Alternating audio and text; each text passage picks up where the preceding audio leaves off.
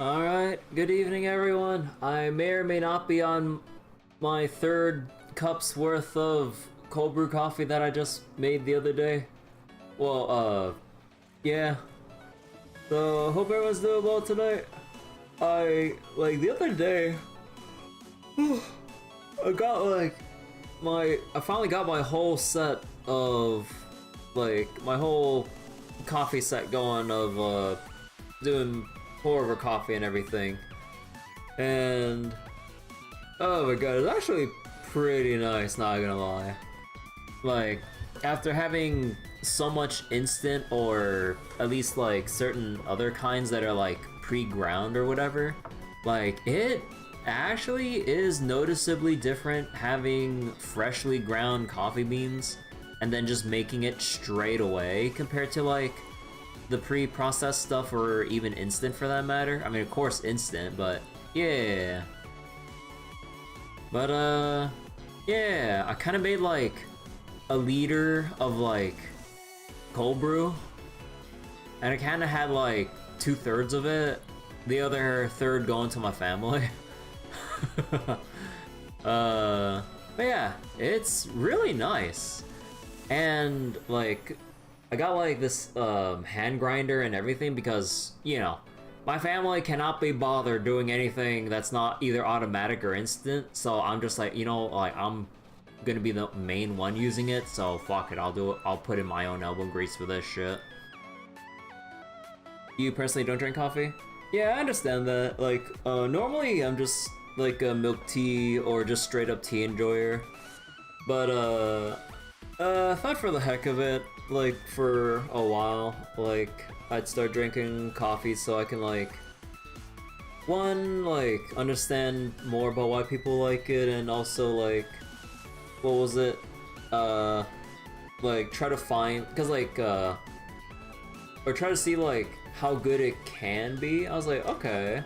And I had it a couple times originally, like, it's not as good, but then, you know, over time, and, like, now that I've got my full set and everything, I'm like, oh, so that's why people like making their own coffee now. And technically in the long run, especially with how expensive milk tea is nowadays, and just coffee in general from any like coffee or milk tea place you go to, like, at least where I live, like, your bog standard ass, like, black milk tea with boba in whatever milk tea place in my area, $6.50. You're lucky if you can get it within the $5 range. Same goes for coffee. Like, ice medium, like, fucking vanilla latte or some shit. Like, we're looking at, like, what, $6? $7? I'm just like, oh my fuck. Ooh. Is hand grinder better than typical spice grinder? As long as it has that, like, conal, I'm not sure if I'm getting the terms right, that conal burr grinder, and not, like, using, like, God forbid, a mortar and pestle, or, because that'd be very uneven, very hard to manage. And also, like, a different kind of grinder that's just, like, spinning blades, because it won't really chop up things, like, finely or to the specific degree you want. So you really want things with, like, that conal burr grinder, so you can really, like, so you can control the coarseness of the grind. But, yeah, I also got a hand grinder because it's a lot cheaper than electric ones. Because, I'm pretty sure you don't want to skimp on anything. So I'm like, okay, like, your decent range, like, electric coffee grinder, like, I would assume would be like 40, 50 plus, depending. I don't know, I just spitballing ranges. But then I was like, okay, what about like a decent hand grinder? And I just look up whatever, I just looked up like certain articles that people write, like from like other coffee blog posts and other articles and just some other things, whether or not they're like just paid ads or some shit, just to get like a general idea. Like, I got this one for like on sale for 20 bucks. Normally, or supposedly, because who knows with Amazon pricing, you know, because products on Amazon have had a history, depending on the company, of being raised up and then being marked down on a sale to give you the illusion that it's like, oh, it's like, oh, it's only 20 bucks? Wow. It's like, but originally it was 30, but then they jacked it up to 40, but then gave it 50% off, making it 20, making you think you got a good deal, but it's like, no, you're not saving 20, you're essentially saving 10, so you're not exactly getting the biggest sale out of that deal, savings out of that deal. A saving nonetheless, but not what you were expecting.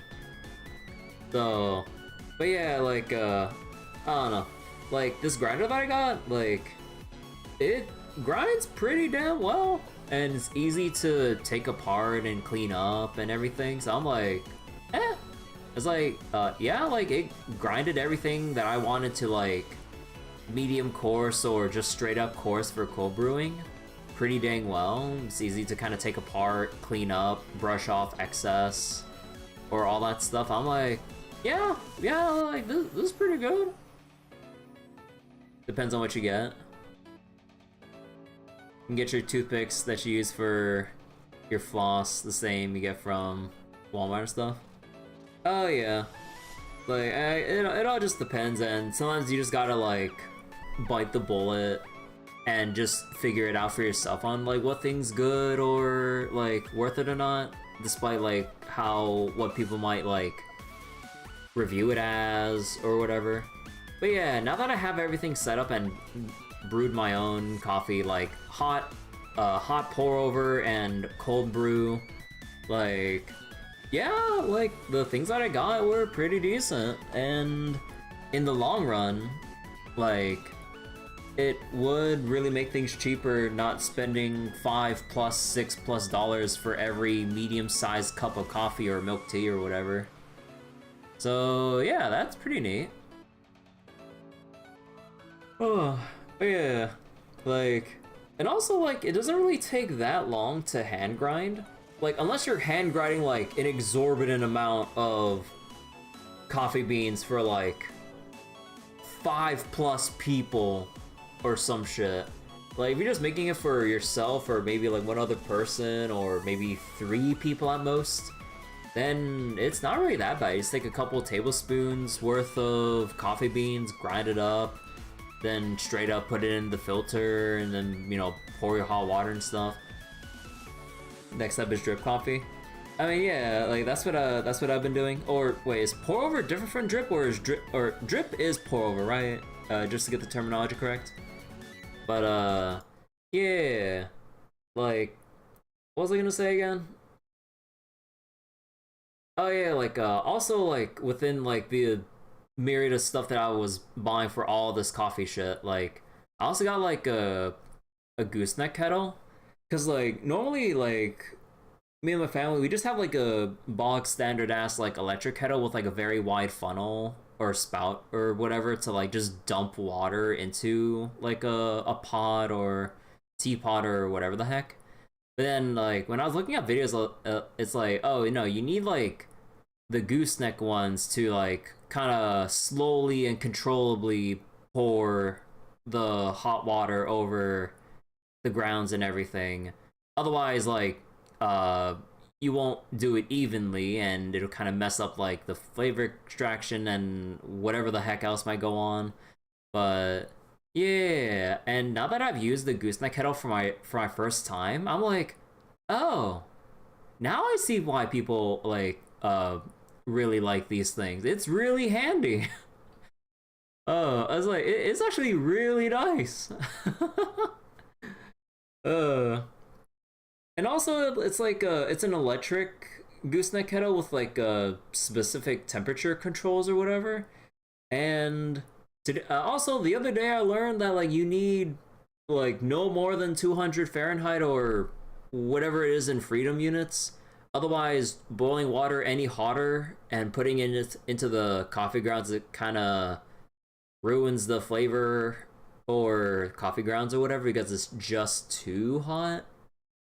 But yeah, it's actually really nice. And obviously it's, like, straight up out of the box, so that's, like, when it works best, no duh.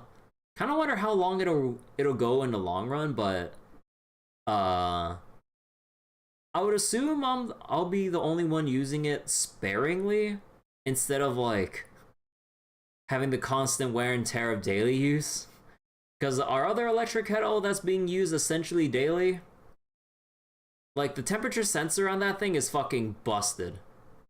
Because normally, like when it was first out of the box, once it reached a certain boiling point, it would turn off automatically.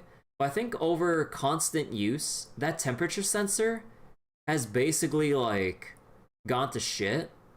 So then when I noticed it overboiling, it has not stopped automatically at all. So I have to go, oh shit, and then like quickly turn it off and scold my family. Was like, hey, you know this has been wearing down. Manually turn it off for fuck's sake. Please. Please, it's only gonna get worse. But yeah.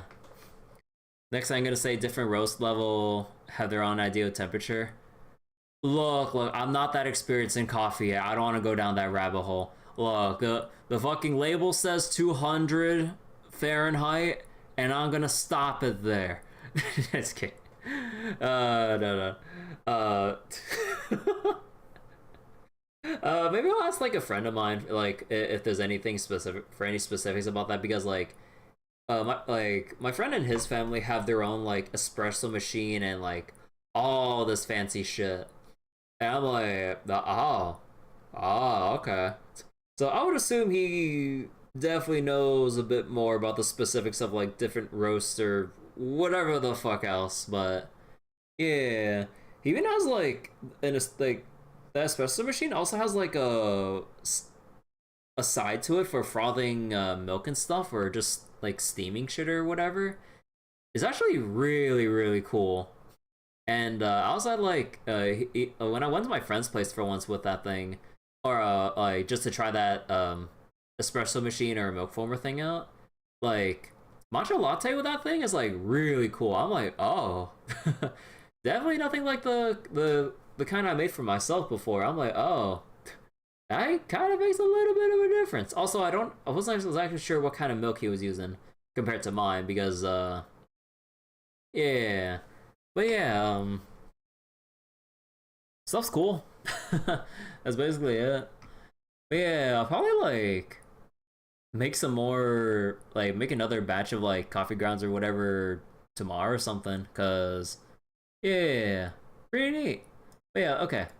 Let's go boot up some Trails to Daybreak and carry on with Chapter 4. So give me a moment to boot up, and the feed will be right up in a moment.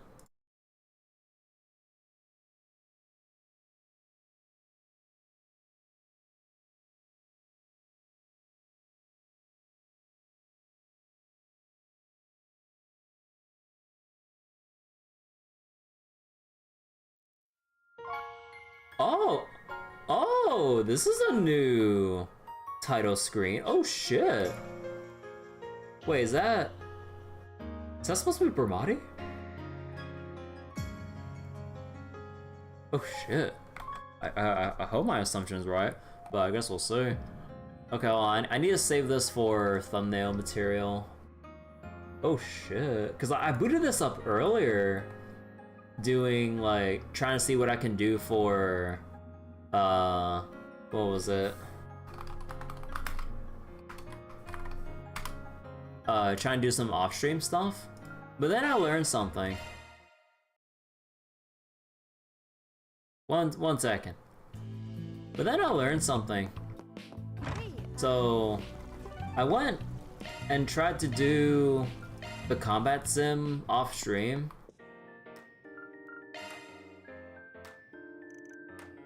Active. And then I learned you don't get XP from the simulation. And I'm like, oh. Then the moment I saw that, I kind of just turned off the game, because like, oh, okay, I'm hyped for Daybreak today, like off stream. I'm like, I'm gonna go grind up a storm, and then I finished the fight, 0 XP in Sepith. I'm like, oh. I mean, of course, like you probably get rewards or something as you complete these. That's like the reward. But I'm like, but I thought this would be the solution to grinding out shit. without needing to go into a new area. Because like all the current stuff we have is like we're currently out leveling it right now. Like the biggest thing is that like Dirk Memorial Park. So I'm like, okay. And how about the sim? That would be our like chunk of XP to grind up like while we're waiting things out, right? No. No. The most you get is an achievement. Yeah, that's the only thing because like I noticed that I haven't claimed the achievement here. And I'm just like, oh, you son of a bitch.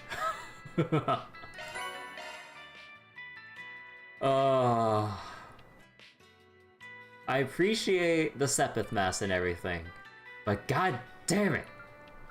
God damn it. I mean, you do get I believe I did get a U-Material Plus out of it.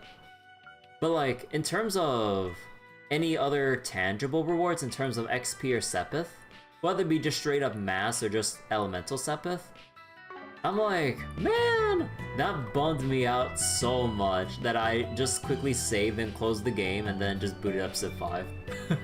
Speaking of Civ 5, like I was playing a bit as the Mayans earlier, and I kind of fucked up my game a bit because like I am teching all over the place. There's one thing that I really get confused about in Civ 5 when I play it by myself compared to watching like people do their own playthroughs. I really don't have a game plan when it comes to like, okay, what victory do I go for? Space, or like science victory, culture victory, like domination, or diplomacy or whatever. I'm like, Then it gets so confused I end up like meandering about instead of like having a game plan. And then I end up falling behind even though I'm not even on the hardest of difficulties. I'm like, oh, now I need to fix my shit. But yeah, that's Civ for you. And I was also looking at the Gamescom stuff the other day. And yeah, Civ 7, like, they're really doubling down on like the decentralization of how you build your stuff compared to Civ 5. Because in Civ 5 you build everything within that city tile. Civ 6 they expanded out by placing districts and wonders on specific tiles, so you have to like think about environmental spacing. But now they're going even further by like further expanding on that type of system with building on specific tiles as you expand your empire. I'm like, I'm not sure how much I like that because for me, I'm lazy as shit. I just don't like the micromanagement with the districts. Other people like it. It's very divisive within the civilization community. Some people like it because like, oh, like we don't want to just build everything on one space and that's kind of it, and we don't do much else with the surrounding stuff. For other people, it's like annoying as hell to micromanage or like do all this other stuff, and like they feel too restricted by that inherent like limitation. So yeah, and between the two routes, yeah, they decided to just commit more for the Civ 6 direction, which kind of a downer for me. Also, there's like some pretty radical changes too, because like compared to, what was it, going through the whole game as one Civ, you go through it as multiple leaders. Like you pick your leader for one age period, then when you transition to the next one, then you pick a different civilization or leader. And I'm like, what? Like, that has me interested but scared. I'm like, how is that gonna actually play out? But yeah, I was kind of busy, but yeah, that's basically what I was doing the other day. Just like, chilling, doing stuff with like the new coffee set that I got, looking at the Gamescom things, and tried to do the virtual combat sim only to learn that like, hey, you don't get anything else from it in terms of like Sepith or XP. I'm like, oh, Falcom, please. But yeah, okay. So we might as well do the Ghoul Aida fight. So let me double check like what we need to bring into that. We need higher element. Okay. Oh wait, I could just go straight up go to Stanley's factory. Welcome. Thanks for stopping by. Because we kind of need to change out the arch drivers and everything. Okay, so we have Obsidian Ray and Shadow Spear. Plus Mobius. Actually, wait, let's focus on this one first. Technically, I would like to try out or utilize Jabberwock arm more, but that's like 380. You want to use that for like the end of a long ass chain for that huge damage spike. So alternatively, we have nothing else really. Lost Mobius. Oh yeah, also I only just realized the description with how they organize the arch drivers. You have like specific drivers with their specific elements and stuff with the basic arts. I was like, okay. I was like, wait, we have Storm. I was like, wait, what the heck is Strong? Then I was like, oh, this one's advanced wind arts. And Blast for intermediate wind arts. I only just noticed this description when I was like changing out driver setups. I was like, oh, that makes so much more sense when you think about it. But also, I kind of wish you could sort this by element. Like, basic wind, intermediate wind, advanced wind, basic earth, like intermediate earth, advanced earth, you know, so on and so forth. I kind of wish it was sort of like, I wish we can sort it like that. Because I get what they're going for from the basic to intermediate to advanced, and then there's like the, oh, there's like the miscellaneous one for like defensive. You can kind of just like put it in its own category or some shit. Or like, if you kind of organize it by element, you'd have like the defense or utility at the very bottom, with like the basic, intermediate, advanced being the top sort priority. But I kind of wish we could have that. That'd be really nice. Oh yeah, and although I guess it would get confusing with stuff like Quartet, because it's like, oh, Earth, Water, Fire, and Wind, all in one. I'm like, oh, wait a second. But yeah, okay. So I think I'll put on... maybe I will put on Albion. And then, let's see... Tyrol for emergency heal, then... actually, let me just like reorganize this. Or Breath. Actually... Oh man, I keep forgetting. Which... It'd be nice if we can see which arts have how much hits to a chain that they would add. Because we know Aura Breath is like pretty much the best for adding up, well, the best and easiest for adding up chain. Technically there's Cataract Wave, but the code is very narrow. But yeah. You will say you wish they ranked it by element too? Yeah, cause like, I keep getting my mind mixed up about like where everything is with the arch drivers, but my mind would, well, like my preferred sorting method would be like element and then the arts levels of like basic, intermediate, advanced, and then etc. under that. But yeah. Okay, so let me see. Albion. Oh wait, oh, right here.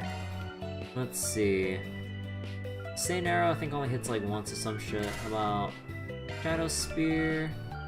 And then we already have Ideal Force, Runner Drive, Forte, and then probably Earth Guard. No, not Earth Guard. She already has her craft for it. How about... fuck it. Celestia's gonna be our... Nah, not Celestia. That wouldn't make sense. Insight. And then we have this already, so that's fine. That's fine. We have Shadow Spear and probably Argent Thorn.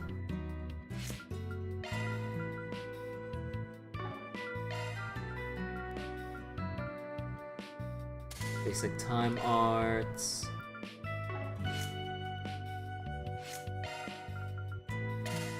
Osmobius. Okay. Come again, if you want. Okay. So let's go back to Arkwright Solutions. Go back to the simulation. Oh yeah, also, I decided to order, like, delivery because, like, Need some help? Because either... Oh, actually, you know what? Maybe I made a mistake. Because, like, the new armor that came up here, I think that's probably in, like, whatever new area that we would have to go to if we continue the story. Now that I think about it. But, yeah, I ended up buying this just to see if I would have an easier time doing the combat sim fights. So maybe I kind of wasted something in the short term here. But, well. What's done is done anyway. Go back anytime. Okay, combat sim.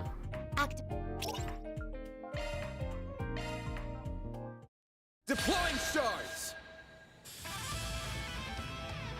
A boost would work here. Oh, you gotta be kidding me. The weaknesses line up to say TSM. Oh no, fuck TSM.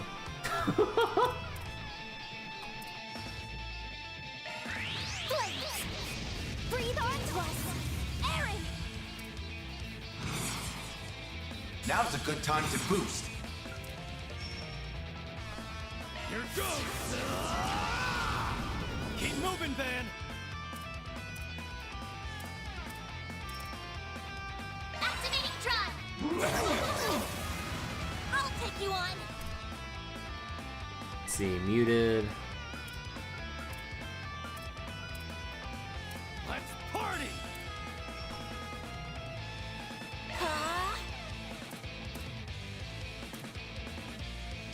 Cypher activate! There! Perfect chance! Oh, that hurts. This'll hurt! Good luck! Activating skill. Here I go! Aaron! Eat this, sucker! Flames protect us! Activating skill. Falcon Talon!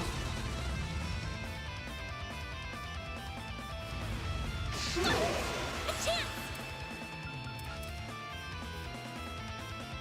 Shield! Protect everyone! Ben! This'll hurt. Certain arts will work better! Flames protect us!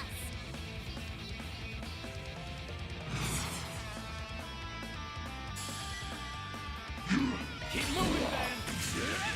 You're crushed! Deploying shield.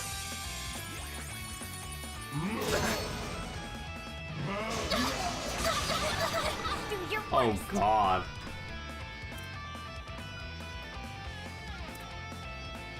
Nah, I'm still muted.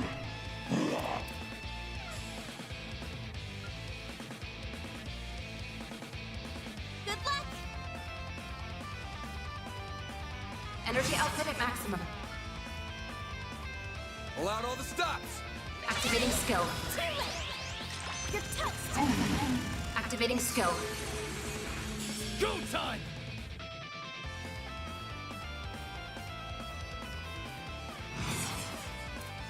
Flames protect us!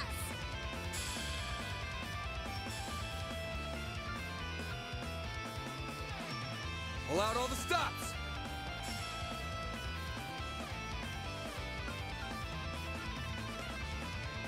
Good luck!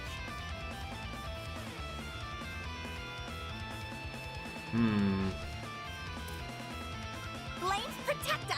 Displaying enemy stats. Dispatching shield. Oh no. Mine Oh now! my god. Completely navigated away from that, son of a bitch. Attack their weakness with an art! Alright, son of a bitch. Activating skill! Fast! Take this! Got you!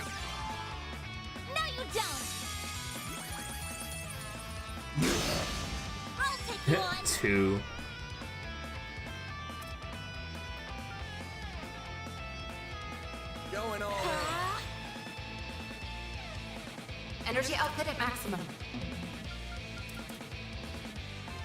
Show me what you got. Activating skill. It's the end of the line. Oh wait, oh no, I mistimed that. Oh shit.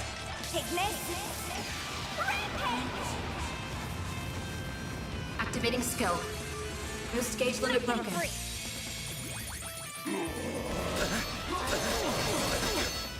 be sorry for that. Activating Out skill. with the bang. Soar for me. Boost gauge limit crushed. You got this, Agnes. Yeah, no, it's not. I forgot that Aaron doesn't really add much change with his S-Craft. Shit. So that kind of did fuck all. Deploying shield. Bring it on.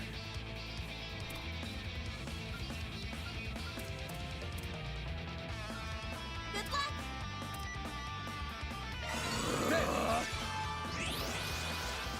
Deploying shield. Chance.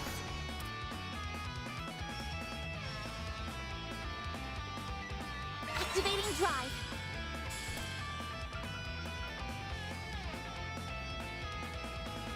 Zypha, activate. Ha!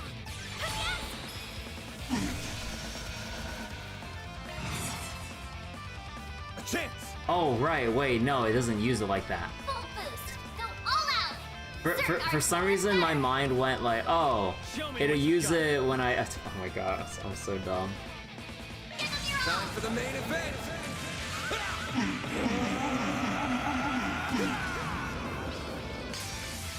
Vandalize! Raid! Make it count, Aaron! They're stunned! Activating Brace skill. yourself!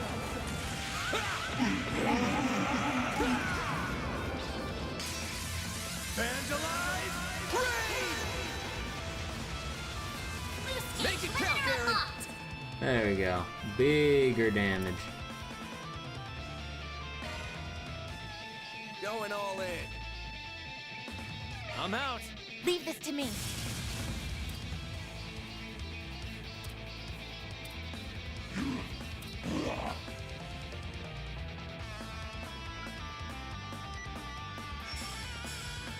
Keep it up. It's working. Attack their weakness with an art. Energy Going output all maximum. in. Activating Watch skill. closely. Accelerating. It's over. Radiant Thinker. Boost gauge limit increased. It's overhead. Oh, that only does one hit. Oh. Activating skill.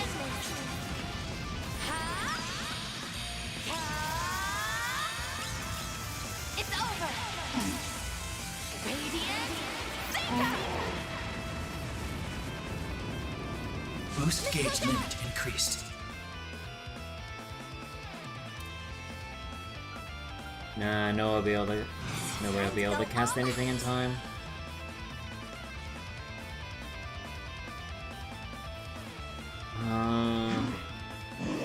Can't really get anything usable for Aaron as well.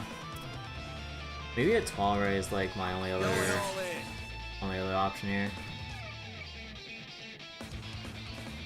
Yeah, seems like it. Time to go all out.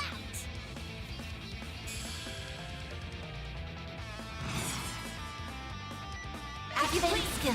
Shine. And Troll Ray. No, you won't.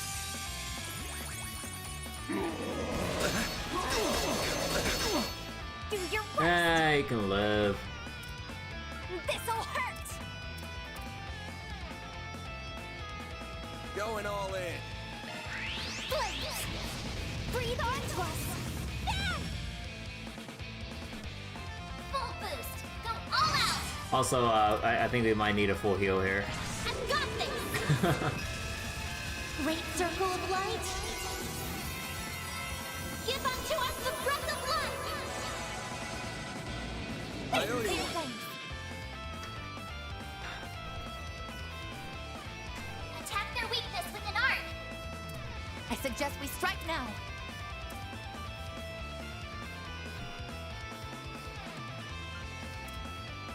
Keep it up! It's working!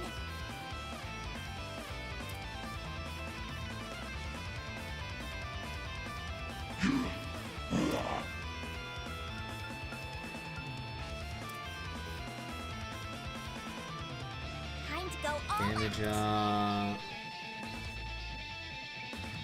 No, they're all like really low, so then arts.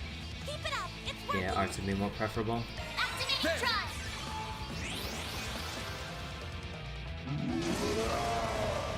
Oh god. Do your worst!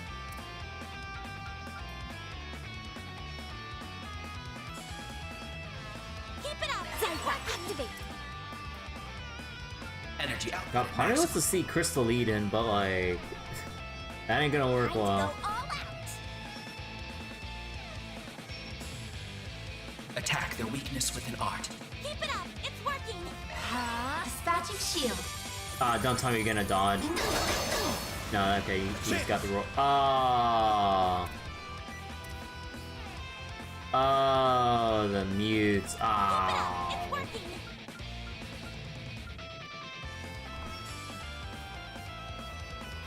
Time to go all their weakness with an art! There! Mr. Arclight! Deploying shield. Payback time! Do your worst!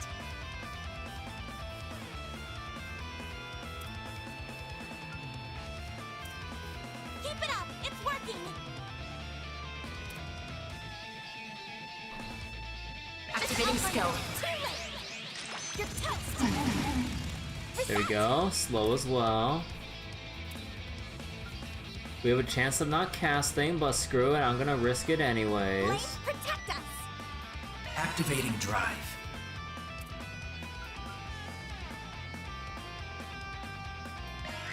Stay fast! Dispatching shield. Oh, the hate up didn't work. I'll take you on! Maximum boost. Oh, I don't have enough for that. Time to go all out!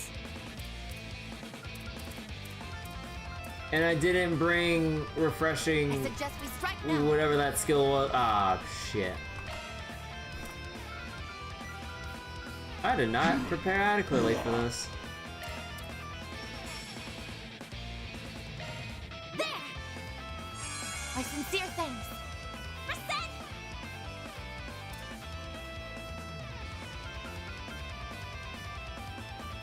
Flames protect us! Activating drive. I won't hold back! Oh, I got muted out of my cast. Oh my god. Yeah, I'm gonna stubbornly try anyways. You know what? Yeah, figures. It's out my head. I mean, okay, there's no way Fairy can do it. Like, she has like triple Allow it all stacks of stops. like mute to really guarantee that she can't do shit. May we proceed with caution. Alright, let's Activating go with skill. Res down then. Flames within me! Destroy! Man, that did not do much. I'll take you on! What should I do? Maximum boost. Grab the light! White heal! Thanks, Sincere pal. thanks! Reset! Okay, can I cast something?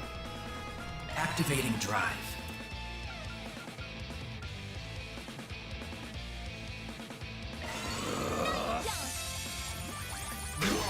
There!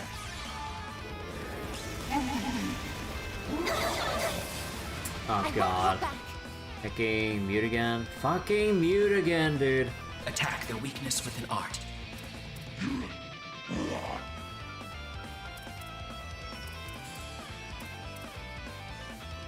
Going all in!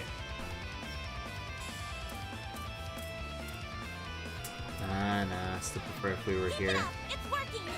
Accessing! Initialize! Dispatching shield. You won't get away with this!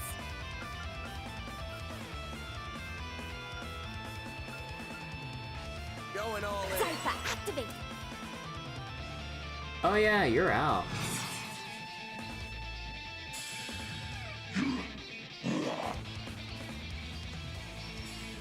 Attack their weakness with an art. Keep it up. It's working. There we go. Up to you, Reset.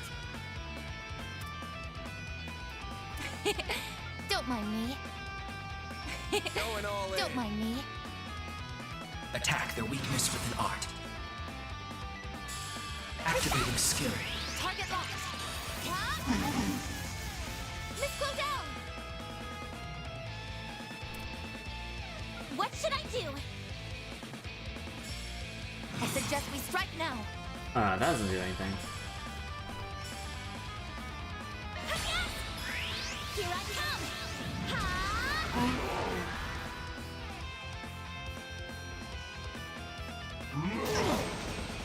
Yeah! Mary! Oh, that does not do shit. Do your worst. Yeah, okay, so Shadow Spear and Argent Thorn really bad for chain. Keep it up. It's working. This'll hurt. Yuspiana Habasna.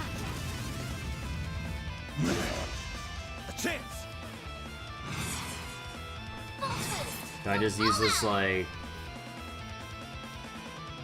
Maybe proceed with caution. An art.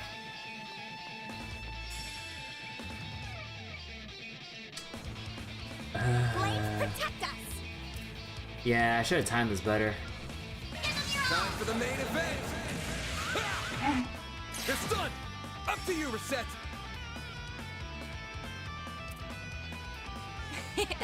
Don't mind me. Activating skill. Target locked. Okay, that really didn't do shit. Go down.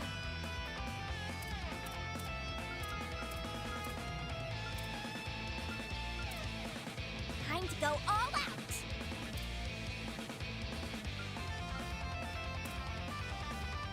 Man, this is really a mess of me not taking the right stuff for a fight. Oh my god.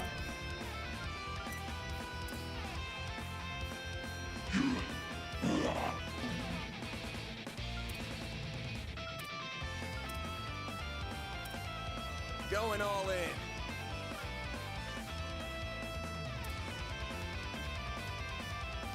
I suggest we strike now. Engaging shield.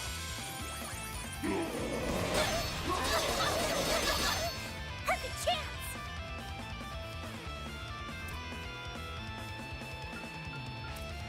No, we all have half regen, so there's no point in doing that one.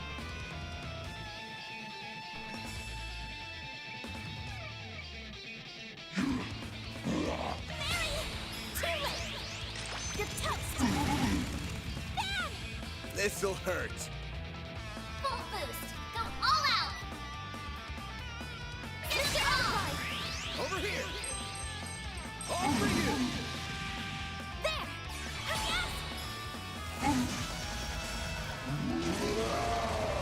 Now it's my turn. Oh my god, a 26k heal? Fuck Attack their off. weakness with an art.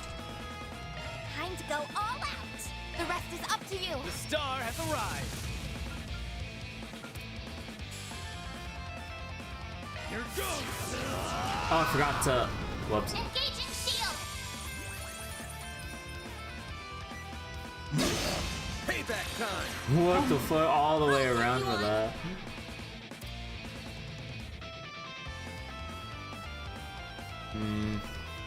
Nah, probably need to put Anya's back because she doesn't have any EP to work with. I could just use a. Let's party. Ah, fuck it. There. No, you don't. A chance. Full boost. Go all out. This'll hurt. An attack bonus. Attack their weakness with an art. Protect us. Activating drive. Oh, you got a crit turn coming up. Keep it up. It's working.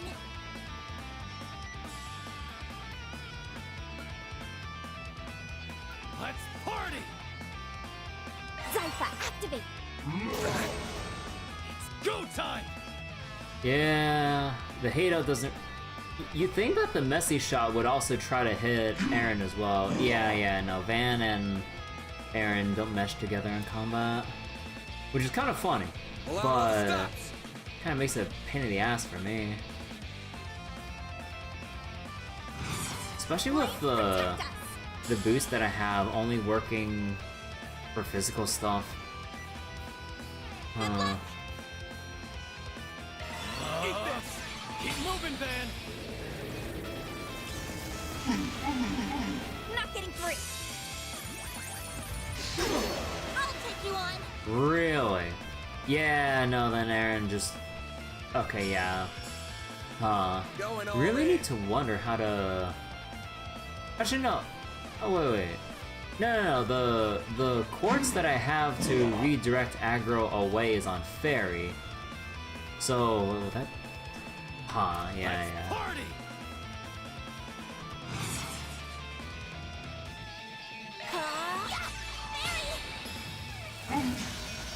There!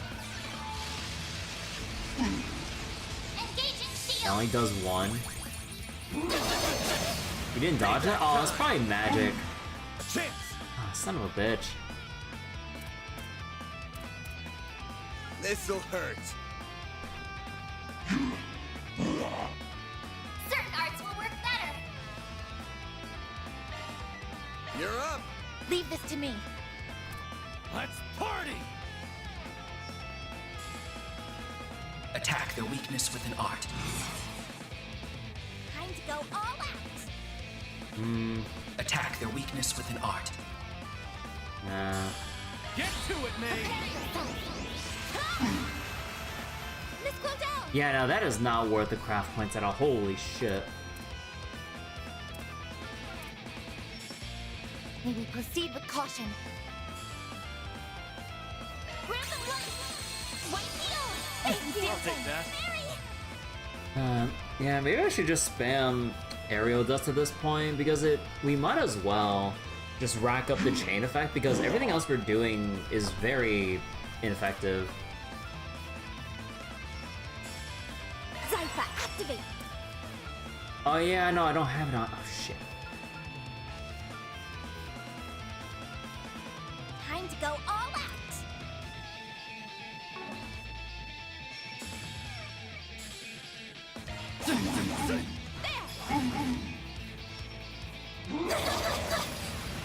Do your worst.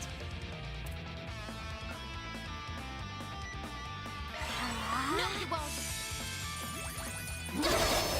I won't let this chance slip by. Wait. Oh my god, I got fucking Attack muted their again, weakness with an dude. art. Time to go all out.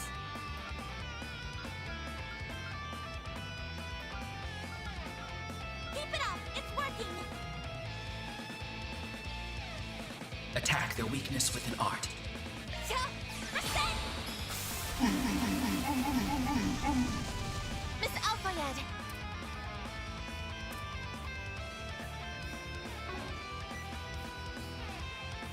May we proceed with caution. No! Activating skill. Here goes! Activating skill. Give me power! Yeah. Activating skill. Here goes! Activating skill. Give me power! Activating skill. No, you don't!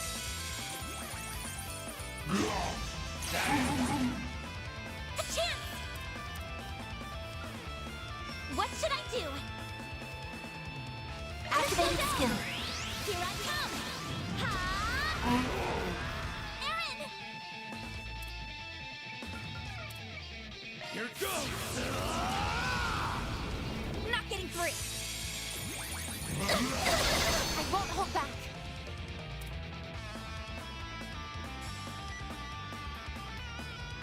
Activating drive.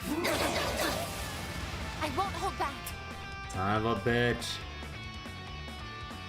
Attack their weakness with an art. I'll fucking brute force it. Don't think I won't. This will not help. Attack their weak. Activating drive. Oh shit, that actually worked.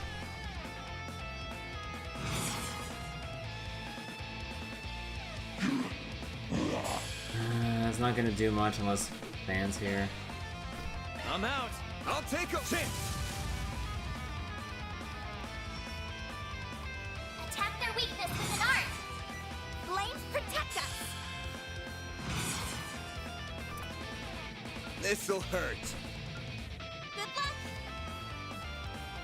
Give them your all. Think fast. Oh, that is We have to very do not good. something.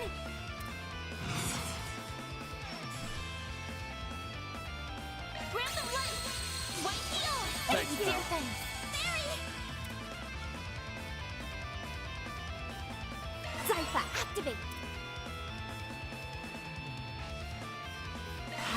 Dispatching shield. There, Miss Alpha Here goes.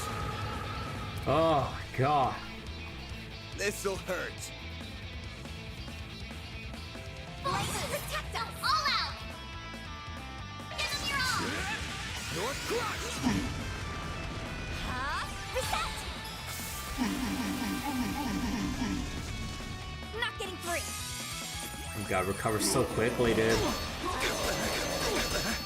Perfect chance.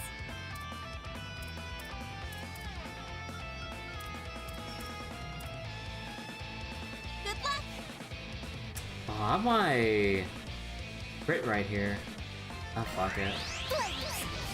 Breathe onto us. I won't let this chance slip by.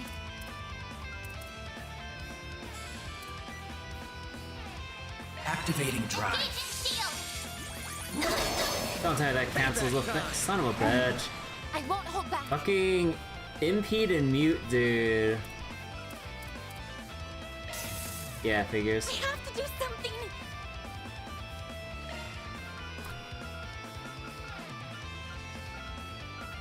Don't get cocky.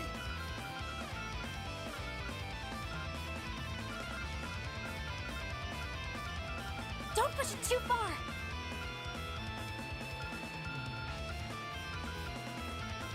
Don't have anything that gives me a Please, whole. don't strain yourself. Don't have anything that gives me a bunch. Oh, fuck it. There. I really can't be bothered. I mean, like, there's a lot of things that I'm doing wrong in this fight. That I can tell for sure.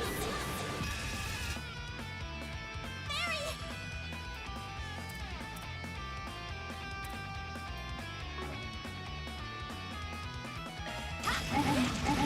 No.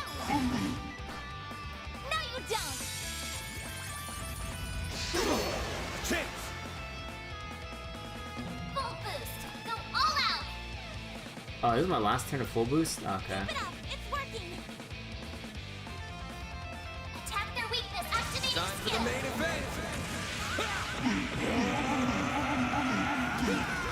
Use it or lose it, I guess. Fans alive. Ready. Up to you, Reset. Don't mind me. Attack their weakness with an art.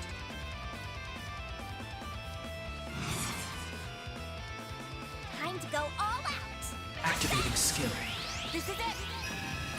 Sonic Chaser. Is the delay enough? No, it's not enough. Deploying shield. Payback time. Chance. This'll hurt. Time to go all out. Skill. You're crushed. Give them your all. Oh my god, the Fatal Lance actually got it.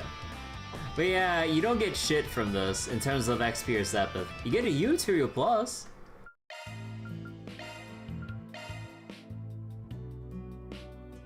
Man, you don't get any for the you don't get any like extra reward for doing the first two, huh? But yeah, no, I could have done a lot better with that. That was very, very scuffed. It doesn't help that like all the stuff that I brought in, cause like if fights like that are gonna be more commonplace, it's even more important to know what moves you have that build-up chain properly. And new materials are easy to keep. Yeah, like they're easy to or relatively easy to acquire too, so it's just like, eh. But yeah, like I think that boss fight really just shows like you can't just go in just taking whatever strong art or just like slowly chip away at a boss. That is maddeningly inefficient. You need to really get familiar with what attacks, namely like Fairy or someone that has like a bunch of hits to their basic attacks, and then slowly rack it up like that, and then when you find that window of opportunity, or maybe like maybe they do want to encourage you to just basic attack more often, because like trying to use crafts without raising the chain feels like a complete waste of craft points. Very well. Because like even if you have like positionals and boosts and everything, like it's not gonna matter as much as you would think without like, I mean, also like a slight issue with my attempt is that I wasn't maintaining buffs properly. I didn't really have like a good rotation of who would rotate what buffs around, and just kind of did it haphazardly. So planning definitely could have been a lot better. I feel good as new. So yeah, like if fights actually do get really, really hard, or at the very least like tanky enough to make you realize like, oh, I should really like strategize better so we can actually get through this fight faster. Because that fight taking that long should not have been as long as it was. Okay. But yeah, okay. Confirming schedule. At this point, we're basically all done with the current requests and everything, and we have the option to call it a day and move forward with the story. However, we still got actually, wait, did I watch a movie yet? Let's do this. I think I did watch it already with Aaron and Reset. Let me check. Yeah, I did. Okay. So that means we got all of our connection events to go through here. Now, whose connection I will leave behind? I got no idea. Because I want to see everyone. Like, maybe like... I mean, to be fair, it looks like with Ashen, you only just need that one event, right? Or actually, how much would this give? Because she only has like 2 stars of a connection stage. But yeah, alright, we might as well just take our time and just read through every single one of these. Confirming schedule. Okay, let's just start from the bottom up. Let's go with Ashen.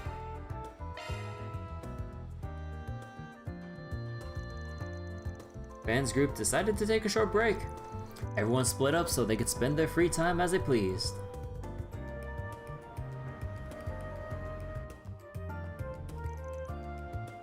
Ni hao, Van.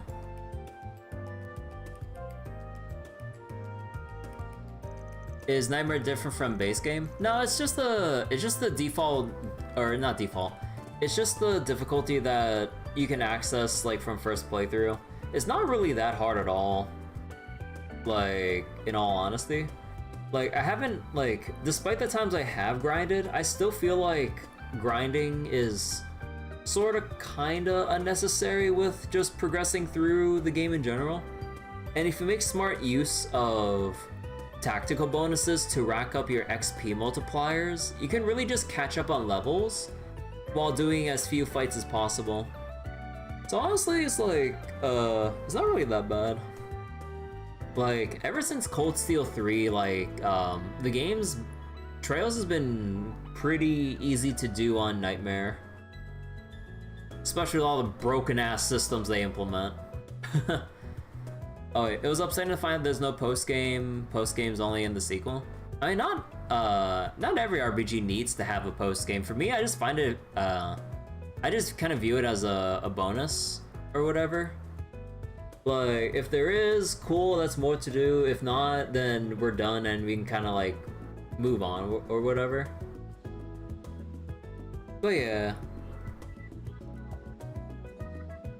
So I need to adjust my glasses real quick. Okay. Thanks for coming. You're okay with giving me a little tour, right? So first I was thinking... Whoa, pump the brakes a sec. I had a quick question for you if you don't mind. You picked a weird-ass time to visit Edith. What's the itinerary? I doubt you're here on your own.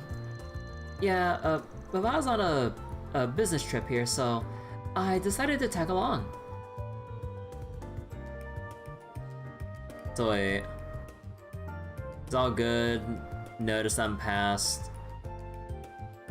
Wait, my past main game? Oh, like what I played through, like, beforehand?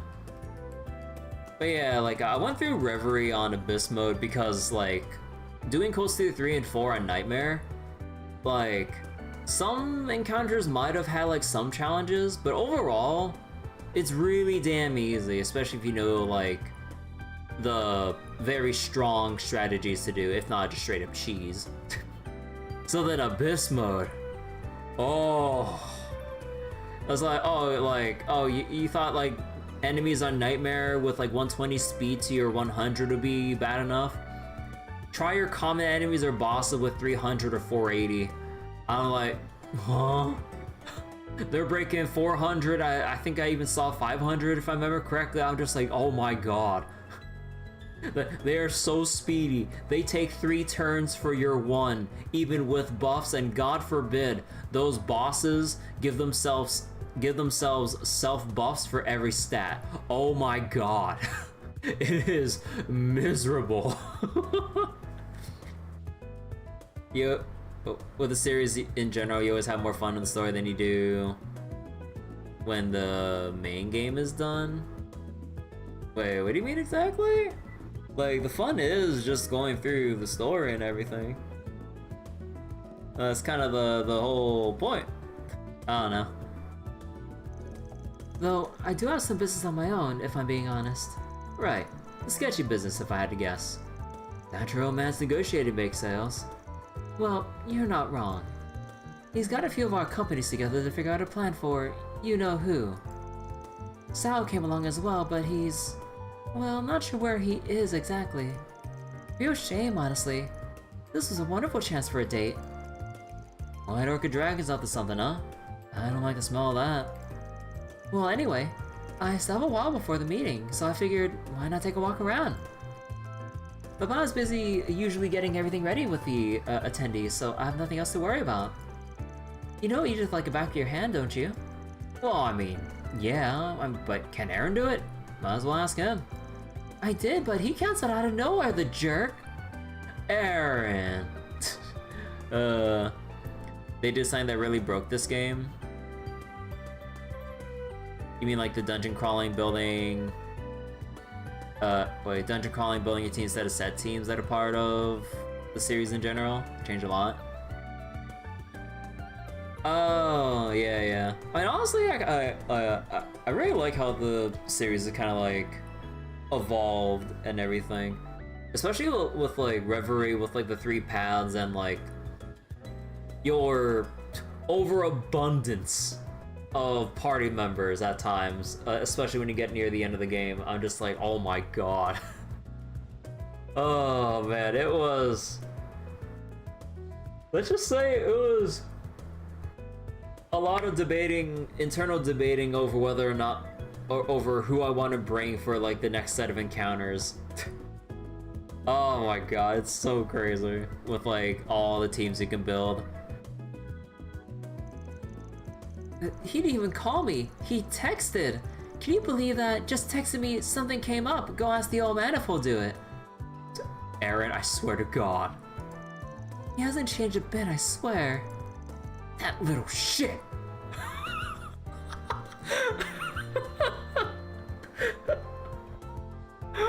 Oh my god. Come on, Van, please. For me. It's been so long since I last visited Edith. There's so much to see. So many souvenirs to buy.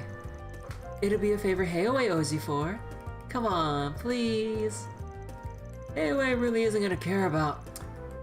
Okay, fine. I'll show you around for a bit. Well, call it an apology for how that job thing went down. Yay! Thanks. Yeah, Aaron's a fucking troll, dude. Hey, so which of these do you think would look good on Sao? She's not playing dress up, but we're doing imaginary dress up for Sao?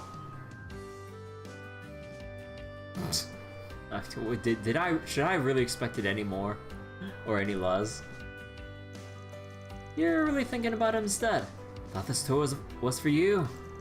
Oh, don't be such a killjoy. Sao and I are Edith together for the very first time. This is the perfect chance to deepen our bond. So, should I pick a matching piece for myself? Now that I think about it, I think that's a good idea. You wonder if paths and choices would carry over for the US versions? You mean like the choices for Daybreak 1 to 2? I mean like, there's no reason it wouldn't be. There's no reason for it to be region restricted or anything like that. Like, I already heard from a friend of mine that you can carry over stuff from Daybreak. You can carry over your save file from Daybreak 1 to 2. Like, it's been a thing, like, since Trails in the Sky 1. There's no way they would change it just because of some regional bullshit.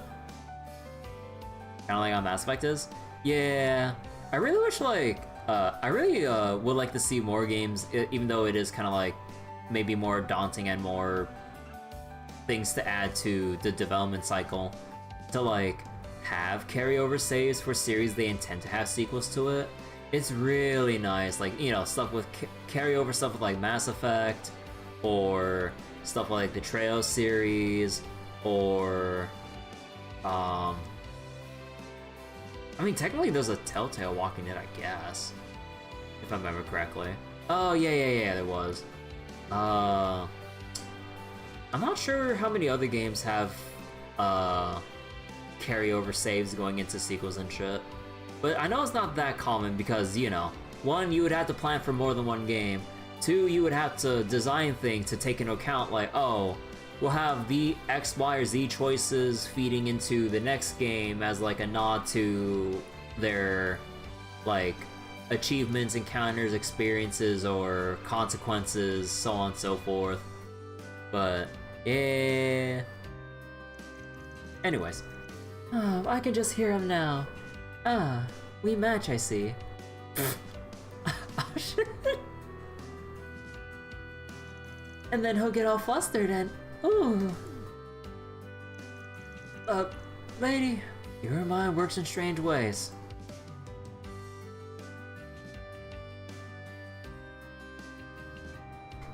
Wait, we're at Weston now?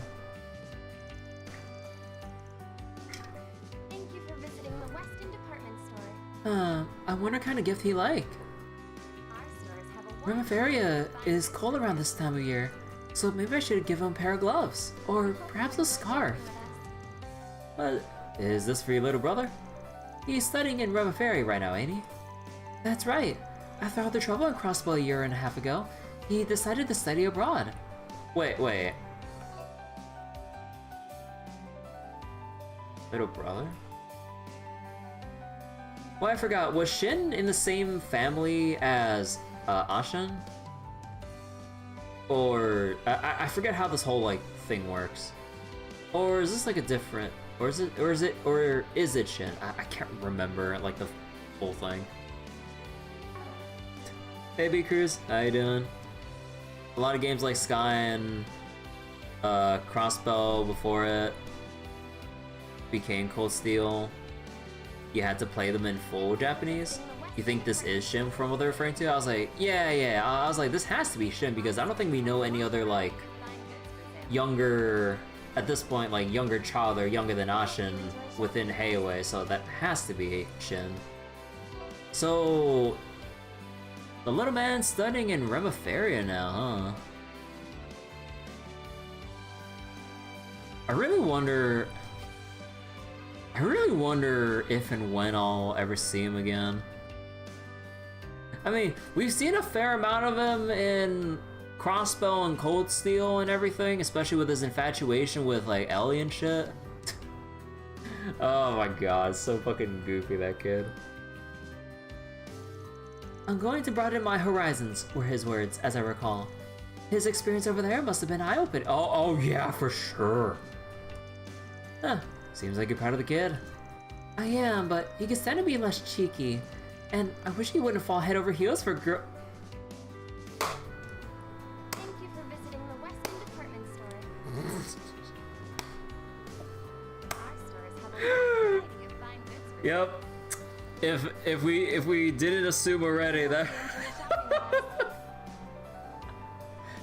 And I wish he wouldn't fall head over heels for girls who are way out of his age range.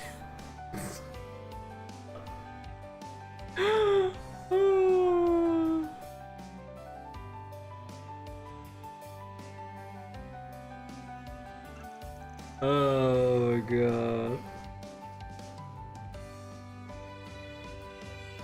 Thank you for visiting the Western Department Store. Looking to buy for that, or looking to buy that for again? Yeah, he's a bit of a soba addict. According to him, nothing beats it when he tuckered out. Yo, soba enthusiast, let's go. Sounds like he's busy. He's been busy as a bee. He does a lot of advising these days. Guess that screw of his didn't shake his standing in Hayway all that much. I'd suggest buying the flower from Cray. Soba fans love that stuff, so if you give him that, he'll be in 7th heaven. Oh, really now? Well, I think I'll trust your advice and go with that then. Yeah, we had our whole side quest with that. Aaron, you piece of shit. Well, I got some time to kill. What to do? Maybe I'll stop by for a bit of booze while the sun's still up, and then maybe some cuties for when it goes down. So this is where you've been, Aaron. You look awfully relaxed, son who just ditched all his responsibilities on me. Why are you here? It's not that hard to guess what you get up to. How come you canceled on me last minute? You haven't been causing trouble for everyone, right? So I so know you messed up your sleeping schedule again, and I bet your diet's not far off. Oh, you did not just come all this way out here to have her nag at me. What goes around comes around, bitch.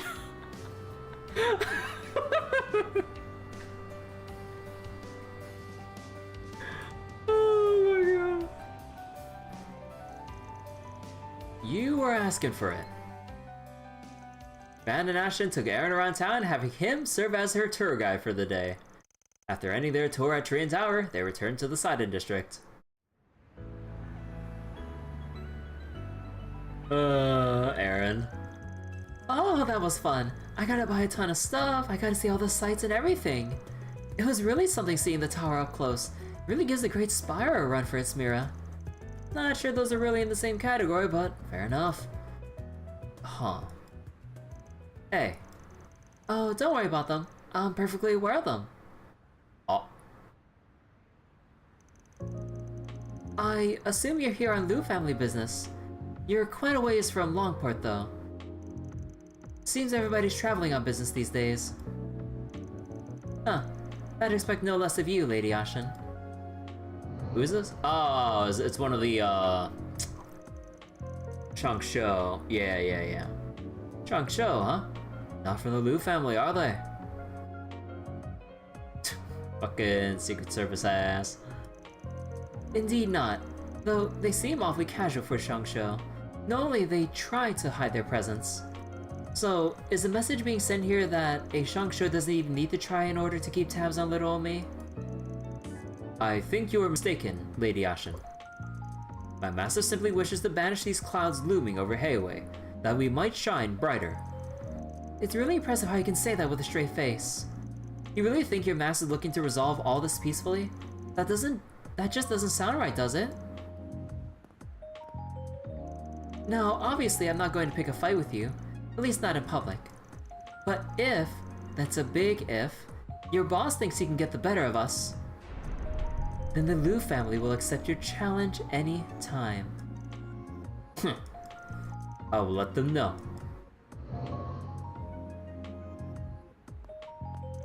Alright, let's head back now. Okay, wait. Give me a second to process all that. Hayway's own little princess, huh? Hope it doesn't fall far from the tree there. Remind me not to piss you off. I like having my head on my neck.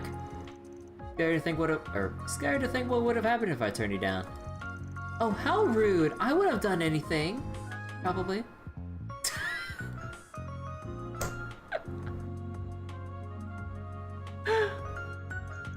I do value our friendship, Van, and I'd like to keep it that way. I really owe you, both for Longport and keeping Aaron safe. I mean it. Oh, I know. I was just messing with you. Oh, but what are we talking about back there? Sound like some kind of turf war business. Oh, just some shadows sneaking around. It's nothing to worry about. Mama might have told you, but Hayway is split between several groups and families. Sometimes we have to tie those loose ends back up ourselves. Hope for the best, plan for the worst. That's what Yaya always said. Anyway, let's head on back. I should let Baba know what happened. Do you want to see him? He should be back now, and I think he might want to thank you for today. Oh, I'm good, thanks. That's kind of like asking me to walk into a minefield. No offense. Hey, come on, don't antagonize us like that. Can you blame me?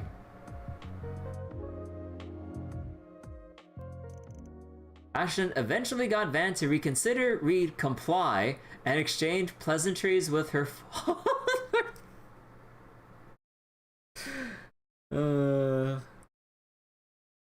Trails protagonists than being pushovers. You love to see it. Different arc, same universal constants. Despite being worn out from the encounter, Van met up with the rest of the gang and went right back to work. Having to be persuaded off screen. This is one relationship I'll cherish. For Hayway, as much as anything else. Wow. Yeah, you just straight up just have that one level and you're done. Man, you know what I'd love to see in Daybreak 2? I would love to see Ashin, like, as a playable party member. Kind of like how we had, oh, fuck, I'm forgetting names already. What was the princess's name again? Oh, fuck. Why is it like every time I want to remember something off the top of my head, I always keep drawing blanks like I do, like, constantly drawing only mana and magic or some shit, not drawing anything else I really need. Oh, fuck. Okay, no, I can remember. Princess Alphen, yeah. I kind of hope that, like, Ashton would be playable in that capacity, just like how Princess Alphen was. The girl with a monarch's education received the Cerulean Charm.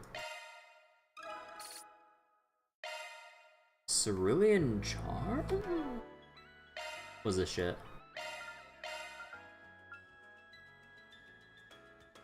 Ashen's beloved deep blue kimono sash charm.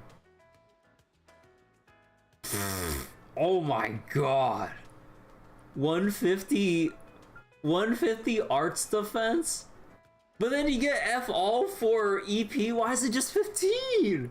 For 15 don't do shit.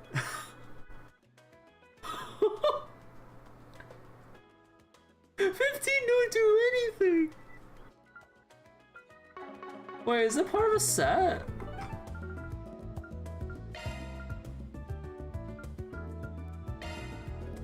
Taking off now. Welcome. Thanks for stopping by. Do you know what you want? Oh, we almost have the rose set. Money strap. No, that's just... Man! Her unique... I hope to see you Her again. unique item sucks. I hope to see you again. Well, like, I guess if you really need arts defense, but it's like... Nah, that has to be just a very specific encounter you would have known about beforehand. It's like, oh, most of this boss's attacks would be, like, arts-based attacks. Bond accessories are unique. Yeah, I was just coping because I'm like, you can't just have just this. Okay, let's see. Blah, blah, blah, blah, blah. Red.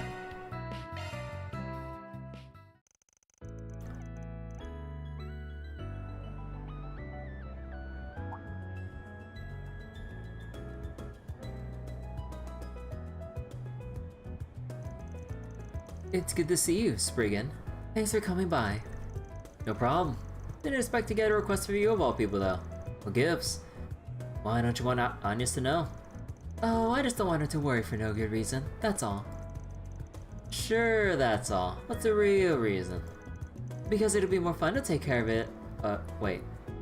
Because it'll be more fun to take care of if it's just the two of us. But, you always have an interesting definition of that. Oh, don't get me wrong. I really don't want to concern Agnes with this either. I'll take your word for it. You said you guys are having some kind of problem in the neighborhood around Aramis.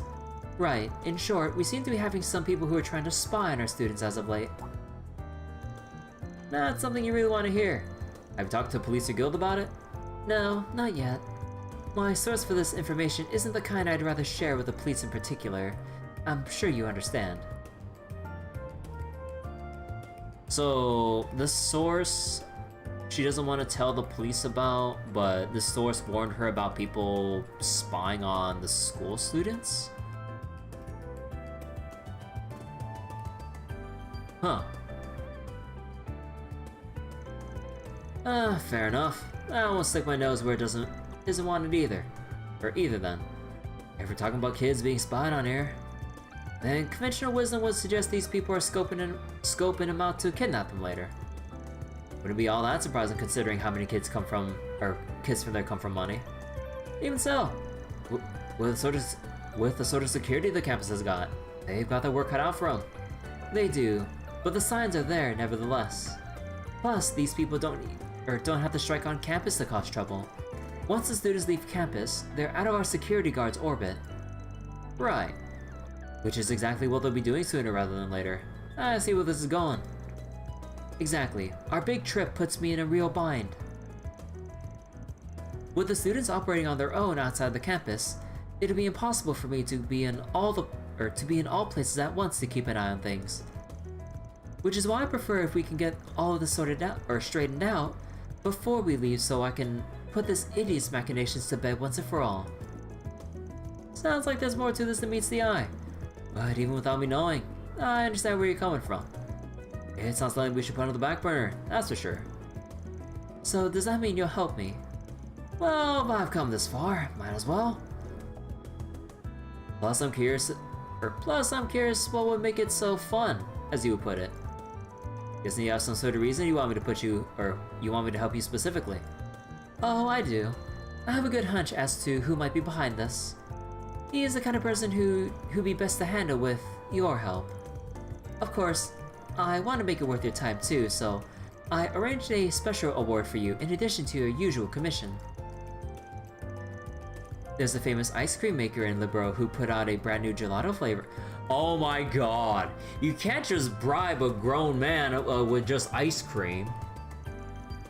A flavor that I just so happen to have flown to me all the way from Gransil. You interested? Van, stay strong. Come on, you're better than this.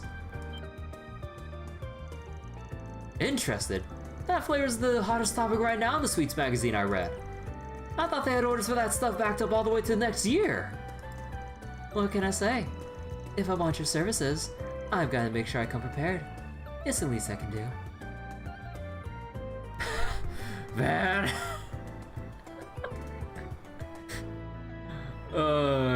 He'd start a whole ass war if it means getting a once in a lifetime like confection or like sweet of some sort. Huh. You know me too well, kitty. Well, that's on the line. You can be damn sure I'll earn my keep. Let's get to work. Van and Ren started looking into any suspicious information they found relating to Aramis. With Ren already having identified a few leads of her own, the investigation proceeded smoothly. She did the wink.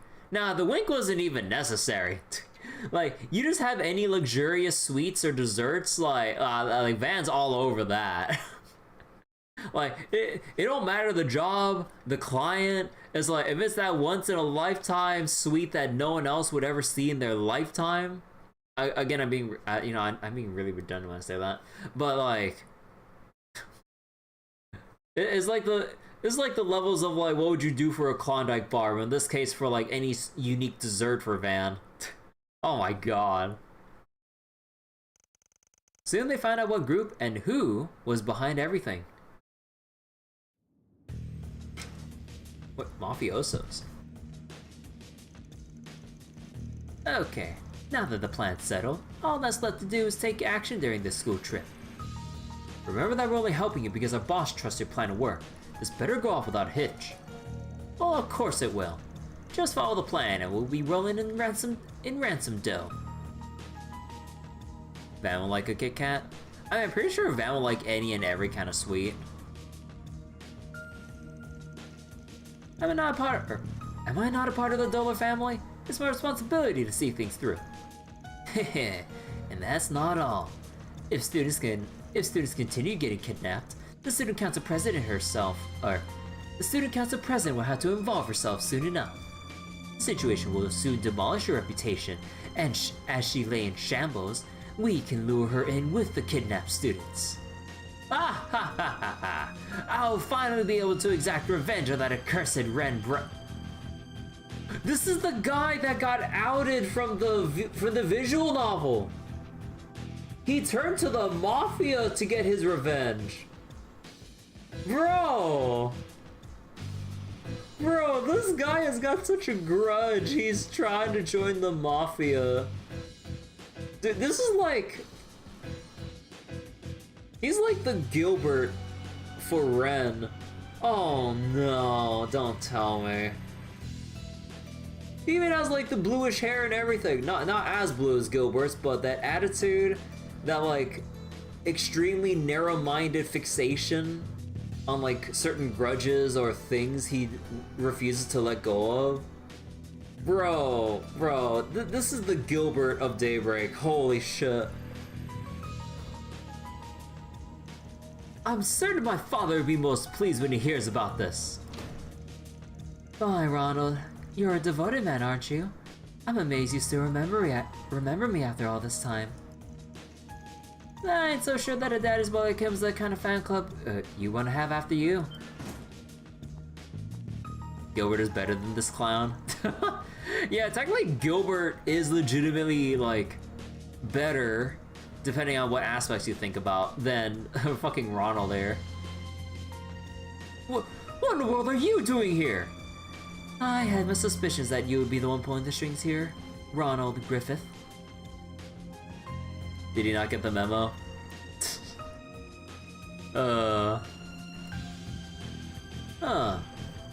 That jogs my memory a little. I haven't directly dealt with this brat before. This your former classmate, yeah? The one that had a bone to pick with you and ended up getting expelled after trying to mess with you. The very same. You were most helpful digging up information on his father at the time, even if it was through our mutual reporter acquaintance. Oh! Van got the request to dig up info on Ronald, who then fed it through Dingo, who passed it to... Oh my god. Bro. I really wonder how many people will be confused about all the stuff like Van did like off screen prior to the game's events when they hear all this from Ren. Or the fact that like we're spending time with Ren in general. Cause like if you have like knowledge from the prior games, like you would completely know better. It's like, oh my god, we're Ren and we're doing all this cool stuff. But then for people that don't know anything about Ren, like they be drawing so many question marks as to like trying to figure her out or whatever. Although technically there was that like tea party with Ren that kind of gave more of a backstory with like Ren after the events of second chapter and like Van basically like helping her out during her moment of weakness during that time period. So there is that with like for the new players to like get some more context and knowledge of. I must extend my thanks again for assisting me then. You two have no idea what the hell you put us through after you ruined my father's career. No, I don't. And I couldn't care less either. You two were just asking for it. Ah. So let me recapitulate here. Your grand plan was to engineer a series of kidnappings to, as you put it, enact your revenge on me. People who play Daybreak first, who's the purple woman?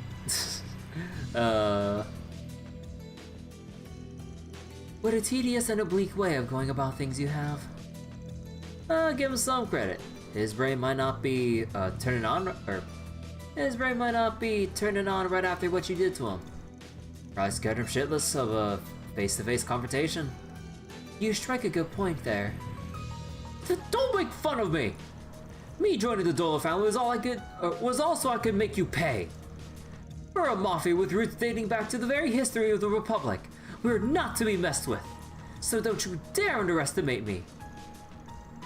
Man, there's a name I haven't heard in a while.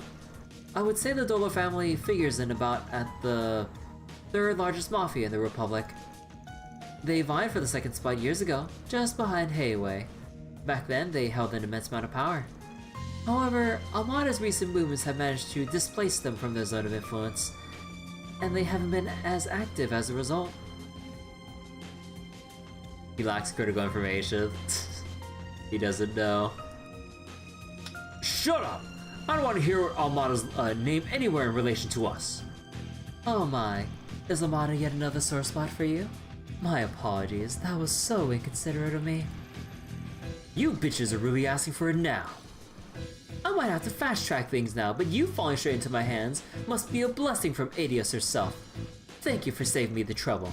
To show you my gratitude, I'll give you a demonstration of the true darkness this world is capable of. What's so damn funny? Pardon me, Ronald. I couldn't quite help myself. Such a cute declaration to make towards me, of all people. You're out of your depth. Shall we, Spriggan? Fine. But I ain't doing all the work here. You needn't worry. I have a message I need them to hear loud and clear. You don't ever try to harm my students. You don't scare me. It won't even take me 10 minutes with you until every bone in your body's crying in pain.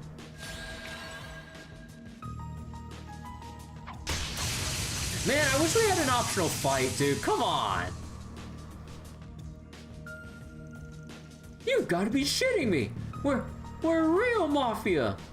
Yeah, level 1 mafia. Those gangsters from last year were nothing compared to us, so how? We didn't even get a scratch in. You're right about one thing, and it did indeed take less than 10 minutes. Hey, Windrunner. Low budget, no playable run. This game is ruined. But now that I think about it, I remember one of our grunts talking about getting their shit kicked in by a student before. Oh shit. I think this is that Arkwright dude that's been making waves all over. For some mafiosos that think you're big shit, you sure don't know shit. Wait, that's the one thing that's been the one that's been messing with Amada? What the hell's he been doing here? This ain't no joke. We ain't got no chance against them. Run, everyone!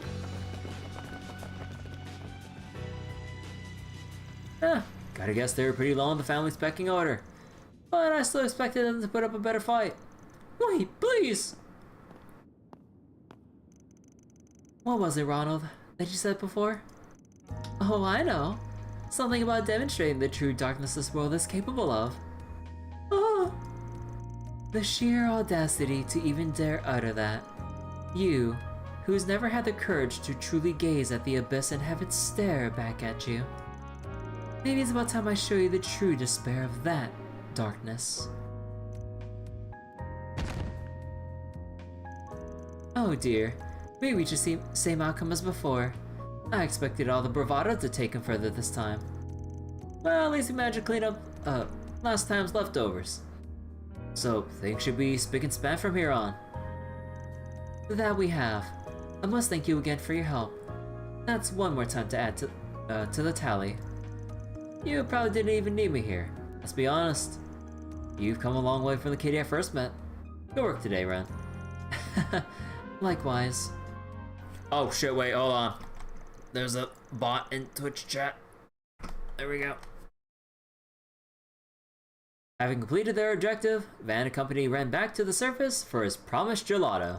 The two took a short break together, Van enjoying his reward, alongside a black tea of Ren's recommendation before parting ways. That wasn't a bad way to kill time. The perfect student council president. Worldly office head, SCLM support effect 5%. Confirming schedule. Alright, let's go see how Elaine is doing. Van's group decided to take a short break. Everyone split up so they could spend their free time as they pleased.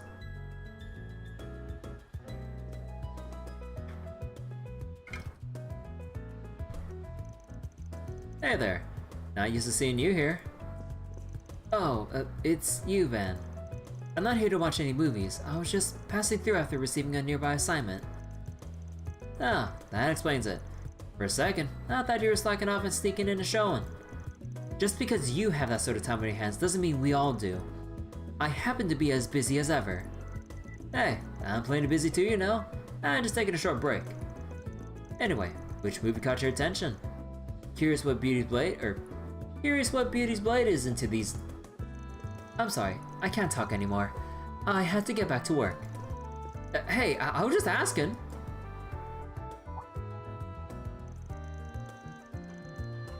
The Mishi everyone loves is hitting the big screen.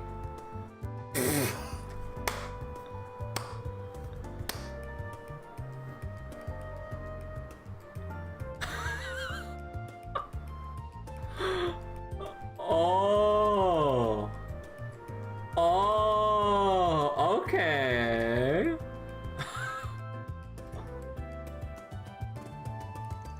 Mishi and Boots.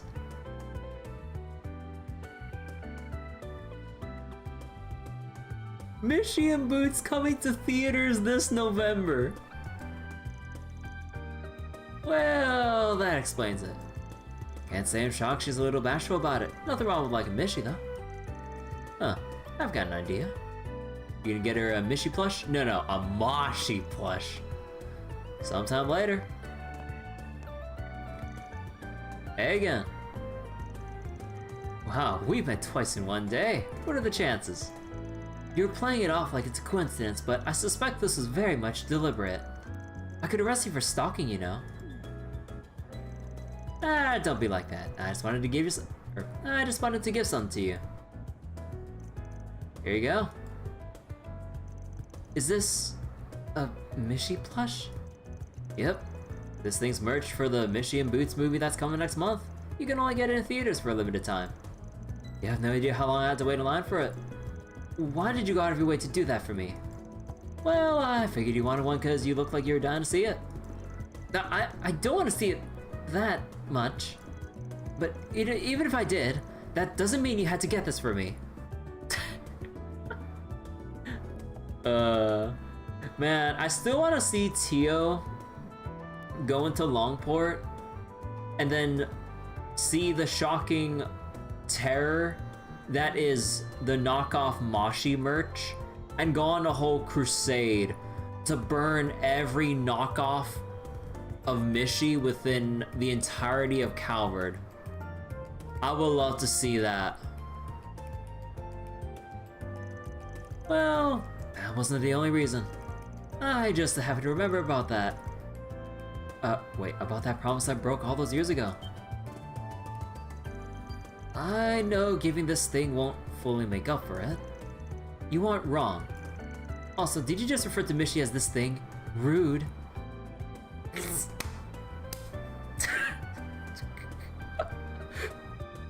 Van, one step forward, one step back. You dare call Mishi a thing? Tio likely wouldn't leave Crossbow, not with all the chaos. But there are knockoff Mishis being circulated around. Tio can't stand for that shit. No.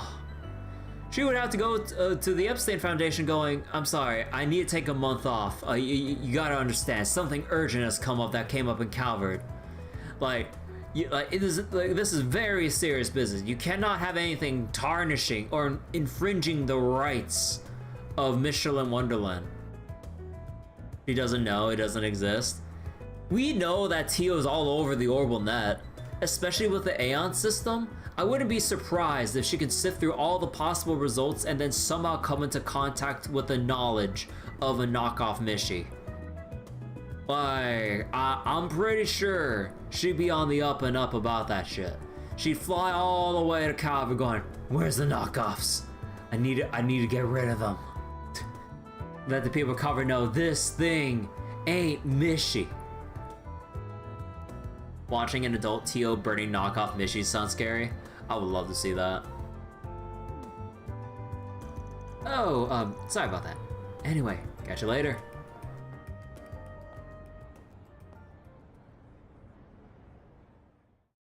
Flashback to the promise. So, there's a theme park in Crossbow called Michelin Wonderland? Well, that's new. And this is its mascot. We're back. Huh. What are you reading there? Looks like it's some news from Crossbow. Anyway, what's this Callaghan thing? Mishi? It looks ugly as hell. Don't tell me you like that thing. Van! Don't let Tio hear that. Oh my god, dude. I'm allowed to like whatever I want. I'm sorry my tastes aren't up to your standards. Huh. It's always good to see you two getting along so well. Crossbow's only one station away on the Transcontinental Railroad. Why don't you take a part-time job so you can take it next year? Don't push me into it. So, what are you thinking? If you really want to go, Really? You take me? Bro, I better see this promise in Daybreak 2. I better see this shit. I mean, if you really like to take me that badly, I suppose I can come along. You just can't be cute, can you? You're the one to talk, Mr. Dark and Brooding. Thank you, Van. I can hardly wait to go. Aw, she's smiling! Does he have any ideas how many years it's been since then? Still, I'm happy he remembered. Afterwards, Van reunited with the others and got back to work. Aww. You've always been stubborn as a mule. Although I suppose that's reassuring in its own way. Oh. We still got that much left of the bar. Oh, god damn it.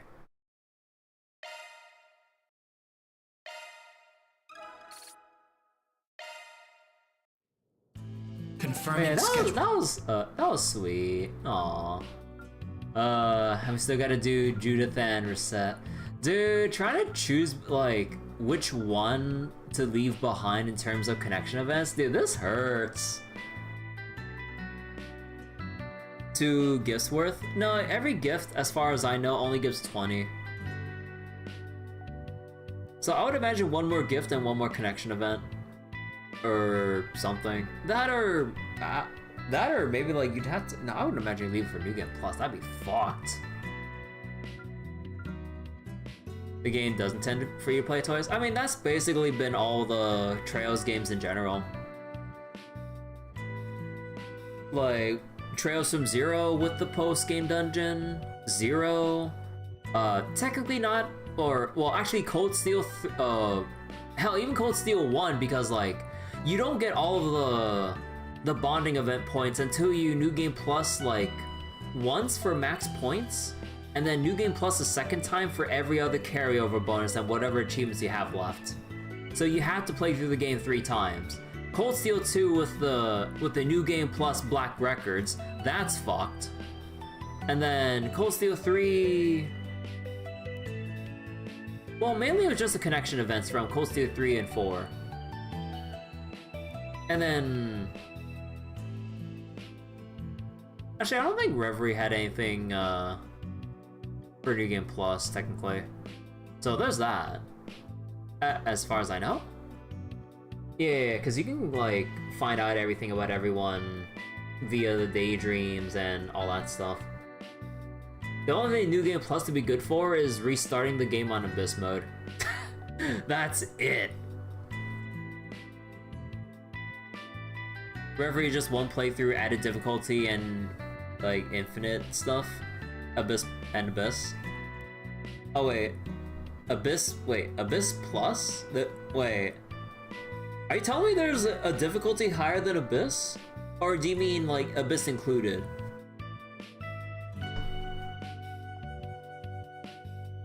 Because I swear to God, there's something harder than Abyss, and I swear to fucking God, I'll cheese the shit out of every goddamn encounter. It adds a level on top of Abyss. Oh, you mean after you beat the game, you can raise up the levels even more. Oh, yeah, that thing, right. Yeah, there is that toggle for extra levels on top of your current difficulty as a separate slider, which I do appreciate. Like, that's actually very much appreciated. Really helps with the grinding if you want to get everyone to max level. Because you bet your ass, like, once you finish the base game, and we didn't need to care for maintaining Nightmare difficulty anymore, or Abyss for that matter, you bet your ass I put it on easy, I jammed up the enemy levels, and got everyone to level 250. Oh, you bet your ass I took my time with that. It was just fun blasting everything with a one-shot. Okay, let's go take a look at Judith. And we'll reload 4 resets, and then we'll make a decision on who I would leave behind. Unfortunately. Ben decided to pay a visit to the bookstore in Tyrell District and browse through their section on films.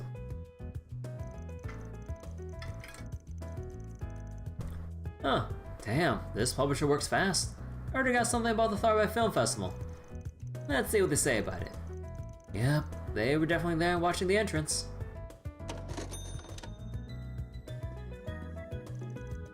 Check it out! Another special on Nina Fenley. That chick's on a roll lately.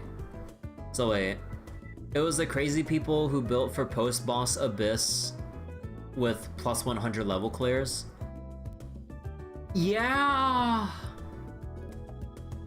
Like, how high did enemy HP scale on Abyss with 100 levels? Because it was obscenely high. It was obscenely high. All I can say.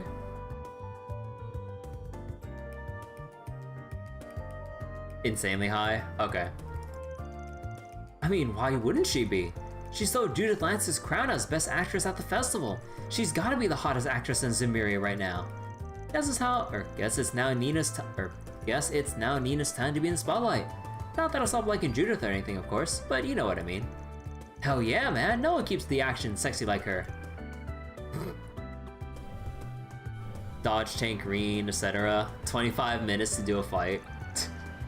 Yeah, even if you can try to set up like all the big burst damage, it still probably wouldn't be enough to like fully chip away at the entire health bar.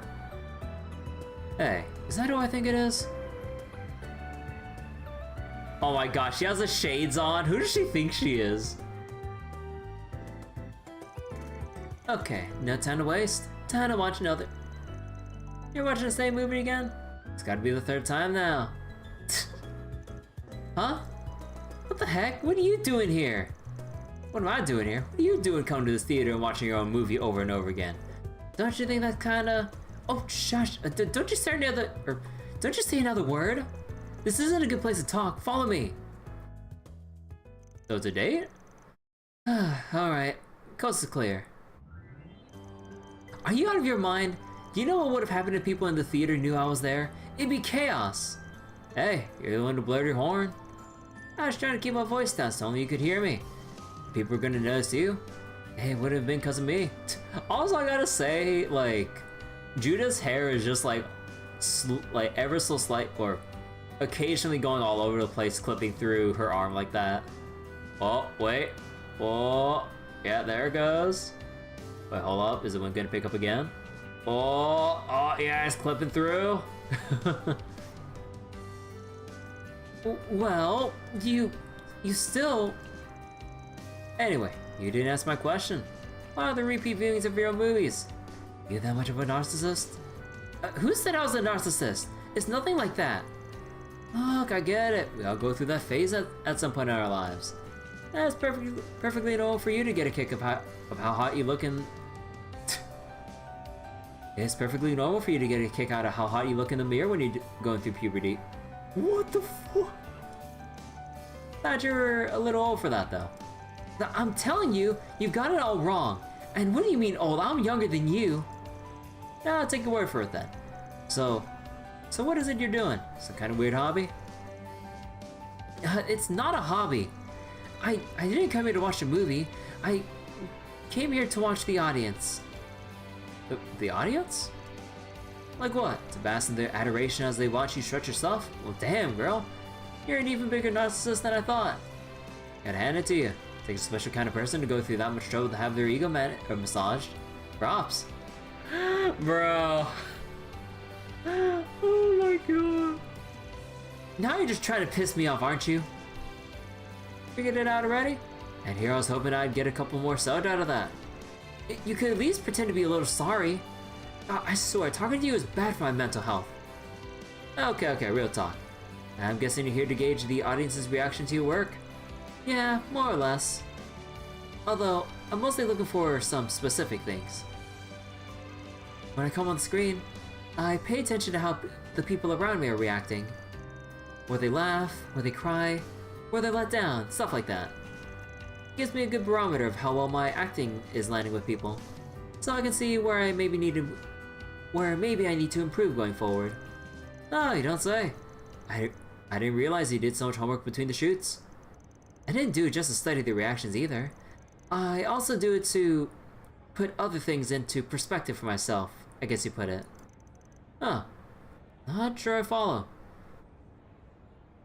You love seeing the girls getting roasted? You can see how Elaine became like that? Oh my god. When I'm filming something, obviously I like to think that the final product's going to come out just like the director and I intended. But audiences don't always see what we see in the same way. They might hate something you felt confident about, or they'll love something you didn't even put all that much work into. Yeah. Some people might just chalk it up to differences in taste or perspective, but that feels like such a waste when there's so much you can learn. Unlike what you might think, we don't make movies just to satisfy ourselves. We want audiences to be moved, or... Excuse me. Oh, hold on real quick.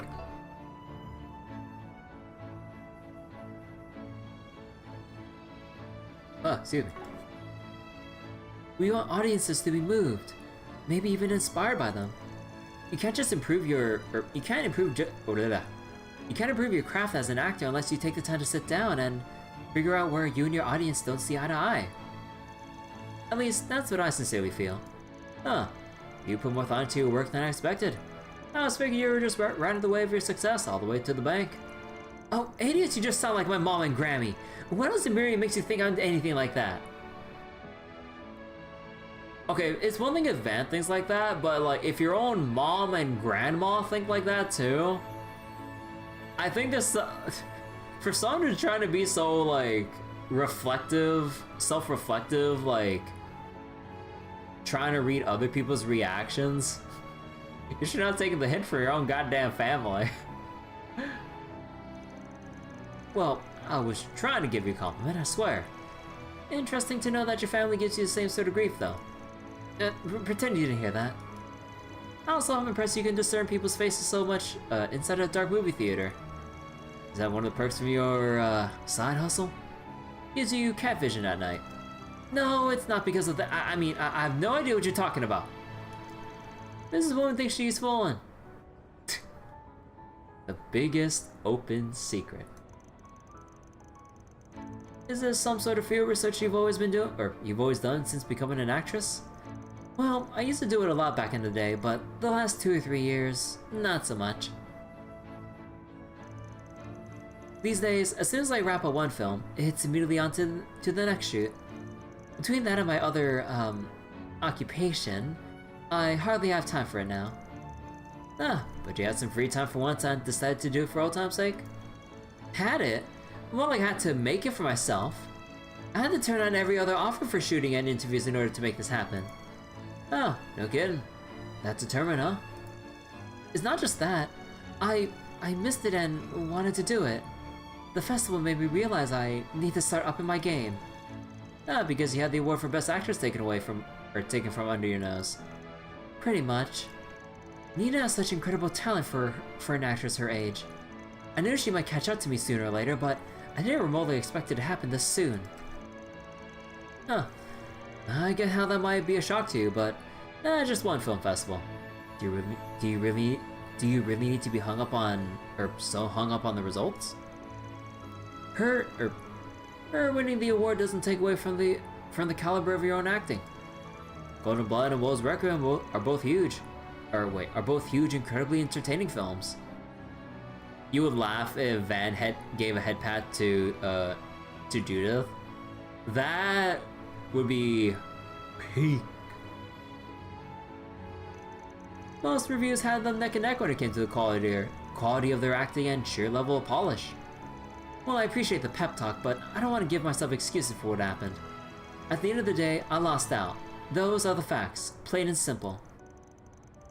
If I don't always knock audiences and judges off their feet with my acting, then I'm not doing the absolute best I can. Spoken like a true actress who's earned her spot as the queen of the industry. Well, when I first got to see a real her, I thought I'd regret ever being a fan. But maybe I don't have anything to worry about after all. Got something else you want to say to me, huh?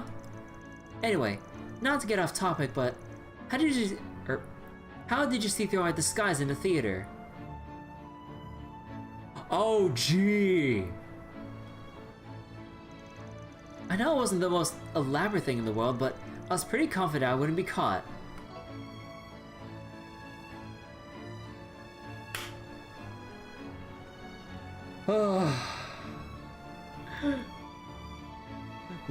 The second woman. Oh my god. I probably only noticed because I heard a couple of the guys talking about you right before I saw you. If I hadn't, I doubt I'd give you the time of day. Really? What were they discussing? Nothing big. Just how things went for you at the film festival. From the way they were talking, those awards, or lack of, I guess, don't seem to have done anything to diminish your fan base. I know I still count myself as part of it. Oh, good to know. Aw, she's blushing. Well, don't you worry. Next time a film festival comes rolling around, I'll be standing at the top of that winner's podium where I belong. Until then, I'm going back to basics and honing my acting so that's much better. You'll see. Good luck with that. I'll be watching. Afterwards, Van escorted Judith to the subway on her way back home. So, she didn't see the movie? From there, he resumed his patrol around town. Maybe you're not so bad after all. Genuinely talented Phantom Thief. STLM effect plus 5%.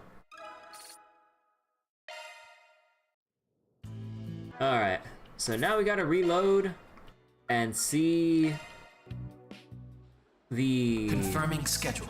reset connection. Okay, so how was this one? Van's group decided to take a short break. Everyone split up so they could spend their free time as they pleased.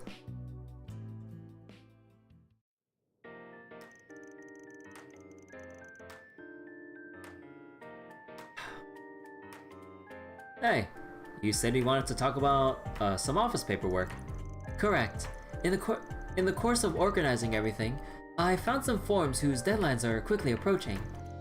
I thought you should be made aware of them so that they aren't submitted late. Ah, shit, yeah, I don't want to fall behind on those. Which forms are they? Actually, I went ahead and sorted them out for you already. All you have to do is fill them in. Ah, perfect. Thanks, Miss Ted. Gotta take care of those right now so they're not hanging over our head. Could we just hire her permanently? I'm sure Marduk wouldn't mind. Van quickly dealt with the paperwork Reset had provided. He packed it up and made for the side of District Police Station. Oh. Man, I can't believe I spaced on this. I completely forgot today was a cutoff. Right, this whole customization form thing. They just rolled that out if I recall. Huh? Correct. The government is inspecting customized automobiles to ensure they're not hazardous to public safety. You have to fill out a form to allow yourself to have and maintain a customized car? What the fuck? Failing to submit this form will void your tax exemption and other credits. Your car will effectively be illegal. Oh. Huh.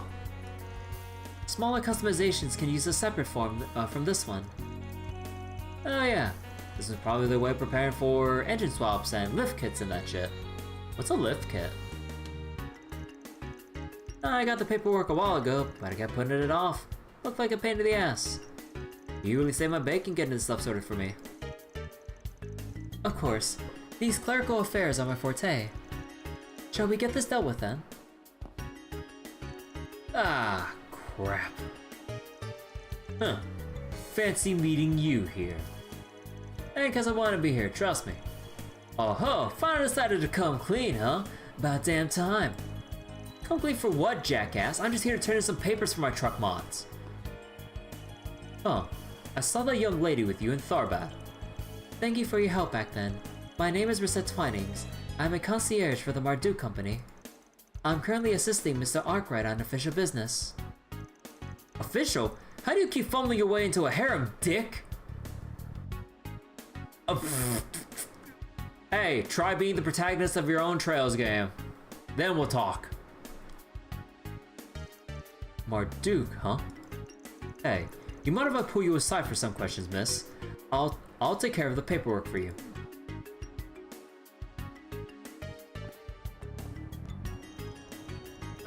Thought they were never gonna let us go. You have any idea what they were going to, or you have any idea they were going to do that to you when you got to the precinct? I did know they wanted to question me. I figured I might as well accompany you and get it over with there. But that's neither here nor there. Good work getting your form filled out. That's most of your paperwork done for the day. Most? Thanks. Wait, most? What's next? Oh, nothing major. Just your taxes. And while we're at it, I did want to run some equipment maintenance and office resupplies by you. Man, I almost feel bad putting you to work this hard after you joined. Or just joined. Almost. Let's go ahead and tackle all that while we're at it. Perfect. Our next destination is Station Street then. Van accompanied Reset as they navigated their busy work for the day. After a round of shopping on Station Street, they took a little break at a nearby cafe. Thanks for your hard work, Reset. You got through all that desk work that was piling up like it was nothing. I feel kinda bad for forcing you to do all the tedious jobs though. Oh, please, think nothing of it. I'm always happy to be of service. I'm nothing if not pleased to have been able to be of assistance in your office. His day got cut short, now he's fused. Oh, Nate, yeah.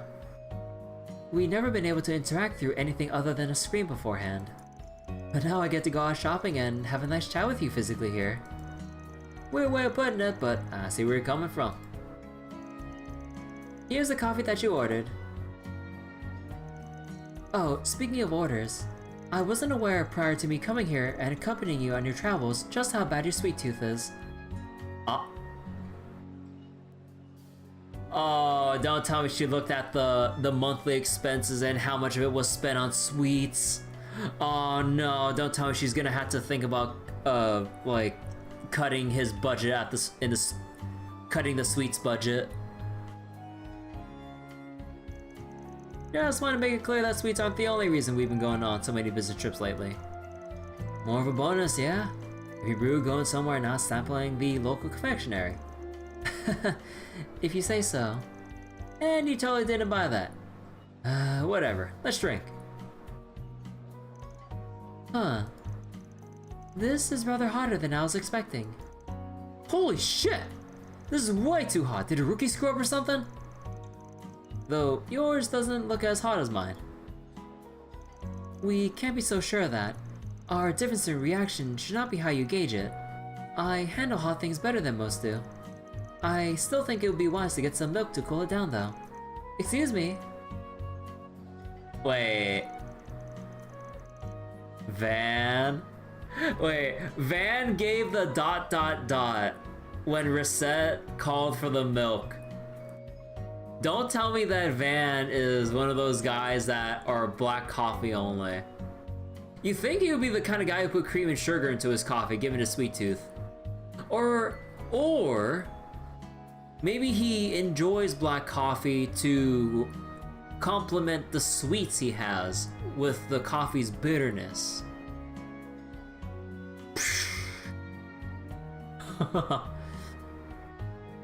They call the member of staff over and explain the situation.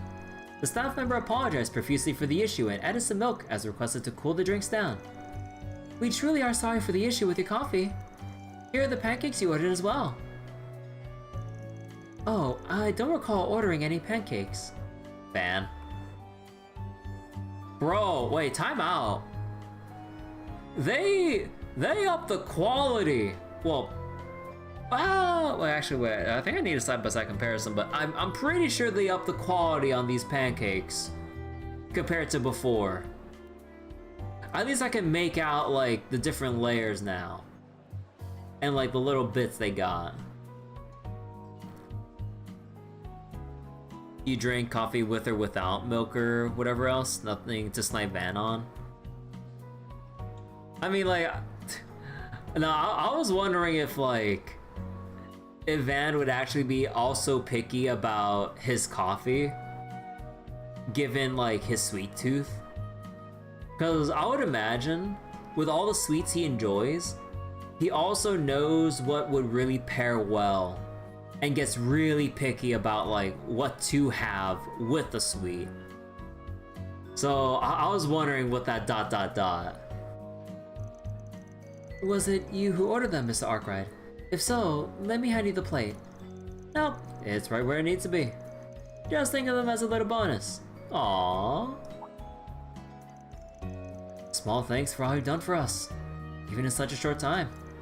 There's more to life than just work, and you should at least find the time to enjoy something sweet once in a while. Thank you very much. I wasn't expecting to get such a pleasant bonus so soon after starting work. I can see this is a workplace that values its employees after all. Oh, doubt we can compare to whatever crazy welfare program Marduk has, but we try. It's like a minor upgrade from Altina's pancakes in CS3. Yeah, it looks like some upgrade. Probably not that much, cause you know, all things considered, those like the food items in general, or maybe a lot of like props and models aren't like super high quality. At least in comparison to like more modern games nowadays. But in comparison from CS3 to now, it's an upgrade. Thumbs up. They can still always make the rice better. They still can't make the rice look good. It's always just like a mound of mush. In this case, in Daybreak, it's like a shiny, textured, lumpy thing of rice. You can like see the bumps, but it's not fine enough where it's like grainy. Although maybe that'd be maybe that would eat away at too much performance to like add that much more detail to it for something like a fucking rice bowl or some shit. Because like, can you imagine having FPS problems just because you load into an area with a restaurant with several rice dishes? That would be so funny, but so bad. It's good to have you on the team, Reset. And it is likewise my pleasure being part of the team, Mr. Arkwright.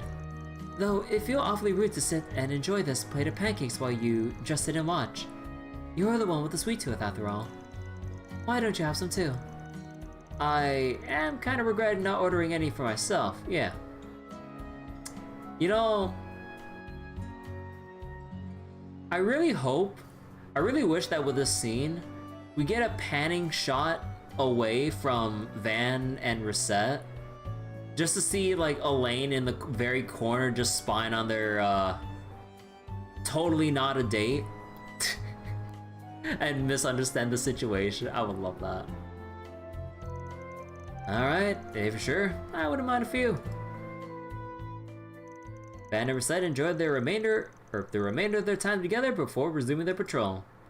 Dang. You have my full support and then some, Mr. Arkwright. We didn't pan to, like, either Agnes or Elaine spying on what they're doing, giving Van looks of disapproval. Shard Master? Well, I mean, given the way that she puts up the shard walls to bounce around and ricochet her, like, bullets and shit, I mean, she is.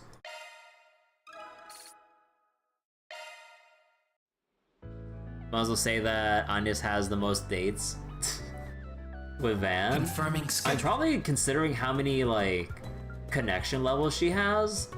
Yeah. Thank you for your Okay, but hold on. So now that we've viewed all 5 of them, which ones am I sticking with?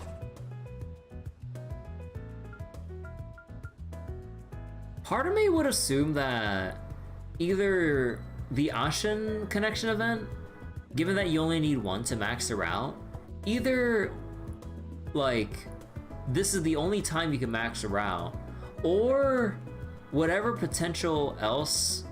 Well, actually, no, I don't think they... No, they don't rerun any connection events, do they? I don't think they do. Huh. Actually, wait, how would they schedule, like, certain events and stuff? They probably just have it as, like, X, Y, or Z would be here on these different points in time. But if they have, like, a long quest chain, then even if it's, like, the 3rd appearance but you skip their 2nd one, you'd only have, like, the 2nd event, obviously. So would that mean you're ineligible if you actually skip out in that case? Or... It's date events. You miss it, you miss it? Ah. You went with Judith because of her kit? Hey, Tafer. You kinda like Ashen because her English voice is pretty funny? Oh yeah, I like her English voice too. I mean, like...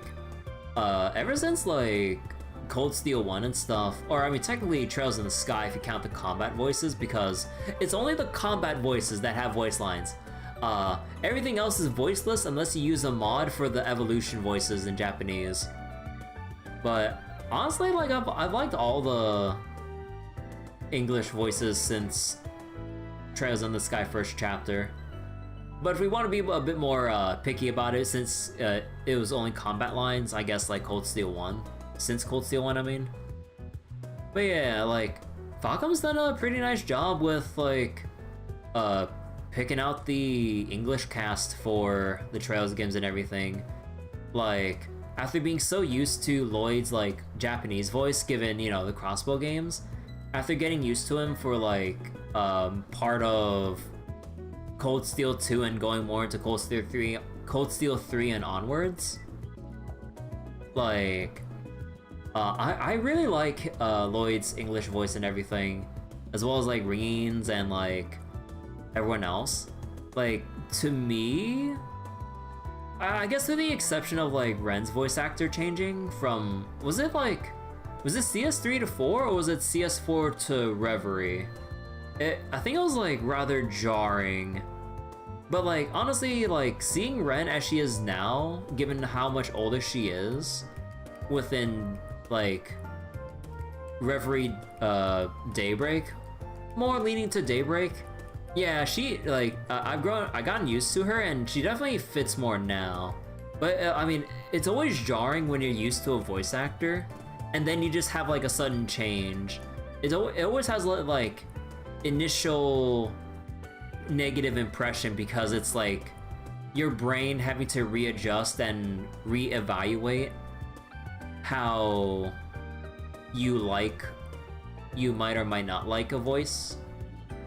And then once, like, you get used to it, then you can kind of, like, maybe clear away that bias and, like, appreciate, like, the job they have done. But yeah. Osborne ruined. CS4 voice replacements are lame. Yeah, I heard about it, but like, I haven't paid too much attention, so like, I believe they replaced like, was it Laura and Milliam as well? I believe were replaced. But yeah, like, I didn't mind their performances at all. Like, I still liked it. Laura? Yeah.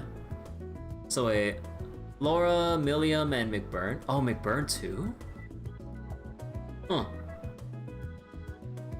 I guess I would need like, I guess I really didn't mind when I went through it, because like, I would need a side-by-side comparison to like, kind of evaluate that. But either way though, like, if I kind of went through it without like, raising an eyebrow or anything like that, I mean, bang up job then, in my eyes. I was like, hey, if I didn't complain, hey, let's go. You don't mind the other ones? Yeah. You played in Japanese and you're watching streams in English. You get to experience both. Osborne's old voice was pretty good, that's all. Okay. Let's see, so who are we committing with? I think part of me wants to commit with Ashen so we can get her unique accessory. Although, okay, no, hold on. Like, her unique accessory isn't that great. It's 150 arts defense, and if you really need to tank for magic stuff, sure. But 15 EP only? With no other benefit? Like, not even like arc strength or 10% cast time reduction or something extra. I'm just like, in what situation would we need like that much of a dedicated tank? It's like, huh? Could go back and watch it. No, we already finished watching all 5. I'm just trying to evaluate which 4 I want to commit with, whether it be for favorite characters or for rewards or for the long-term stuff with like the connection stages. I'm trying to think about like which ones I want to commit with. This is always like the annoying part of a first playthrough of any Trails game since Cold Steel 1. Like, I get it's for the benefit for encouraging New Game Plus, but still annoying as shit. I'm sorry. And this is why sometimes a lot of people like playing with the New Game Plus save file, but without any of the carryovers. Even though like it would kind of hamper the initial experiences of not having the tutorials, and also spoiler tutorials as well, for that matter. But yeah. So okay. I think for sure Elaine, 100%. And then, honestly, I think I want to go with Ren as well, because I really like the, like, what was it? The extra story going, continuing with, the continuing story between Ronald and Ren and stuff. So that was really nice to see from the epilogue VNs, or visual novels from Reverie. Like Judas was pretty funny but pretty nice. Reset's like, I mean, it's pretty chill, all things considered, but we also got to consider like what we're also signing up for in the future connection events. And then, I mean, honestly, I really like the Ashen event as well. Mostly because like we get to make our rounds back to Aaron, and we go, hey, you fucker. Hey, you sure are pretty lax for someone who seems pretty busy, huh? So just for that comedic value alone, that gives it like another point to me. But oh man. So Elaine, Ren, and we had 2 more.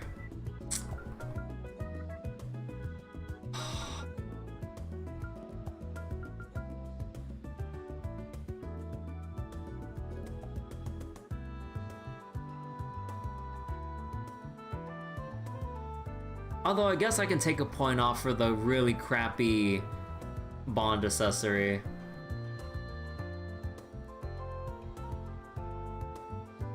Oh my god, you only need like I would assume this is our only one chance, and you only need one event to max out Ashen. But it's just like her reward, despite how much I like the cutscene, is so shit. Again, until I really need a fight where I'm tanking magic damage, but I'm not gonna bank on that. By the way, like old CS games, you know how side NPC Bond event gives stuff? Oh yeah, for the characters that don't go in a party but still give unique accessories. Yeah. Oh fuck it, I just go with everyone but Ashen. Sorry Ashen, maybe New Game Plus or something. If I ever do New Game Plus, it'll probably be like well after I finish the game, and probably when I like finish some other playthroughs. Cause like I definitely need to get on track with finishing, or with getting closer to finishing Daybreak, however long this will take, so I can get back to SMT Strange Journey Redux. I really want to get back to it, but also I know I'm not picking anything, but I really need a stretch right now.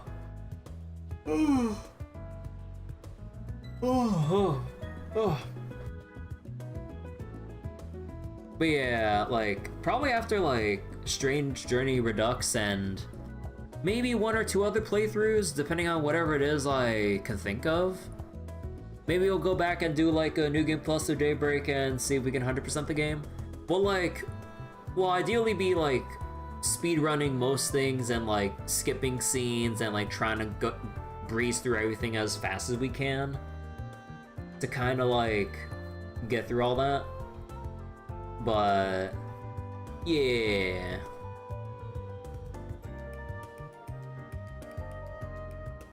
So wait, I said I already picked all but Ashen. Yeah, like I don't know. We're sussy it. No, stop. Hey Bryce, how you doing? But yeah, were you playing some Grand Blue versus Rising earlier, Stofo? With the new 1.5 update and all? Any broken ass stuff you figured out? Oh, you're doing some Nikke stuff? Ah. Hey Cerulean Knight, how you doing? I guaranteed a line already. Oh yeah. We're basically just gonna choose everyone but Ashen Windrunner. So you're not playing Grand Blue versus this time. You're doing Nikke because of the Evangelion collab. Oh yeah, that's going on right now, isn't it? Also because I keep forgetting every time someone. Okay, hold on real quick. Because I keep forgetting this every single time someone raids me. Let me do a shout out. Yeah, there we go.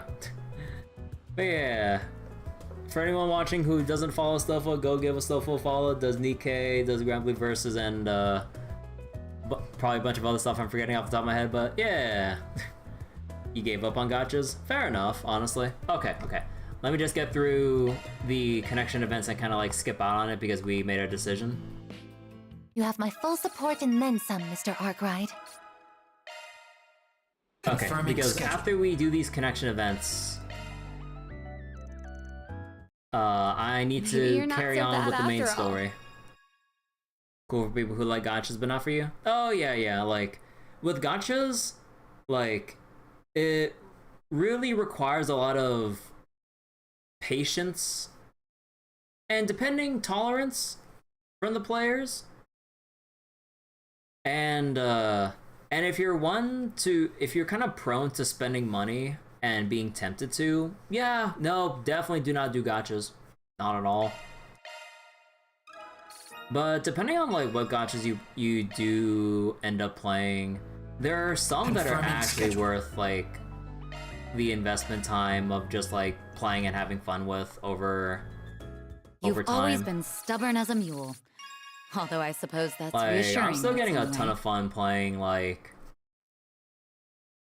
What was it? Like, I'm still getting a lot of like fun playing like Honkai Star Rail.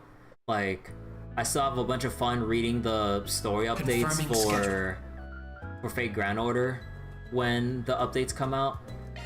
Although the underlying issues with FGO itself still there, but the characters and the story are the only things holding me to FGO. If they ever go like completely down in quality, that's when I'm done. But so far, bang up job still, at least to me. You played Star Rail, but you quit out of boredom? Really? Like, it has a very like pretty lengthy and engaging like main storyline and everything to go through. Like, and more, at least in my opinion, like more enjoyable than a lot of other games nowadays that you would like pay AAA price for, assuming it's new and all. Not that bad of experience, but yeah. Gotcha burnout. You played for months and you got tired of it? Yeah, in that case, yeah. Because there's also the downtime between patch cycles. But honestly, like, to me, with Star Rail, it's very low maintenance. Like, once you're caught up with the story and, like, and all that stuff, you just kind of burn your stam, log in, log out, and then you just kind of wait for the next big patch. So then you're basically free to just do whatever else you want with your life. Because, like, compared to other gachas, let's say Grand Blue Fantasy, where it's just like a never-ending grind, where you're always pining for that 1% or 0.1% of a drop. Like, Star Rail infinitely respects your time more. So that's why I've been keeping with it, because, like, the updates have been very enjoyable, characters have been pretty cool to me, like, yeah, and also, like, how it actually respects your time, that, like, okay, is it gonna take forever for your stamina to recharge? You did your stuff? Okay, do something else with your life. I was like, oh, thank you. Equipment rates for good rolls are crap. Yeah, like, if you're looking to like wasn't a bad way to max kill out time. characters and do all that stuff, it's a complete pain in the ass. So then eventually, like, I just try not to think about it. Or just passively farm it and then just like look where the grass is greener. Basically, the story updates or the content updates. You'll passively get the equipment over time. You'll deal with the shit that comes up. Showing on screen one. But as long as you're not only focusing on the character progression, but Grab a ticket. the Please other proceed to the entrance. parts of content, then you wouldn't really burn yourself out as hard. Very well. Because, like, ignoring everything else to a game, like, just like a game in general, and only focusing on the grind, like, what else is there you're playing for, you know, Remember your visit. at that point? You know, because if you're endlessly suffering through bad enhancement rates, Indeed. like RNG drops that would take weeks if not months to get perfect stuff for, it's like, well, at that point, you would be better off playing like a straight up, like, Soon begin. regular non-gacha RPG that actually has a finite end and bounce rates and everything, and like a hopefully better crafting or enhancement system. So wait, you try to do ZZZ with how you appreciate how short the daily login is? I mean, arguably Star Rail is even faster, because like ZZZ, because it's an action game, does take a little bit more time. Although I guess once you get strong enough, you can kind of blow through it as fast, honestly. Story is the only thing not enough to bind you to a gacha now? Really? Because for me, like, the story is basically like the primary reason I would bother keeping with a gacha. Because if it's just like the game and nothing else, like once I played out something, then it's like, okay, what is there to wait for? Because if I don't care about the story or content updates and only care about like number go up and like the gameplay, once I either hit a wall or whatever, then there'd be no reason for you to like actually enjoy the rest of the game for what it could be, you know? People said it was easy, but it was hell for you? Oh, the Sunday fight? Yeah, it's kind of a team composition check more than anything. Taking off now. Cause like, yeah, if you don't have a good source of like big AoEs or like, basically like you need like a 2 DPS team with like decent sustain. Yeah, it's a little brutal. But at this point, like, you have some decent welfare sources to kinda what was it? To kind of fight Sunday now? At least at this point in time. Because you got like the march on the hunt path, then you can use like I'm sorry, I'm trying to think off the top of my head right now.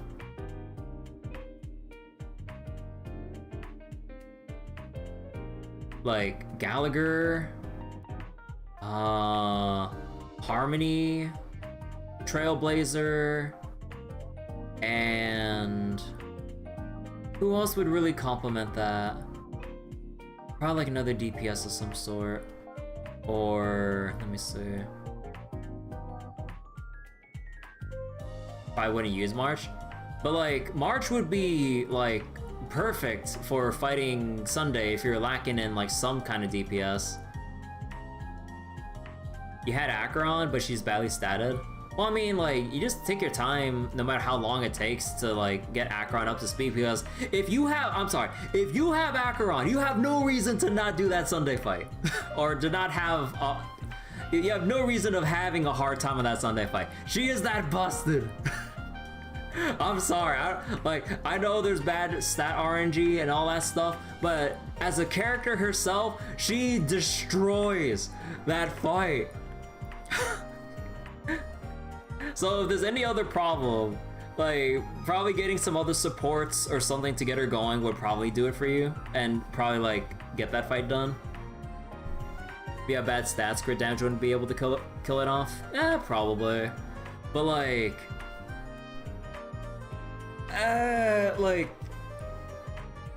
it's basically the thing of like, you have the characters, but yeah.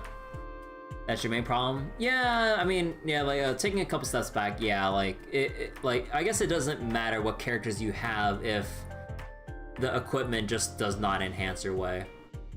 Yeah. Okay, we've been on the, like, a gotcha tangent for a little bit here. Let's go continue on with the story right now. Oh, wait, let me do a sanity check right now. Schedule. Okay, so we're out of connection points, we're leaving Ashen behind, we did all this, I got my equipment sorted out, we went to the bathhouse to restock on our supplies and everything. Anything else I need to do? I'm pretty sure I checked all the shops for gifts to buy for everyone, so we should be good because I did that the last session.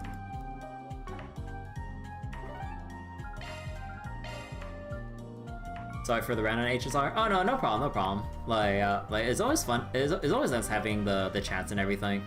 Otherwise, you know, you'd be just staring at like a brick wall in a way. So wait, you didn't realize you didn't build your sparkle when it started crit rate problems?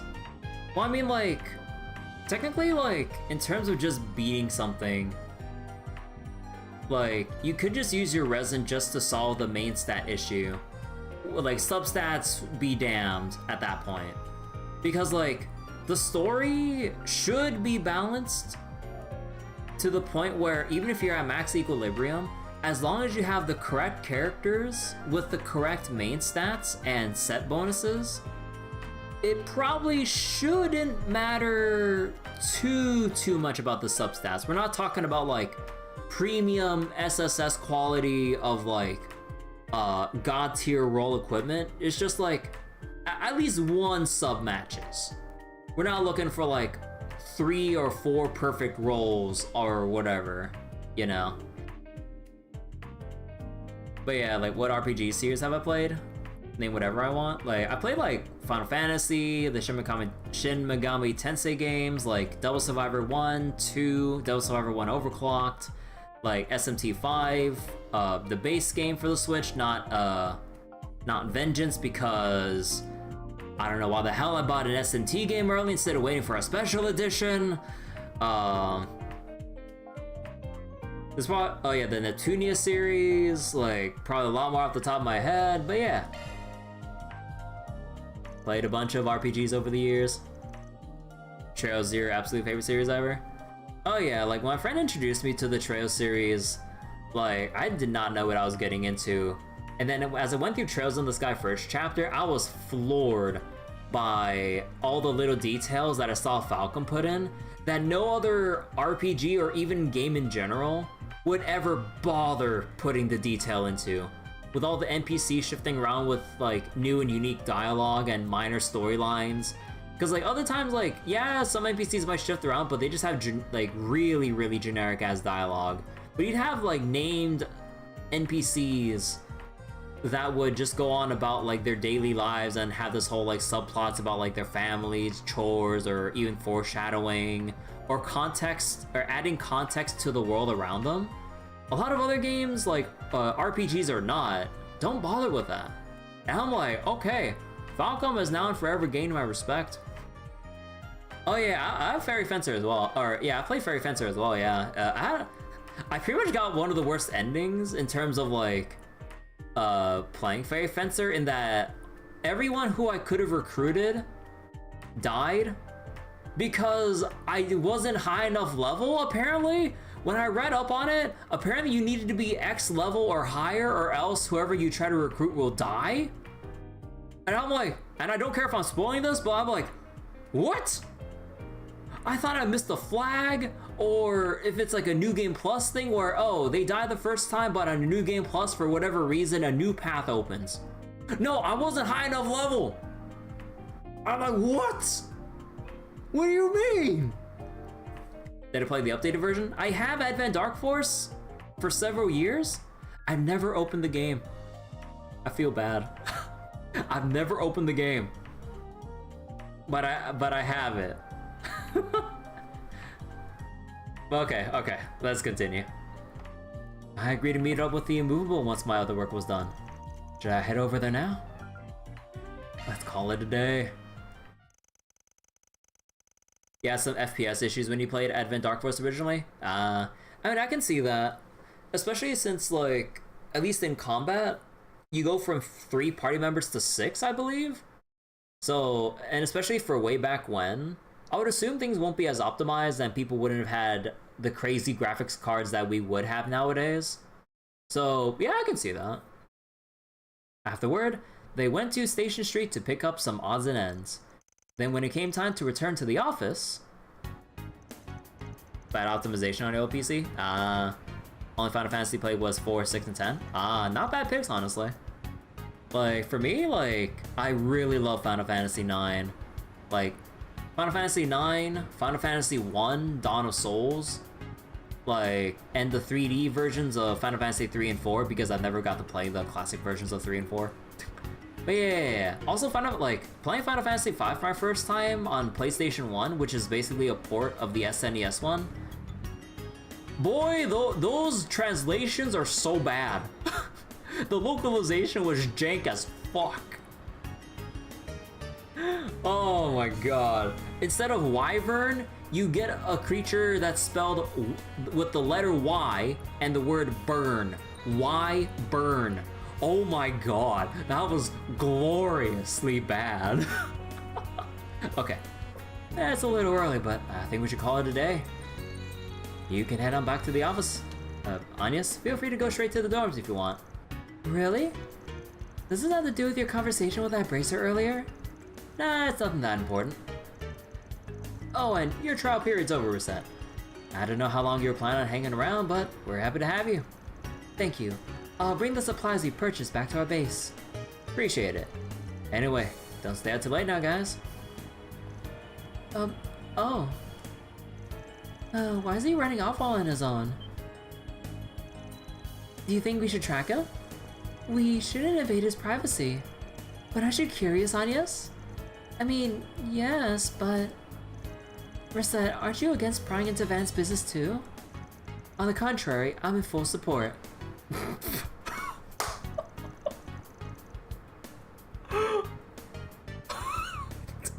Reset, what the fuck? Oh my god.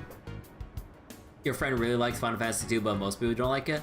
Oh yeah, Final Fantasy 2 is really the black sheep of the Final Fantasy series. It's what basically spawned the Saga series. Oh, speaking of RPGs, like, if y'all really want a unique experience of a JRPG series, you all gotta try out the Saga games.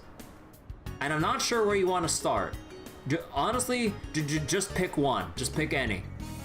But they're so unique and unconventional by RPG standards that it really gives you like a really cool appreciation for what they try to do with it. Even if the later games have a very, very small ass budget where you can see the cheapness of what they had to work with. But if you can kind of like tolerate that, even if I have some qualms about Saga Scarlet Grace ambitions, like, all the Saga games really offer some very unique experiences. For me, I started with Romancing Saga 2, and the Emperor system, or the Air system, it's really unique and captivating with like how you progress through the game. Romancing Saga 3 is like the next step, and it's also really good as well. And then also the Game Boy Saga games, where the series all began. I wouldn't recommend playing it first, but maybe playing it once you've gotten an appreciation or at least spent some time with the other Saga games. Like, the Saga series is a trip. It's a trip. I've never got to play Romancing Saga 1 Minstrel Song or Emerald Beyond, and I rage quit out of Scarlet Grace because I fucking hate that combat system. But like the rest of the games, really nice. Anyways, I've been fiercely curious about his destination. Furthermore, it seemed he was going there for the sake of his acquaintance rather than going for personal business. But in truth, I was recommended to start spending more time as I please. So I intend to do This is some malicious compliance shit.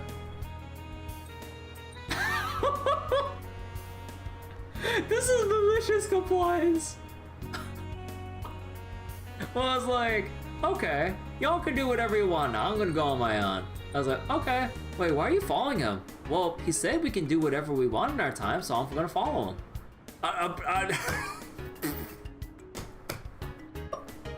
I mean, she's just following orders. There's nothing legally wrong or occupationally wrong with what Van essentially ordered everyone else to do. It's like, okay, we're done for the day. Y'all can do whatever you want now that we're done with the day's work. I was like, oh, okay. But technically, they can do whatever they want. You love Reset's too? Oh yeah, Reset's great. I really like her, like the design and everything. A lot of people really don't like the maid outfit. I really like it.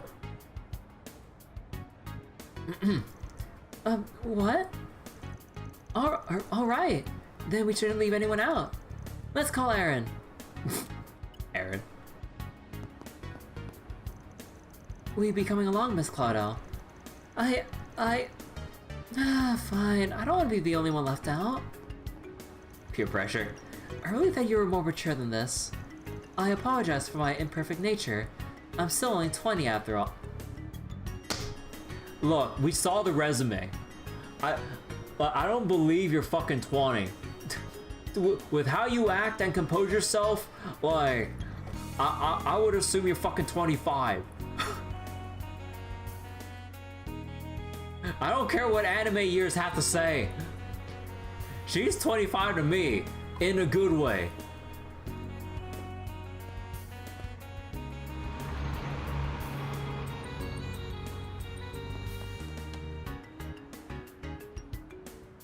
Oh, let me guess. If they lost him, he's gonna use his Sypha to stealth and go, hey, what the fuck are you guys doing?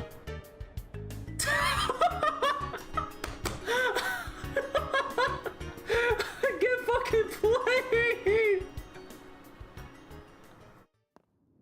Oh my god! Get fucking outplayed!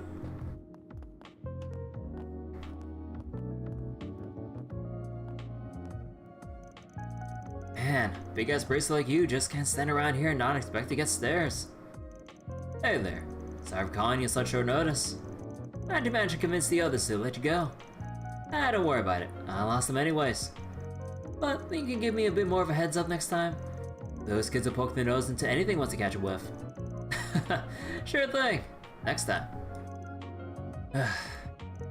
So, what do you even want from me? If you just wanted someone to help you blend in, wouldn't Elaine or Clausel have done the job just fine? They're tough enough to serve as backup, but they probably make me stand out more than you think. Besides, I think you're a better fit with who we're about to meet. Oh, come on. Hey, I'll buy you a drink for the trouble. Anyway, let's get going. Doesn't have the old voice actor from Sky, unfortunately. Yeah, I still wish we had his old voice actor. I forget. Wait. Double checking. Who was the old voice actor again? Was it Patrick Seitz? I forget. I think that's what I heard my friends mention. Sounds I'm really bad with like voice actor names. Holy outfit. So we're really in the Blacklight district. Yeah. Patrick Seitz. Yeah, it would have been really nice if we had him for Jin in Daybreak. That's a shame. Cause like for what combat lines we did hear him in Trails in the Sky. I liked it. I would have loved to see like him like reprise his role even if it was only combat lines in the sky. That I mean Jin.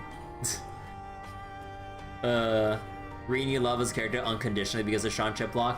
Honestly, yeah, like Sean Chiplock's voice as Reen is like just ingrained in my mind.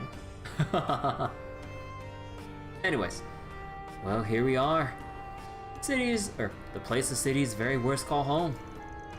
For how long it's been around, it's kind of crazy how much more lively it's gotten in the past 3 years. No kidding. You won't find it on any map. Yeah, people are still somehow finding their way down here. But what criminal wouldn't be tempted by a literal lawless zone where they can be let off, or where they can let off all the steam they damn well please?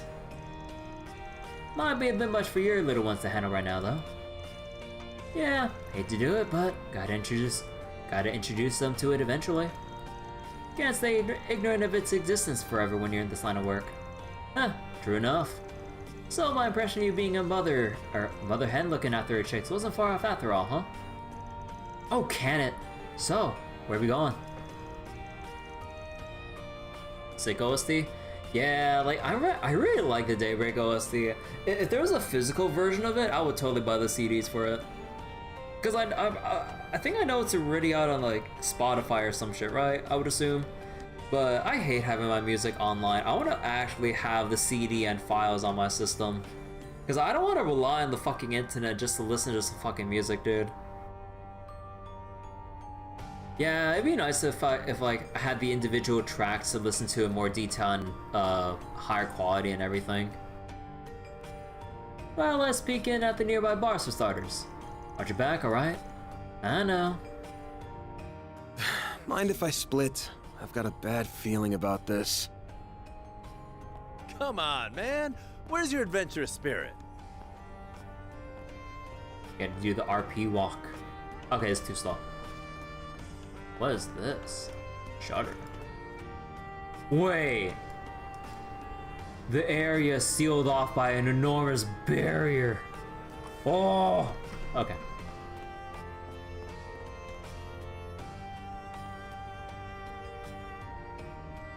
I'll take you on. We're just straight up having a fight. I'll beat your ass. Let's have some. We just straight up have a fight, like no words, no nothing. We're just going raw. Use a sharp boost to get the upper hand. We're just going raw, just like this. Do your worst, loser. Earthquake. Think fast. Take this. Your move, Jin. No, we can't use him because he's just a guest character. There. No. Payback time. A chance. This'll Use a sharp hurt. boost to get the upper hand. Come on, come on. Oh, don't tell me they're angled in a way that I can't. Oh, actually I can do it like this. What's the matter? Go all out, activating skill. You're crushed. Your move, Jin. All right. Oh, Thunder Kick? Ooh. Activating skill. Son of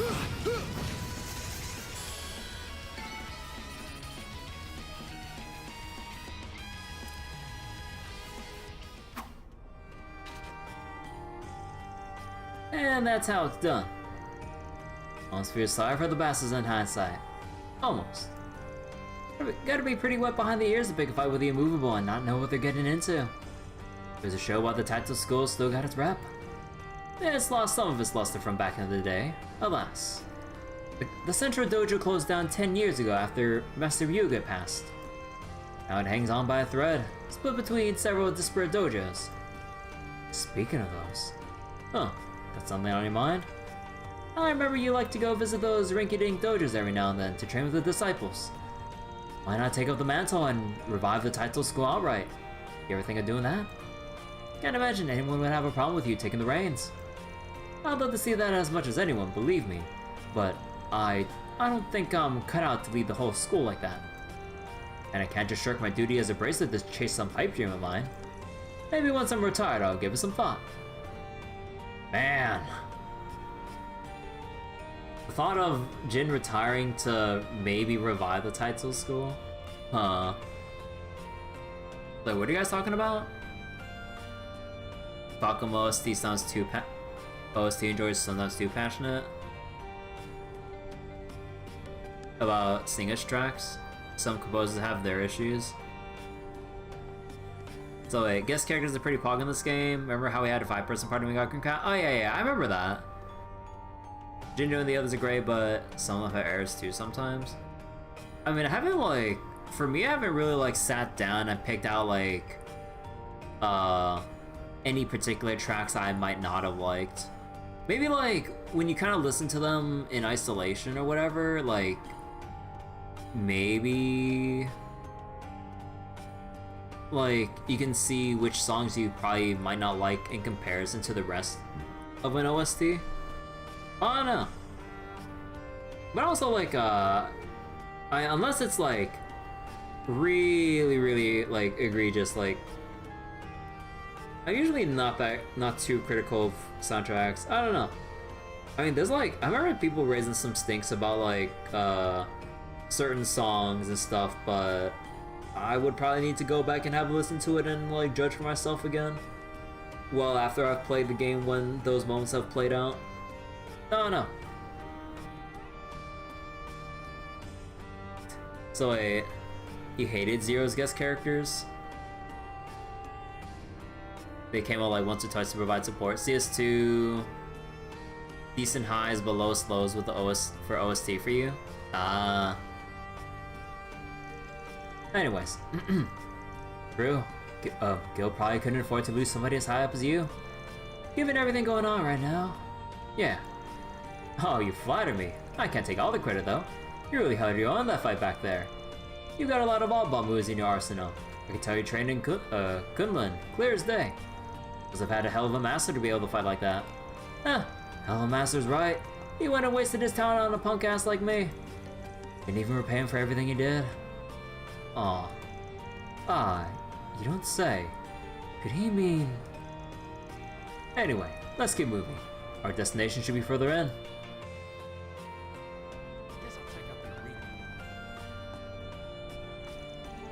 Hey there. Can I interest you in any of my specialty herbs? Satisfaction guaranteed. Before you ask, all my stuff is safe and street legal. I'm just here to give people a good time. I do have some of the grayer stuff, but I've had issues with people not using it right. Can't trust those boys with it, so I don't advertise it. I told them to be careful with that stuff, but no dice.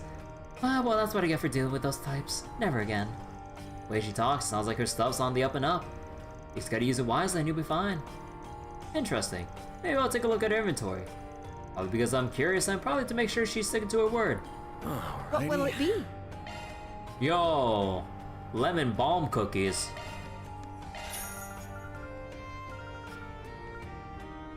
Oh, earrings, nice. And spice and leaf.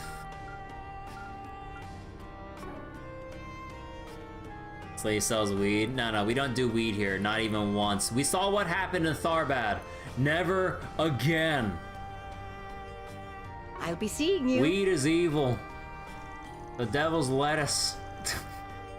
You know, I've had some funky hookahs coming through Tharbad. Oh. I had them for sale for a hot minute, but then I heard the police are going around clearing them off the streets. I opened them up and sure enough, they got some real hardcore stuff in them. I pulled them after that. It's just not worth it. Oh, damn, good on her then. God damn. I'm not in that kind of business. I sell good times, not lifetimes. Holy shit. So Orville hookahs were also like circulating within Edith before she sought to toss them out? God damn. Hey Nasi, thank you for the raid. Hello, how are you doing? What were you playing earlier? Am I winning? Well, we're progressing. But yeah, how's it going?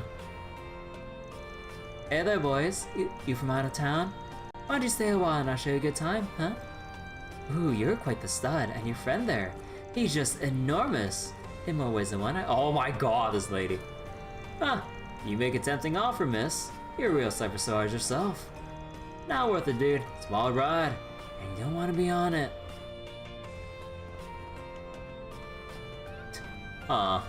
Wait, she's selling the knockoff Mashi plush? Oh my god. Wait, and what other accessories here?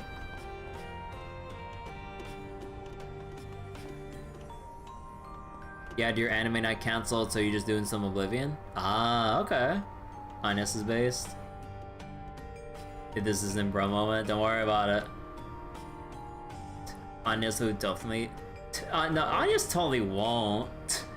Come on, you guys know her character better than that. That's like complete like fanfic territory talking right there. Well, look at who it is. Mr. Arkwright Solutions himself. And he's got the immovable tagging right along with them too. Interesting. Very interesting. Ho ho ho. Something must be going on for the two of you to be working together. But I'll mind my own business. Ah, you sound pretty well informed, sir. Nothing gets past you, does it? You know what they say, knowledge is power. He who knows more controls most. That's the key to staying in the black down here. That is to say, I trust you won't have any problems with my humble little store, Mr. Vathic. Oh, of course, sir, provided you don't cause any trouble for us at the guild. Jeez, talk about an uneasy truce.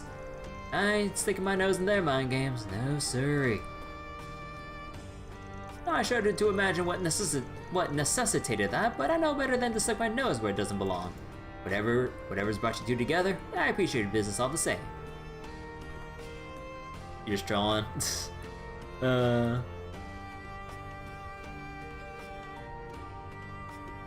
She's 20 years old, parents 16.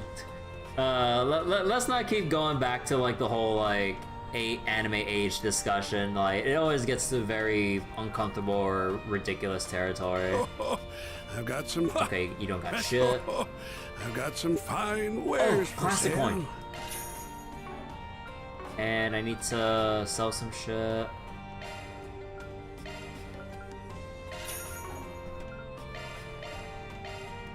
There we go. Ha! Best come again soon. Oh. Welcome. Thank you for coming. Oh wait. No, this is all the same ass shit. Oh, this is where you get the jagged armor and the raid boots. Oh. Yeah, I should have known beforehand before I spent the extra Mira. Oh well. We await your next visit. Well, Howdy there. Wait.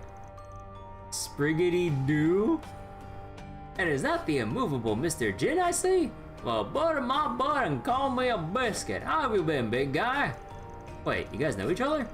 You really are a celebrity down here, aren't you? I wouldn't say that. Morgan just happens to be one of the more reputable merchants here. And I do sometimes employ his services. He kinda tiptoes the legal line, but he's been an invaluable informant for us at the guild. So we can just kinda look the other way.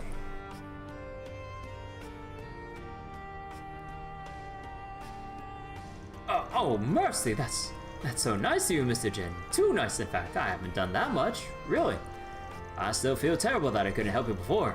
I'm so sorry. I'm pathetic, I tell you. Just a failure in the eyes of Adios.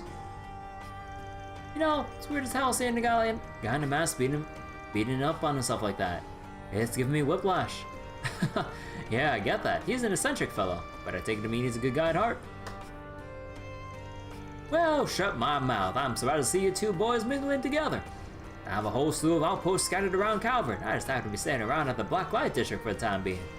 By all means, feel free to look around and browse my merchandise. I'd be more than happy to show you all the wonderful blessings I have. Well,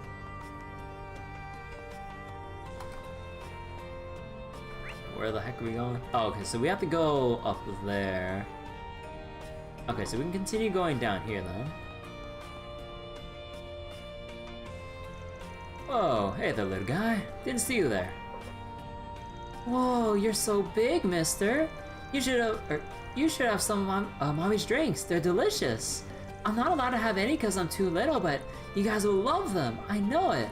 Sounds like a ringing endorsement to me. I'll never say no to a good glass of brew. Really? You gotta have one of Mommy's spear-its? You promise? You bet. I'm a little too busy right now I'm a little too busy to sit down for a drink today, but I'll come back another day for it. Deal? Yay, I'm gonna tell Mommy right now. Whoops, might have run my mouth a bit too much there. That kid got me hook, line, and sinker. I'll say, no wonder this joint does pretty well for itself. You're so big, mister. You're like a bear. Hey, mister, why don't you come back to play another day? I'll be waiting. Well, how can I say no to a face like that? You get a deal, kiddo? I'll come back soon, okay? Oh my god.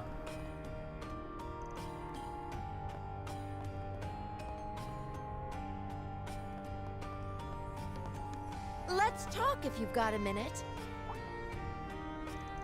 You serious? Jin Vatek, what the hell are you doing here? If you're just a customer, that's fine, but if you're on our turf, we're not the straight laces you. Oh wait. But you're on our turf, and we're not the straight laces you deal with on the surface. You just stay the hell away from out of our You just stay the hell out of our business, and we'll steer clear of yours. You got that? Don't worry, I know a place here. I'm not looking to ruffle any feathers. Sometimes all I want is to shoot the shit over drinks. Nothing wrong with that, is there? No, provided you don't try to pull anything funny, and drop the goody two-shoes bullshit while you're at it. Okay? Makes me want to puke. Oh, I hear you. Be careful. Thanks for the warning. You must be some kind of ex-Jaeger to be talking like that. Yes, you don't go down that rabbit hole. You don't like you prying into their histories here. And anyway, pretty sure this ain't the bar we want. Don't take too long to decide now. Northern Tonic. Distilled North Ambrian Liquor. Huh.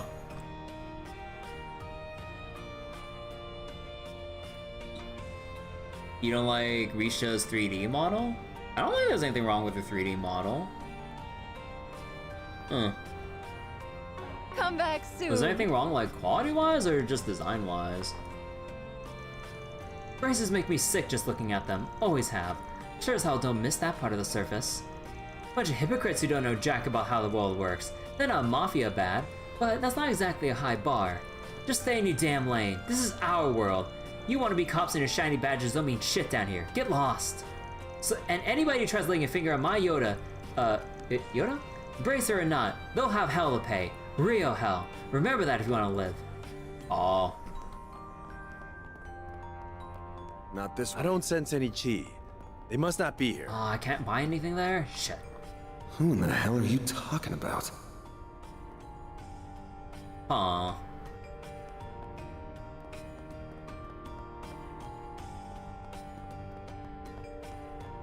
So wait. They love to... Oh, is it just like with how like busty she is or something? I mean personally I'm all for it. Planner launch. Let's see. So there's like stuff going up and around there, but we can't go in that direction. Okay. Whoops. Oh, we can't take any detours? Not this way. Oh man. But yeah, I mean, I really like the fan servicey look to Risha's outfit, so... Oh! Oh! Okay, hold up. Modifying your orbment, are you?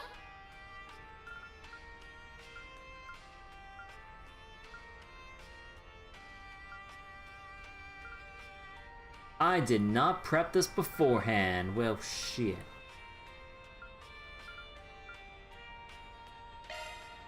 Arts arsenal modified.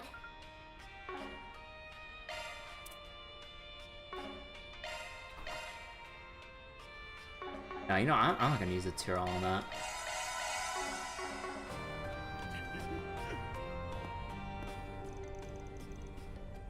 You're shitting me, right? Try to hold things up. How delightful it is to see you, Mr. Arkwright. And you as well, Immovable. You sure took your sweet-ass time. Didn't expect Arkwright to be with you, though. I'm just here to do him a favor, But if I know we were coming to see scumbags like you, I'd have turned him straight down. Oh, come on now. No need to be like that. I knew you were in Calvary, but it's hard to believe it's been 2 years since I last saw your face. Hey, Walter. Nonsense Jormungand, huh? Bugged the hell out of me we weren't even able to use that chance to settle a score between us. Huh, same here. So I'm sure it's no coincidence I was suddenly able to meet you so easily. I spoke to those two before you showed up, but meetups like this here and there ain't such a bad idea with how little we know about those guys. Ah, I see now. We're all after Armada, so we're here to trade info on them. Didn't think I had chance into a gathering this major. So, who's our imposing friend? I ask that you proceed as though I am not present. Think of me as a random traveler who happened to be here when you arrived. What is this guy thinking? Oh, well, I guess we'll see him more later. That's, asking for a lot there, buddy. Though the code you being part of this group gives me an idea who you're affiliated with. Well, to kick this thing off, it's proven impossible to even learn more about Armada at this point. The report the other day that a bracer on an undercover op on them still hasn't come back. Oh. We have been in much the same position ever since the situation in Longport. Not long ago, a cold-blooded warning video was sent to our Council of Elders, the kind meant to serve as an example. Ugh. They just keep getting worse. We've had nothing like that on our end, but there's one guy up top who can't seem to wipe the smile off his face since they cropped up. So wait, there's this one guy up top who can't seem to wipe the smile off his face since they cropped up? Huh. He's one real shitbag, so if he likes them, you know they're real monsters. Huh. Sounds to me like we all think we're better off crushing them before they become even more of a headache. This guy, he the one you mentioned a while back? I've got a list of questions from the Oathbreaker, so start running your mouth, or I'll run my fist through your face. Oh, yeah. Oh, right. Okay. The infamous fourth Anguis, huh? Doesn't sit quite right. I imagine our definitions of crush differ here, but at least we all know where we stand now. Save for our friend keeping his cards to his chest there anyway. Sounds like the CID's up to something. Still, wish I could figure out just what their boss is thinking. Old Rocksmith's successor, huh? Heard some colorful rumors about him myself. But knowing he's turned a blind eye to a hole like this makes him alright in my book. Indeed, President Rocksmith was a broad-minded fellow in his own right. But the current president has proven even more receptive toward us. Some of the elders are rather fond of him. Though that does make him a far more formidable foe during negotiations. From our perspective, the president's willingness to work with you guys is one giant flopping red flag. Oh, do not misunderstand. All of our cooperative efforts are in line with your guild's code. Heaven forbid otherwise.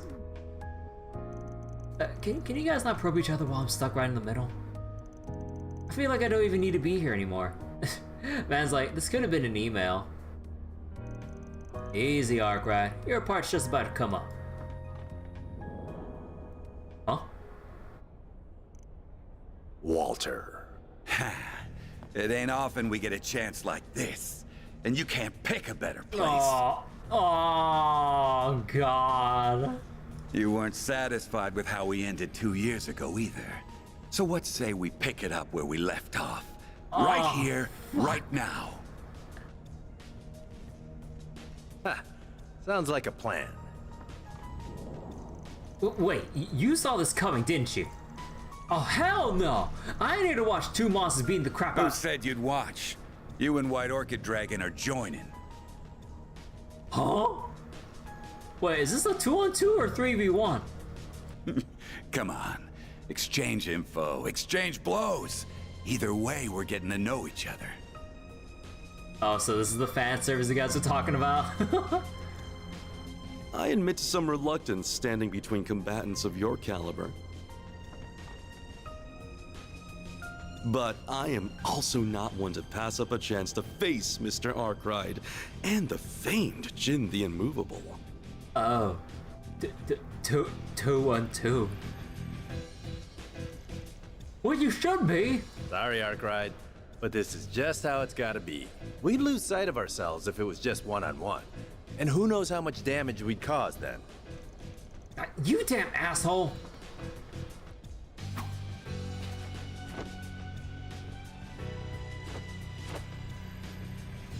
I shall act as observer. Fight to your heart's content. What the fuck? This man acting as the ref? And Sal's not even like using his aura or anything. Why are you so up for this? You're working the mouse body now. Perhaps another time. Ready? Begin! Time for you to focus. Oh, hey Taver. Try not to bore me, alright? Came from YouTube chat. Don't hold anything back now. Alright. Welcome to Twitch.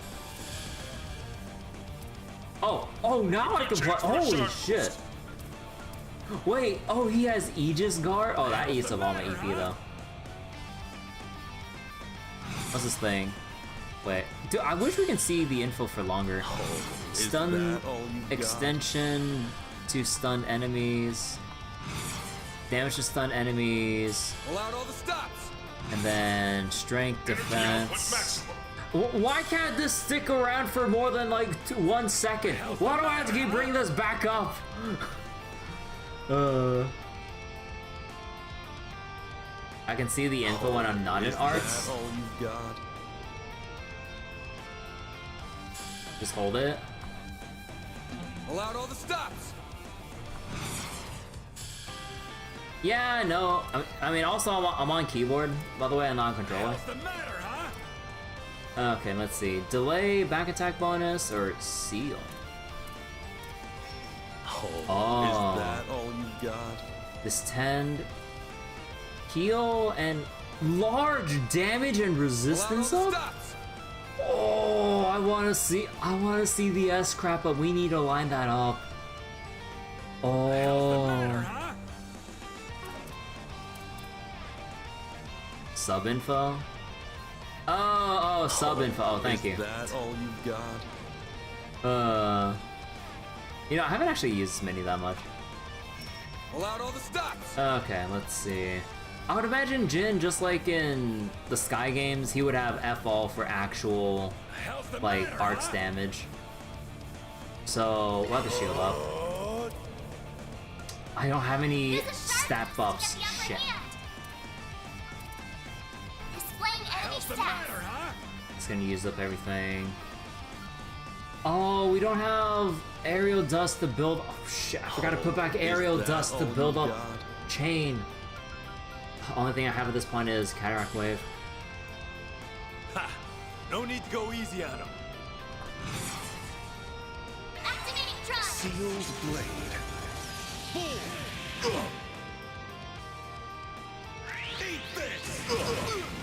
Have some more! Better be ready.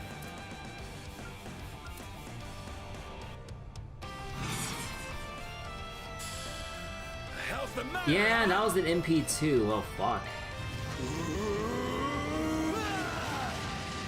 Arkwright!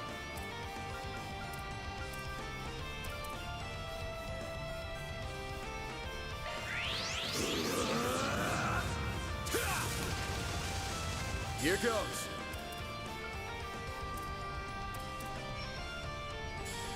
Arkwright! Over here! Over here! Doesn't Plasma Sphere build it up? I haven't used... I don't remember using Plasma Sphere. I don't know how much chain it adds. All I know is that, like, Aerial Dust is more ideal for building up chain.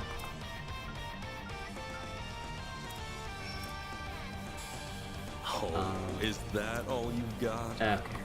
Now we can do this. Activating skill! Howl for me!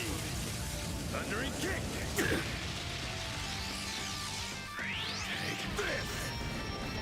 Vulgar claw! Ebon blade! No! Okay, now I need to apply shields. Like, holy shit, this is brutal.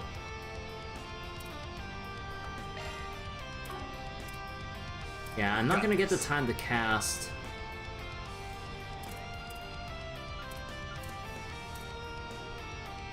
Oh, is that all you've got?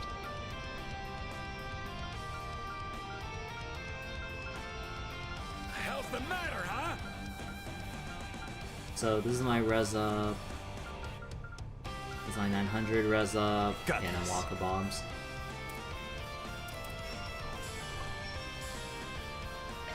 There!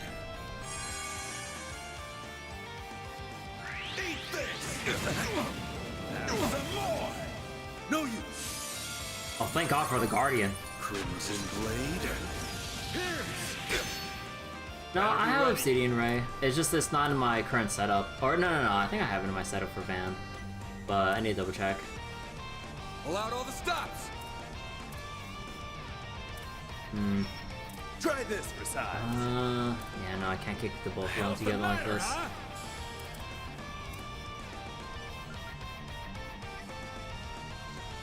Oh, you know what? Fuck it, I'm taking this Is large that shield. all you've got? Initiating drive. Deploying shield.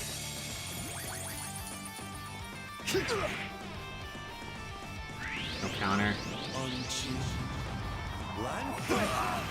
A chance.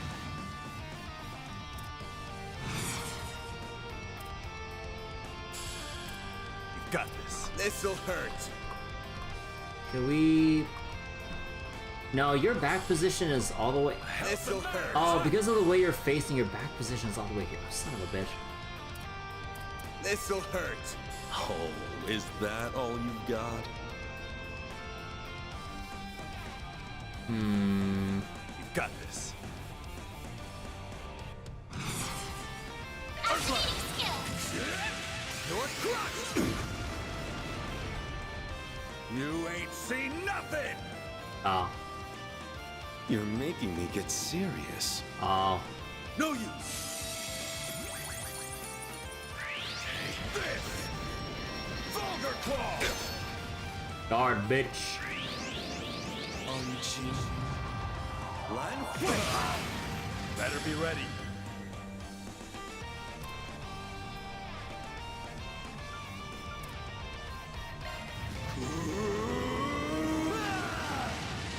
A chance.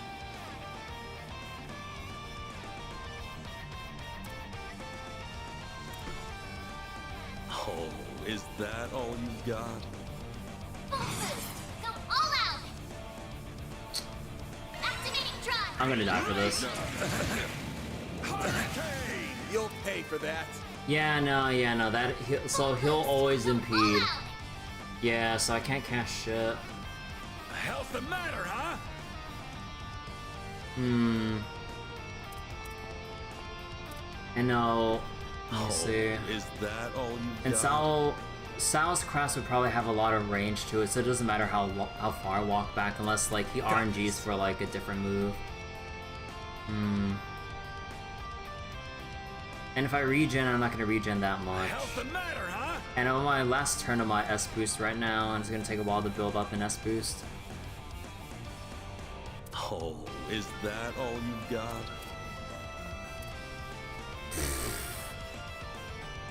Might just have to say fuck it. Brace yourself.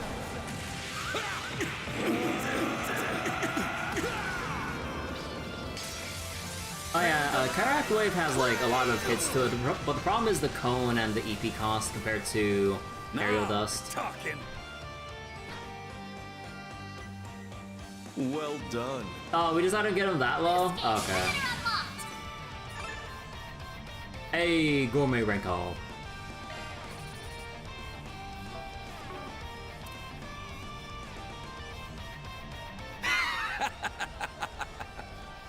And you still won't accept that S-rank promotion.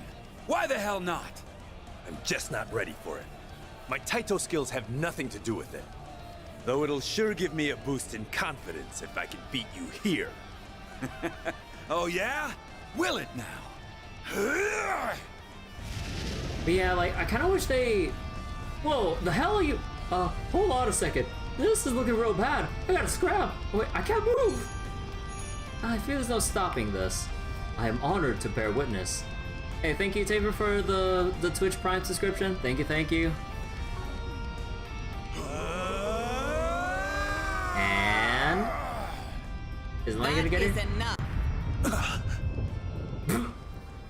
Oh. Oh. Well then. Oh, well then indeed. Hi, Kilika. Looking snazzy today.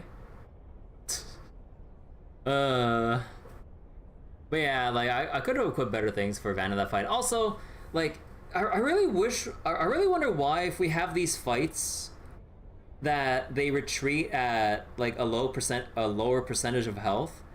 Why couldn't we carry it over from Cold Steel so that we know when a fight will end early?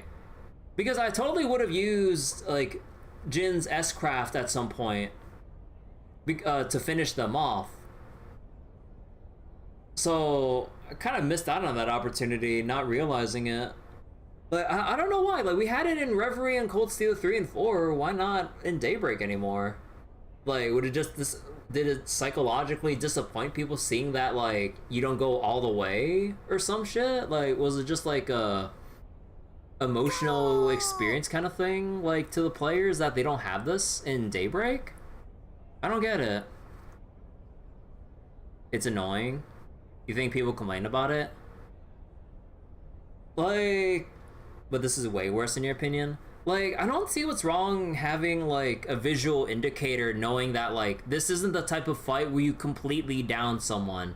You know that despite whatever's going on, this is technically a spar, and it only goes so far as, like, halfway without beating the living shit out of each other to, like, near death, you know? Like, I don't get why they removed that. Like, okay, before I continue this cutscene, like, this is still bothering the heck out of me. Like, there are so many times we had all these fights without the HP markers. I'm like, why can't we have it? Like, it's because then you can actually gauge when a fight would actually end. Otherwise, why have the extra bit of health left? Why not just make it go down to 0 anyways? If it's not going to be, like, a full kill, like, either way. Doesn't really make it different. People didn't like half fights, but removing the notification doesn't mean it's a correct way to fix their criticism.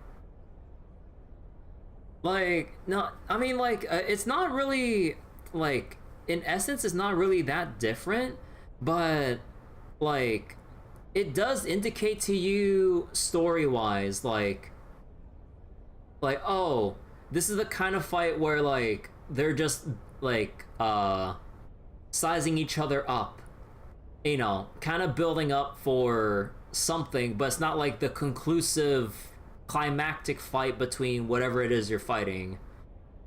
Like, if the bar says all the way down to 0, then you know you're in for some shit, or that you're all inning on this exchange. But if it's like halfway, it's like, no, you know, depending on the context or setup, it's like, you know, oh, if it's a spar, oh, you know, we're only gonna beat each other to halfway because we're not gonna kill each other over this. Or if it's like a very big menacing boss, it's like, damn, we managed to like punch him all the way down to 75% health, but then it's just like, oh my god, it took so much to get there and he still has this much energy. Like it ties the gameplay to the context of the story. So then if you manage to get a boss down to that threshold and then you transition to the cutscene going, oh my god, they're so strong, like that makes so much more sense connecting the gameplay to the narrative. But why remove it here? I don't get why people would complain about that. Like, do people not understand like why it was there? And thus maybe Falcom felt like it angered players too much instead. Like it did a lot to add rather than take away from these fights and stories. It's so weird. Because yeah, like let's say like any like Trails final boss or something where you would have to like where it has multiple phases or character swaps or something, you know, like Cold Steel 4 or maybe some points in Reverie and shit. Like you get the biggest baddest boss ever and you have the whole like Avengers of the Trails series like all assemble, and then you know like the first 10% you have like Team A going. Like from 90 to 80% Team B, then Team C, you know, really adds onto that, you know, or something like that. Or like if you're in for like a life or death situation with little hope of escaping, then it's like, oh god, we could only scratch like maybe 5% of this boss's HP. And then if you can get a boss to that point, maybe get like an acknowledgement from the boss, but you still get your ass kicked because you're already way in over your heads with little chance to run. I don't get why people complain about that. Like, in my opinion, this is like a good iteration on like scripted fights. Because like I know I don't know why people complain about like scripted fights so much. Oh well, I mean, if they're scripted without too much warning or without like subtle hints to pick up on that, it would be such a case. But like, where am I getting at here? I'm losing my own train of thought here. But like, as long as it's telegraphed well that like a certain fight is like scripted in some way, shape, or form, or you need to get them down to some point before they force you to move on, you know, to really give you a better idea of like what it is you're going up against. I don't know why people have such an issue with stuff like that. I don't know. Anyways, you're Kilika! You got here quick, and here I was hoping we could duke it out a little longer. I figured you'd have a lot of catching up to do, so I thought to give you some space. A mistake on my part, I see. Are you a future S-rank bracer and a society enforcer, or are you infants? Oh, wait a minute! This was all his fault! Oh my god, he's acting like a fucking kid. I was like, no, he started it. Motherfucker. Oh my god. Don't give me that. You were all gung-ho until she showed up, buddy. Looking more and more like infants from where I'm standing. Oh, what a shame. I was rather looking forward to seeing that to its end. You are a force to be reckoned with, Flying Swallow. It's good to see you too, Spriggan. I see Jin is causing you trouble yet again. As for you, Sal... Thank you, Taver. Are you sure it's alright for you to be out of crossbow after your promotion to president? Huh. Worry not. I foisted all responsibility there to Yin and the SSS. What? Oh no. Wait.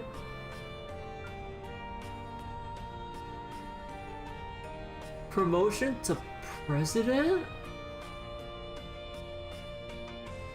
What, that president or...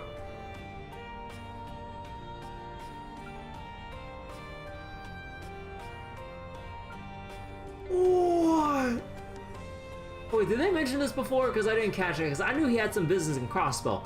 But, what? Bro, when they said, dude, when Sal said he was like, he was up to do some shit, oh my god. And now he's just making Risha and the SSS do his dirty work. Bro. As if Crossbow isn't fucked enough. Oh my god. Give it a break. We went through so much in Reverie just for Sal to swoop in. Holy shit. I really wonder if we're gonna address the Hayway issue at some point. Because they always skirt the line of like not crossing the line or just like stepping on it, but not going over just enough to not trigger any direct retaliation from the police, bracers, and other organizations in general. Like, we keep teetering on this line and balancing it so well that it's just like, you can't get rid of them. Oh my god.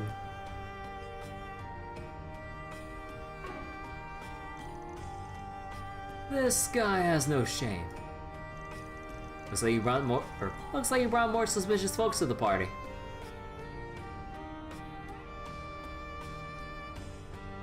Does Redhead look a bit familiar? Nah, probably not. What? You got a problem with us, punk? So you're the Spriggan of the Republic. But personally, I think of you as the dropout of the Cone Loan School. Oh. Oh. Wait, are you? Now, Celise. It's not good to pick fights with him when you've only just met. Celise? Even if he is a shady piece of human waste from Adios knows where who can't figure out which half of the moral fence he's standing on. Oh my god, he's just straight. What the fuck? They beefing with us. What the fuck? He beefing. Well, even I wasn't trying to be that harsh. Oh my god, dude, there's more fucking bots in Twitch chat. Dude, I don't know what's going on with fucking, like, Twitch chat the past couple months. Like, all these fucking spam bots are just, like, have been cropping out more and more. Hate the bots? Yeah, I don't know what's going on with Twitch that's, like, allowing them to, like, fester more and more than the usual compared to, like, half a year ago, even. Curious. Wait. Oh, his amulet! He's from the Congregation of Sacraments. Oh shit. Wait, that's the Grail, right? Oh shit. No, both of them. No shit, no shit, both of them. But oh. Oh yeah, there's the amulet. Yeah, the amulet by her waist and shit. Oh. Still, I see it was worth our while to come down here. Who knew a battle between the Society's finest Eastern martial artist and a student of one of the 3 great schools would be waiting for us? But perhaps the greatest surprise of all is seeing you. Wait, he has like a echo to his voice. Holy shit. But perhaps. Oh wait, hold on. Wait, wrong button. Yeah, that was like some echo to it. Thought you were acting kind of funny lately. But finding out you're all buddy-buddy with the Society is one thing I didn't see coming. I haven't the faintest idea what you're talking about. I am a mere traveler who chanced upon this place and its current company. Nothing more. And yeah, and Hollow is just a traveling nun. I ask that you pay me no mind, Mother Celise, Father Leon. Mother Celise, Father Leon.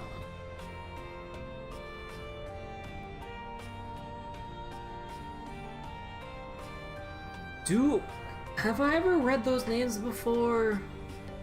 No, I think I think they're new.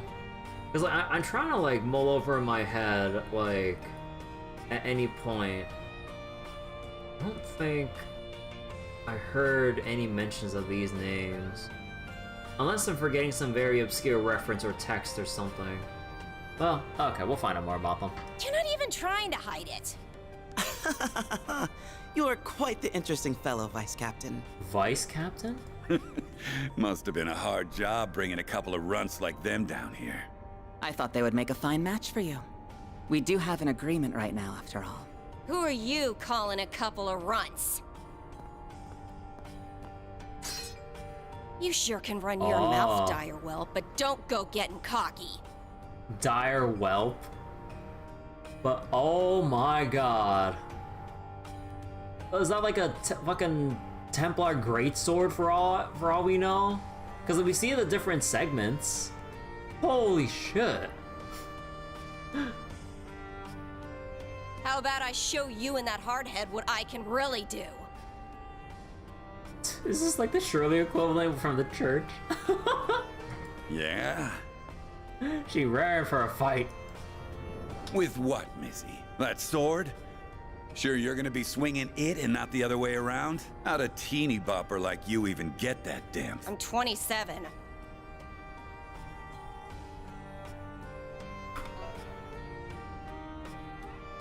Anime years.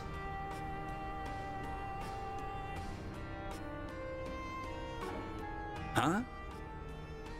I said I'm 27. Any questions? Huh. And he's like, he powered down once he heard that. Oh my fucking god. He powered down when he heard the age. It's like, oh damn, this woman's actually showing off her age. Like, most other women treat it as like some kind of like sacred secret. Well, I guess some guys are into that kind of thing. What? What?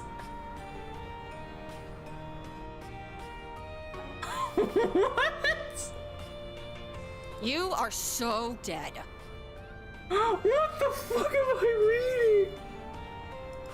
You had to step on a landmine. She hates when people talk about her little baby face and impressively short height.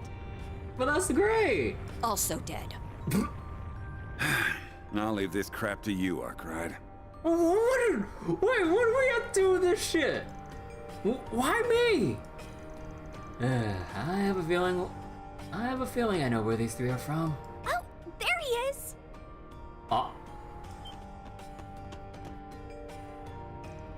Guys? Van! Wait. Huh? Sao?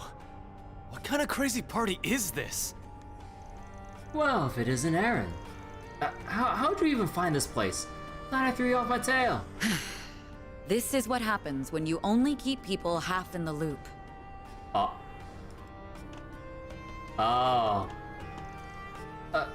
Elaine? I didn't think you'd wander down here too. Wait, isn't she the one and only Beauty's Blade, but the woman next to her? I happened to run into them during their search for you. I did have my doubts on whether to bring them here or not, but as you can see... Well, in any case, I had a feeling you were here. My apologies. I had no idea what we were getting ourselves into. There's that. But now that I see it, this place certainly does pique my interest. Well, I was gonna bring you down here at some point. But what's with you beating me to it, Elaine? You're the one who's constantly harping on about keeping him out of danger. You wanna see now? We're used to danger. Besides, I see some other kids down here too. I don't think that's not the point. They were born here under certain conditions. It's not a case of, oh, kids are here, why can't I? I don't think they had a choice. I know that you have our best interests at heart, but no one likes being kept at arm's length forever. Sorry for all the trouble this ended up causing, man. But hey, it ended up being a good chance to teach them about this place, no? Oh please, don't start acting like you did nothing wrong. I'll say, I have some choice words for you too, Jin. You didn't think to discuss your coming here with anyone else. Quite the arrogant move on your part. Well,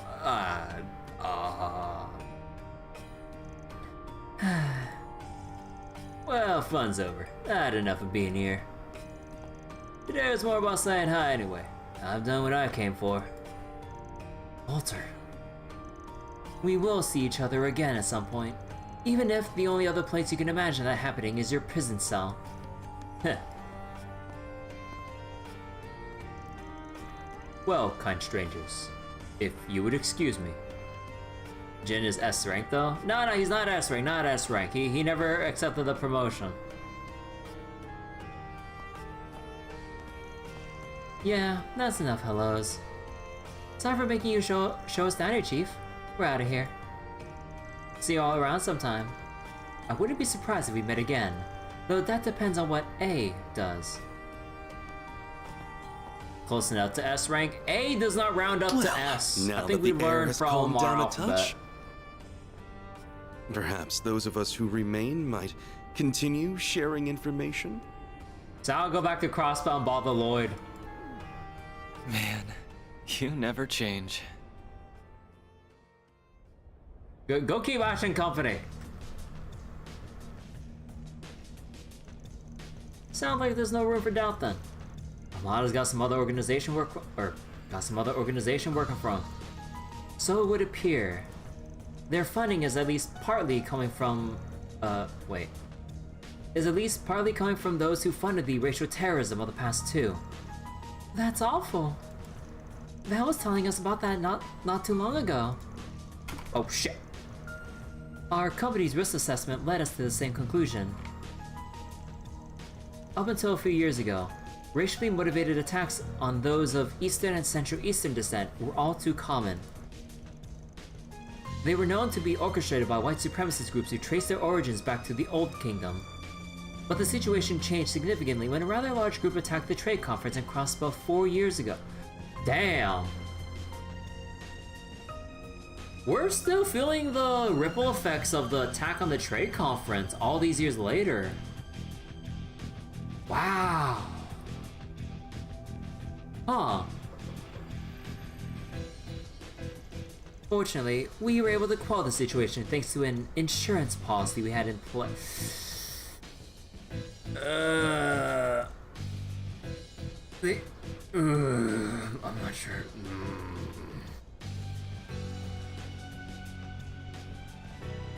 Insurance policy we had in place.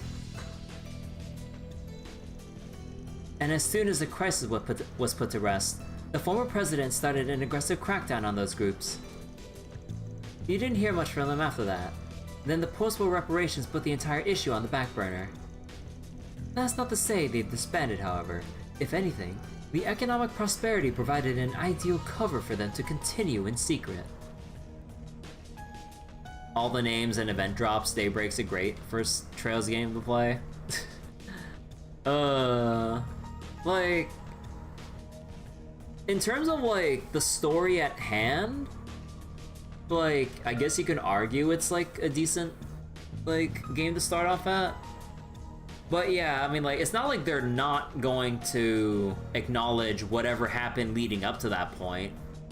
Because they built up so much and, like, have repeatedly referenced, like, the consequences of what happened, like, from game to game. It's like, it wouldn't be Trails without that ever-growing, like, without ever-growing and changing developments or updates or whatever. But yeah, in terms of like just understanding the main story at hand, I mean, I don't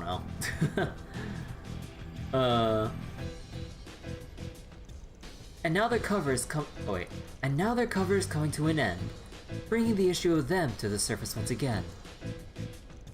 Well, I don't know how those assholes are tied to Armada, but they got all those fat stacks at their disposal. That explains how they got so big so fast. Yeah, and with that kind of mirror, they could bring people on the outside into the fold. Like the group Melchior and that new puppeteer come from. A group able to wipe out a high-ranking company of Jaeger single-handedly likely with special abilities at the disposal. Oh, fairy. So they are from the gardens. The gardens? Huh. I'm thoroughly unsurprised you heard of them. You have, even in the criminal underworld. What's the gardens? Is it some kind of group?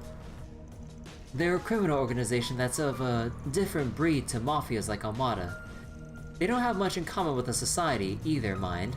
We learned of their existence 9 years ago. Ah, gardens. Would this be where the Rogetsu school, Kurogane, and that one, like, princess lady come into play? Cause we've went through that whole spiel, like, in the Long Lie visual novel in Reverie. They have to come up at some point, and they're not, I would assume they're not affiliated with Armada, but like there's some other danger group lurking in the shadows that's not Armada or anyone connected to them. They're like someone, like a separate thing altogether, despite everything we've seen so far. We have yet to see hair nor hide of them, but we know they're there, and how they, like... Also, like, with their edgy-ass, like, alternative school name, like, Black God One Blade, like, holy shit, like, that's edgy as fuck. I really wonder when we'll see them. Like, holy shit, I really want to see it, but I'm also dreading it because they sound that fearsome if, like, even Reen, like, had a tough time after powering himself up as much as he did throughout the entirety of Cold Steel and Reverie. Like, goddamn. Like, really puts into perspective of, like, Reen being a big fish in a, well, still relatively big pond. There are, like, leviathans out there in the ocean of, like, West Emeria. The Zeroth form. Yeah, like, the Zeroth form and everything. I'm like, bro, what is the Zeroth form shit? Like, oh my god. Like, no way in hell we won't see Reen again, but, I mean, technically Reen in the epilogue of the VN said that, like, this won't be his story to complete or some shit. But, like, I kind of hope we see, I kind of want to see more stuff with people from the 8 Leaf School still. Although, technically we kind of already did, you know, Reen, Annalise, fucking Cassius, Richard, Arios. I think that's about all we currently know about the current practitioners of the 8 Leaves people. You need a Zeroth form. We all need a Zeroth form. Annalise? Annalise is a character. Shut up! I still know she exists.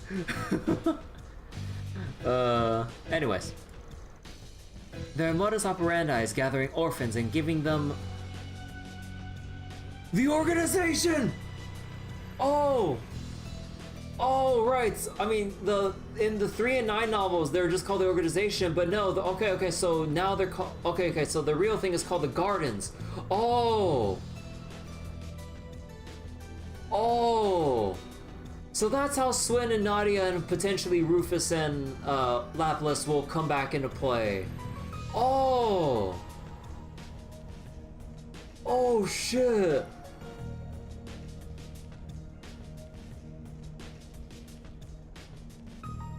Okay, so we are seeing things building from the garden / the organization. Okay. I mean, yeah, obviously in the novel, it was just a way of informing the gardens people about Swin and Nadia as like an elaborate, convoluted description of like how they are and like what they should be looking out for as they're hunting them. And obviously they wouldn't refer to the gardens straight up in the book since it's publicly published.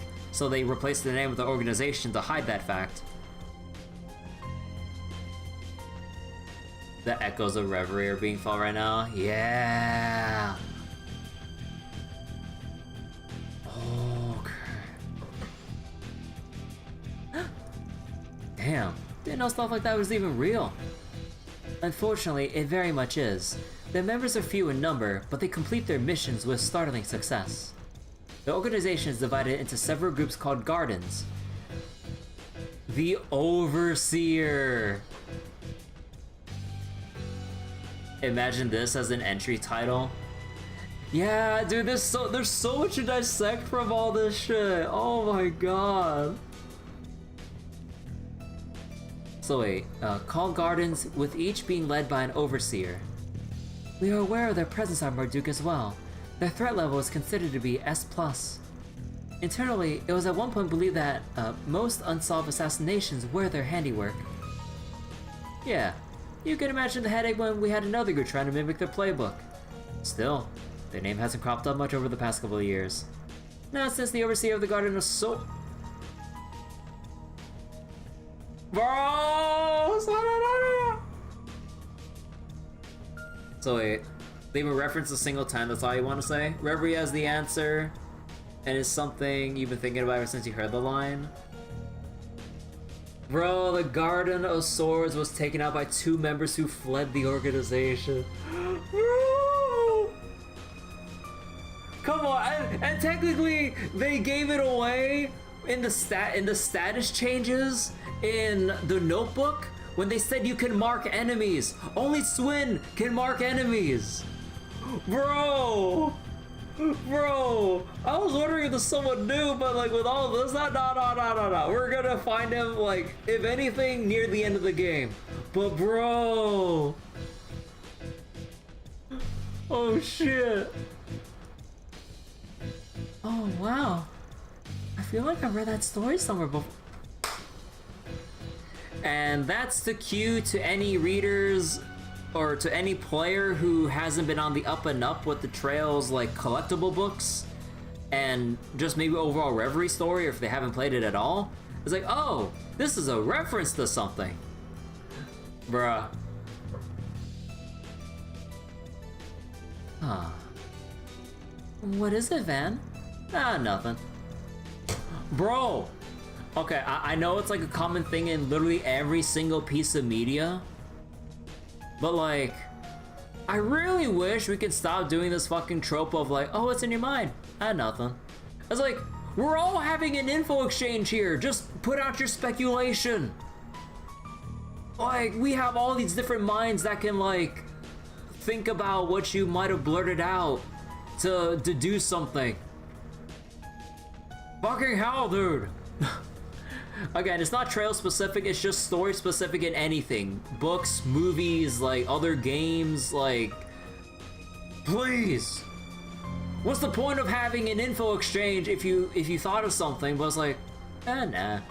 Like, of course if it's like critical info that like, you want to keep to yourself to be at an advantage over something, but we're all here helping each other! Say something! Okay, moving on.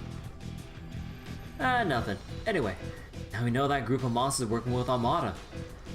Still a mystery how they ended up that way. Same with how they wound up with all that terrorist funding. But maybe a more pressing question is why they're working together. Huh. You know, I wonder if this is still somewhat related to the simulacrum business from the Reverie Corridor, or not the Reverie Corridor, but like, just from the, and technically it was like the AI thing of, okay, I'm forgetting particular details, but I know what I'm talking about here, but, so, wait, oh,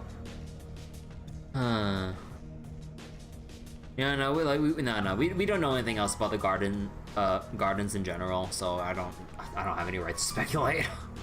Like, there's so many unknowns that like it could be literally anything that they could be like teaming up with Armada for. True. They've got 3 of the worst tiles that exist. Just a matter of working out what hand they're going for. Oh yeah, I bet the Guardians are going for 13 orphans. Hey! You a Mahjong player too? I mean, no, you're right. We're gonna need to focus on that going forward. Indeed, albeit in our own unique ways, no doubt. Well, I believe we've had enough discussions for one day. Still, It seems clear there is more room for negotiations between us than some other groups going forward. Huh. I am most humbled you are including us in that. Well, I don't know about you and Gian, but Heiwei has its moderates too, like Fawn. Think we can include you guys in that too, Arkride. Goes without saying. Hell, we're the common thread between all of you. And you're just gonna keep using us as a bridge between you anyways.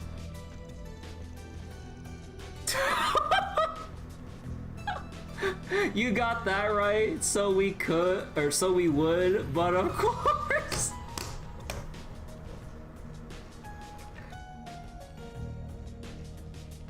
Oh my god. I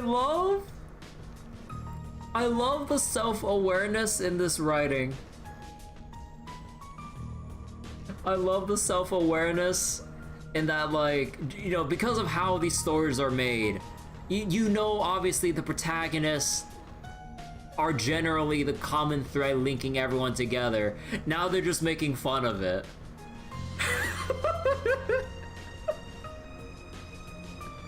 Like, we had the whole thing with, like, with Reen and Cold Steel and Reverie. And now we're just going full circle with this shit.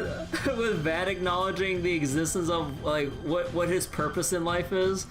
I'm just here so y'all can meet up. Yep. Oh my god.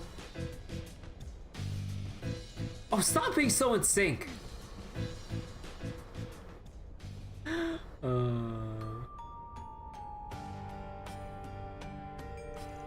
I see it didn't take long for you to adjust to life in the capital. Just bear in mind that Lady Asha is rather worried about you back in Longport. Do try to exercise restraint in your daily life. Huh? Actually, wait, I will ask this. Does Sal have different dialogue if you do the connection event and then you go into this cutscene? Or even the cutscene before? Does he acknowledge you spending time with Ashen? That would be really cool. Because yeah, otherwise we'd have to reload through this entire sequence to see if that's even a thing. Or at the New Game Plus. You don't think so? Ah, dang. It would have been nice, like, if we spent that connection event with Ashen, and then Sal, like, on his way out, mentioned, like, you know, thanking us for doing something with Lady Ashen. Man, she gets time to chill out a little. And you should be the one checking in on home more often. How's Shin doing, by the way? He's been abroad in Rebel Ferry for half a year now, right? I believe he's doing rather well. He attends a distinguished middle school there and is blessed with many good friends. Oh, come to think of it, Chief. I know you go way back with him and the Direwolf. I would have figured Renee would handle this kind of thing. But I would have figured Renee would handle this kind of thing. Oh, that's right. Oh, the smart guy you and Elaine grew up with, yeah? He's actually quite occupied with another case for us. As for what the case is, you will soon see. Ah. Huh. That's sure an ominous way of putting it.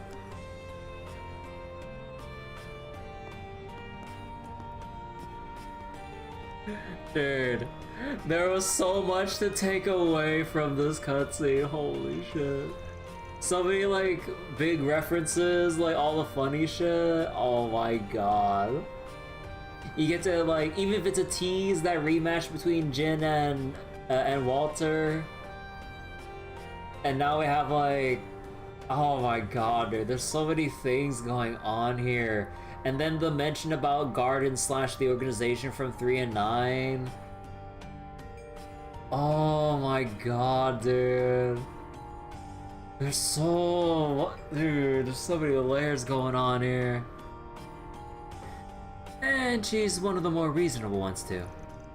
Why can't the CID be staffed by more normal people?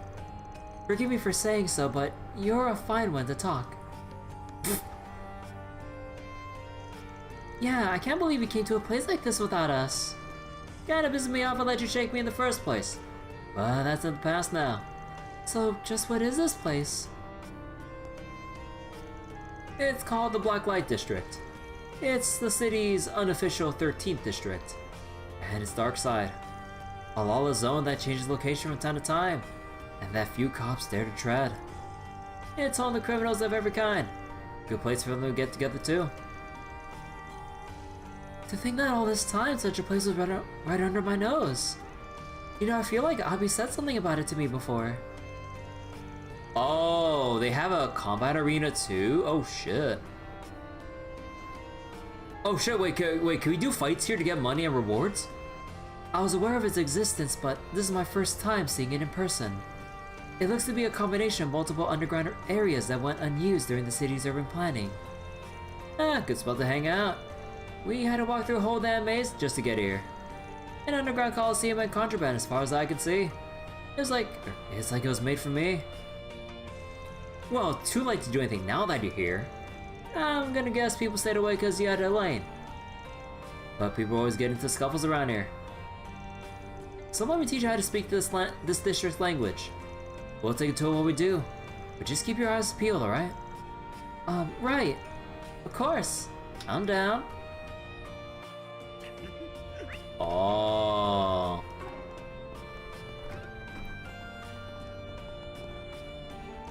No, that was some good entertainment today.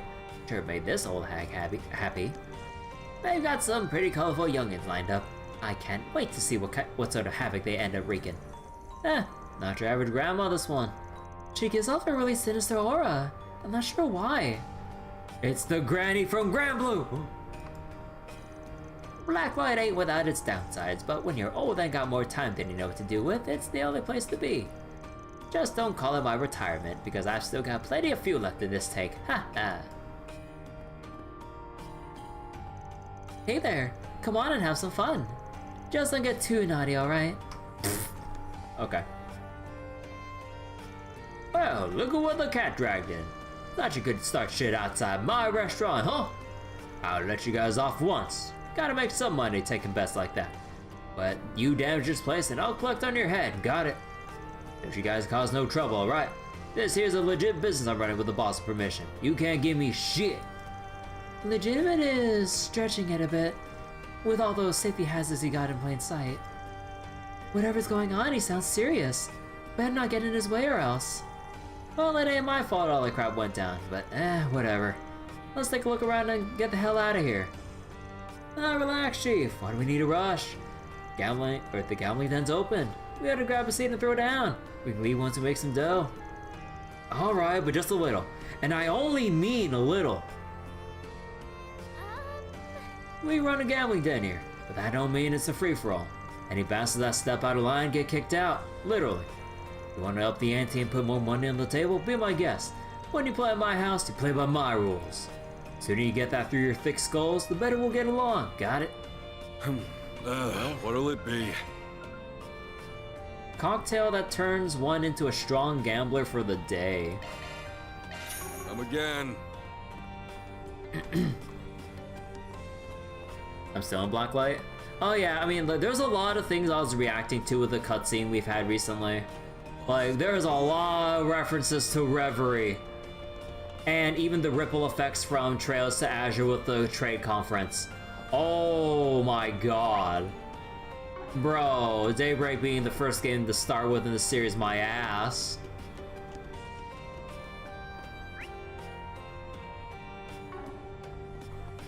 Fair is the best game after all. It's peak. Oh, I remember seeing you all pass through here earlier. I'm glad to see you managed to reunite with Mr. Van. Just be careful where you walk. The more trouble you can avoid, the better. Blacklight's full of danger. Stranger danger, especially. Don't make eye contact with anybody who looks the least bit suspicious, alrighty? This is for your safety. Okay. Thank you for the advice, sir. Not to change the subject, but may I ask why you wear that mask? Its design is rather curious. Oh, you mean this thing? Gee willikers, I feel so darn silly talking about it. Call it a little indulgence of mine. In another life, I was a little naughty, you see. What, did you have some history with some camp counselors? Oh, that's, neat. I guess it's just kinda his own weird little quirk. Bark my ass, man's creepy as hell. Or creepy as all get out. Saying Daybreak was newcomer friendly is a little bit ignorant. It would definitely make a 9 out of 10 game feel like an 8 out of 10. Yeah, I really wonder how the new player perspective would be with this, because like when I first got introduced, like I think it was around when Cold Steel 2 was out, or maybe when 3 was out, but like my friend introduced me to it saying like, oh, like you can start with like Trails in the Sky and begin like all the way back there, or you can do Cold Steel 1 and 2 and see if you like it and then go back. With me, I'm like, ah, fuck it, let's just dive in. Like, I'm going Trails in the Sky. So I really wonder about that, like, new player experience of like, either going in without playing the prior games, or even just like the Cold Steel games going into Daybreak without playing the crossbow games. You won't really need to know that much from Sky unless you want to see more about Jin's relationship and history with Kilika and Walter. And also Ren. But yeah, I don't know. Oh wait. Oh, most streamers you watch are skipping on non-voice dialogue? Newer streamers, you mean? You've seen 3 streamers who skip down on dialogue like this? Not engaged by exposition dumps because they have no reference? I mean, in that context and situation, I can understand where they're coming from. Because yeah, like if you're not invested and you don't have like the knowledge from prior games, you won't get like certain keywords or allusions or references that would like perk your ears and eyes open or whatever, going, wait, what? You know, when they mention certain things. So then they kind of lose out on like what was built up without like where am I going with this? For us, the exposition's like candy. Yeah, cause like I would like to believe, or I would like to like maybe frame it as like most other games usually don't bother with very important dialogue like what the Trail series does, with at least like actually adding genuine like detailed context to the surrounding environments. And it's all just like flavor text with like what NPCs would say as you go around. Because like, let's say like your average Final Fantasy game, or even like some of the newer ones or something, I would assume, again, when I say newer, I mean like, well, actually, actually, I'm not sure that's the greatest comparison, I don't know. But I guess I'll just be more general. But like most of the time, like you'd only talk to NPCs if like it's a direct side quest, and if it's nothing else of significance, it's because like let's say like actually, can you talk to many people in Mass Effect or something? Because like because like Mass Effect's a series that like spans across a couple of games. Like, it's supposed to have a lot of world building to it with the different alien species, history, and all that stuff. But I don't remember when, or if anything, like, I would actually go out of my way to look through, like, the in-game lore or anything like that. Because, like, even though they have detailed entries on, like, random materials or other stuff, let's say Element Zero or some shit from Mass Effect, I don't remember it having any significance to like how it could impact the story or gameplay in any way, compared to like how Sepith is like a very central thing to why a lot of monster encounters happen, or how Sepith gets refined into the quartz that you put into your orbments that you use to put in your arts or power you up in battle. But then, in context of, like, other games, they don't go that far to explain why things the way they are, with very few exceptions, or just enough to say, like, oh, like, this person's, like, mana is naturally very high, and then, like, blah blah blah blah blah. Or you can, like, say, like, within perspective of Trails, like, oh, like, their orbits are, like, or the orbit they're using is, like, something, or it's, like, some new tech we haven't seen before and we're getting blindsided, and, like, combined with whatever else they have at their disposal or some shit. Or, nah, man, maybe just, like, maybe just picking at straws here. But I don't know. Because, like, but basically at the end of the day, I think it just comes down to a lot of other games. Or, well, hold on. I think it's more like a collective issue over the years of gaming. That, like, because we've had so many games after games with all these years that games have been, like, out for, that, like, people will naturally sift away the excess and only go for what's relevant in their eyes to progress the game. So then when a series like Trails comes around, that actually, where the writers actually painstakingly give all these NPCs their own names, small stories, and, like, why they're here, to, like, their particular locations, like, people would just instinctively just, like, not bother with certain dialogue or bother looking at NPC dialogue like this. And you don't get, like, the cool exchanges from, like, the little funny quirks or details that kind of breathe life into the Trails world.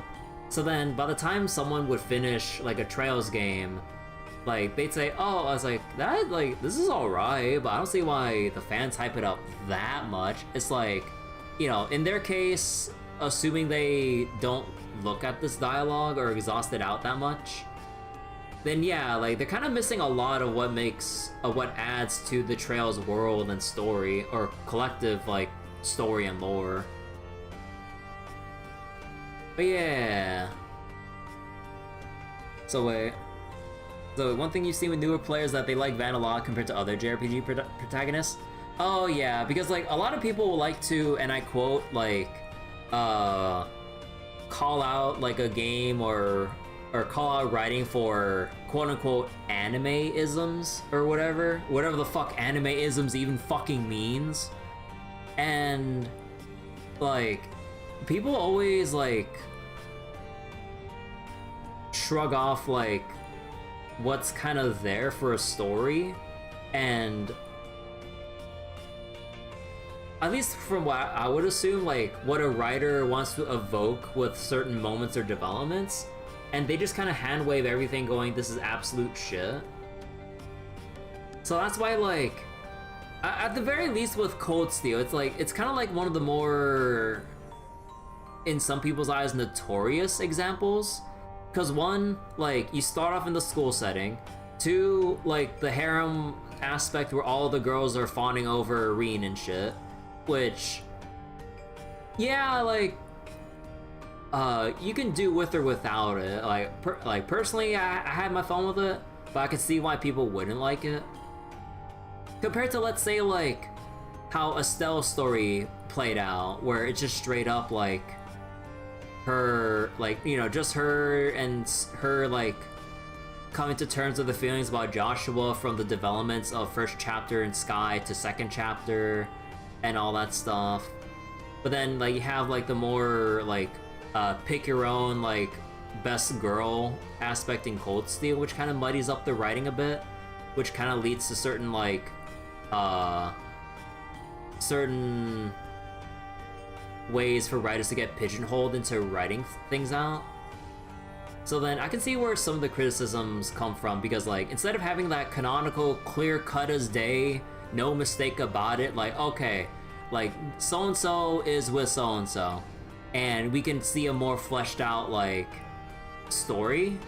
But with Cold Steel, like, we always see all these, like, connection or bonding events with everyone, but not in a way that extremely ties into the main story at large. And also arguably too with Lloyd as well, with the whole harem aspect. Although technically Van did make a passing comment about how like, you know, how Yin has her eyes on a certain detective in Crossspell. So either that implies a canonical romantic interest, or that could also imply that like, she's still like one of the many in the supposed harem for Lloyd, where like whoever Lloyd ends up with is like up in the air still. Cause like technically you still have Ellie, like Risha, okay, this is going to like Azure spoiler territory as well, but Lloyd got the okay from his, like, from the ghost of his dead ass brother, said, hey, like, if you really want, like, I can't marry, like, Cecile anymore because I'm dead. If you want to make your move and shoot your shot, you got Big Brother's permission. I'm just like, bro. One, that is base as fuck, but I'm just like, Jesus Christ. And then like, technically like, oh, I'm not sure like if Aida really has any interest, like she's more like playing around with Lloyd or whatever. But there's also like Noelle. Actually, I think it's just like mainly like those four, but Cecile's like very on the lowest priority of that, because technically like Lloyd still views her as like an older sister figure more than anything, so it would not go anywhere beyond that. Don't think Cecile's into Lloyd. Yeah, so there's no way that'd be a thing. But it's so funny that like Guy Banning's like actually like said something like that. I'm just like, well, I'm like, bro. I laughed my ass off when I read that as I finished Azure. I'm like, god damn. But yeah, but basically the big three is just Ellie, Risha, and Noelle. But given like Noelle's placement and spotlight in the story, you know, like you can kind of just write her off. But then given like Risha's and Ellie's interactions and times with Lloyd, you can kind of like debate between the two. But, you know, it still kind of leans into that, like, you know, who's going with who kind of situation with the whole, like, harem situation, kind of like with Reen, but to, like, a lesser extent. Because Reen has a whole lot. But Lloyd, if you kind of, like, try to debate things out, it's like, it's mainly just Ellie or Risha. So, wait. Daybreak nudged. Oh, wait, no. Reverie nudged Noelle and Lloyd a lot, in your opinion? Well, true. There were quite a bit more interactions that kind of like give that ship a bit more, what's the word I'm looking for? But yeah, that kind of like led more towards that ship being a thing. But yeah. But going back to like the why people like Van more, like I would assume it's because like Van is his own like person who's not tied down to like any bullshit harem thing, despite the new hires he has.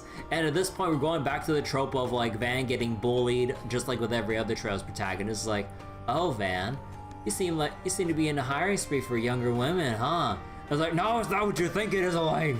Like it's like they force themselves to work for VS. Like, wait, that doesn't sound good. But like, yeah, like we don't have like the like who's going with who harem thing. Like, Van isn't necessarily a pure goody two shoes. Like, just like everyone says, he's like always on that like moral fence, going back and forth to whatever he sees fit, whether it benefits him or if it's like on a whim of like, ah, well, I guess I'll help you, or ah, well, it's like, you brought this upon yourself, fuck you, and here's the consequences of your actions.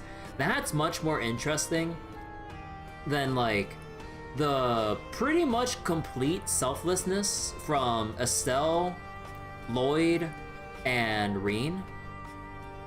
I mean, given like their positions, Estelle and Lloyd, you know, bracer and like police detective, they're naturally gonna be like that lawful good. And then there's Reen, who technically, like, arguably could have like been a tad more gray in his behavior if you like want something more different or interesting, but that's not who he is. But like, when we're going forward with this tangent about Reen, like, I don't know. But yeah, like, given Reen's personality and how things play out, like, he is like as selfless as like Lloyd and shit when it comes to like helping people out without any other like, without asking for much in return and all that. And some people kind of get bored with like pure goody two shoes. Even if Reen has a lot of development and history to like, you know, the whole thing with Osborne, or like some stuff with the 8 Leaves, or like trying to sort out his own like metaphorical and literal internal demons and all that. Like, yeah, and then you have Van, who kind of like goes by his own thing and doesn't necessarily help people always out the goodness of his heart. He's always out for some reward, you know, like given the moral choices you can make in story, you can lead people to like to their fate, well, nearly, or like let them get what's coming to them. Compared to like Estelle, Lloyd, or Reen, who go, it's like, you know, we really shouldn't leave him like that. We have to help him out. It's like, yeah. But Van's like, nah, fuck him.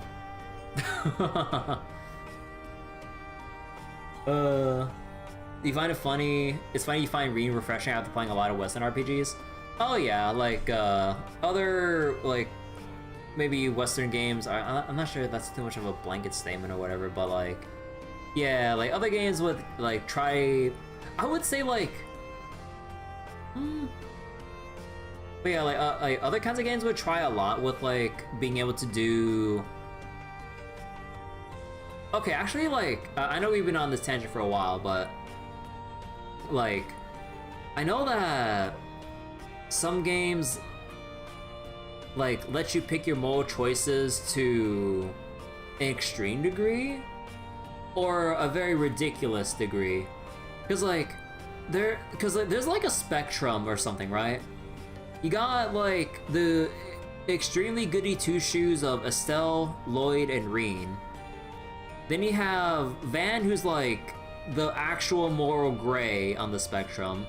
And then you have like other games where you kind of get to bounce all over the place, but like in superficial ways, depending. Like, I guess maybe for an example, like maybe Star Wars Knights of the Old Republic 1 or some shit. If we're gonna go way back here, like basically that game, you had to pick your own like choices of being light side or dark side. There is no neutral. It's only light or dark. And then a lot of the time with dark side choices, like instead of like choosing like actual like, well, I mean, like, you still choose like the evil like reprehensible shit, but then you just like a lot of the other times, like when you're just going around, you're just being a complete dick, which some people get a kick out of, and I do too sometimes. But then it's like when you let's say when you start the game in Star Wars in KOTOR 1, you go to Taurus after the prologue, you're in an abandoned apartment complex trying to hide from the Sith, and then you explore around the apartment to see the other residents, right? And then you see this lady. I was like, oh, it's like, what are you doing here? Because, you know, she's paranoid because this is a lady that has a bounty on her head and she's worried for her life. And then you're a complete stranger, crash landed on Taurus on the run from the Sith. What's your first response? It's like, oh, you got a bounty on your head? Oh, thanks, I'm gonna go collect it. And then you just like murder hobo the fuck out of this poor lady. And then, boom.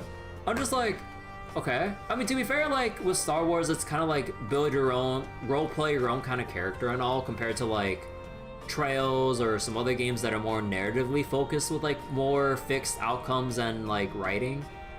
But like, yeah, it's like in terms of just strictly like games with moral choices, I feel like what resonates with more people with Van in Daybreak is being able to choose at key points how you would like things to play out. Like, you know, like the people we're trying to chase down or people who are trying to like beat down on us is like, oh, now they're surrounded by monsters. Do we want to help them out, or do we want to like let the monsters play around with them a little, and then we'll help out?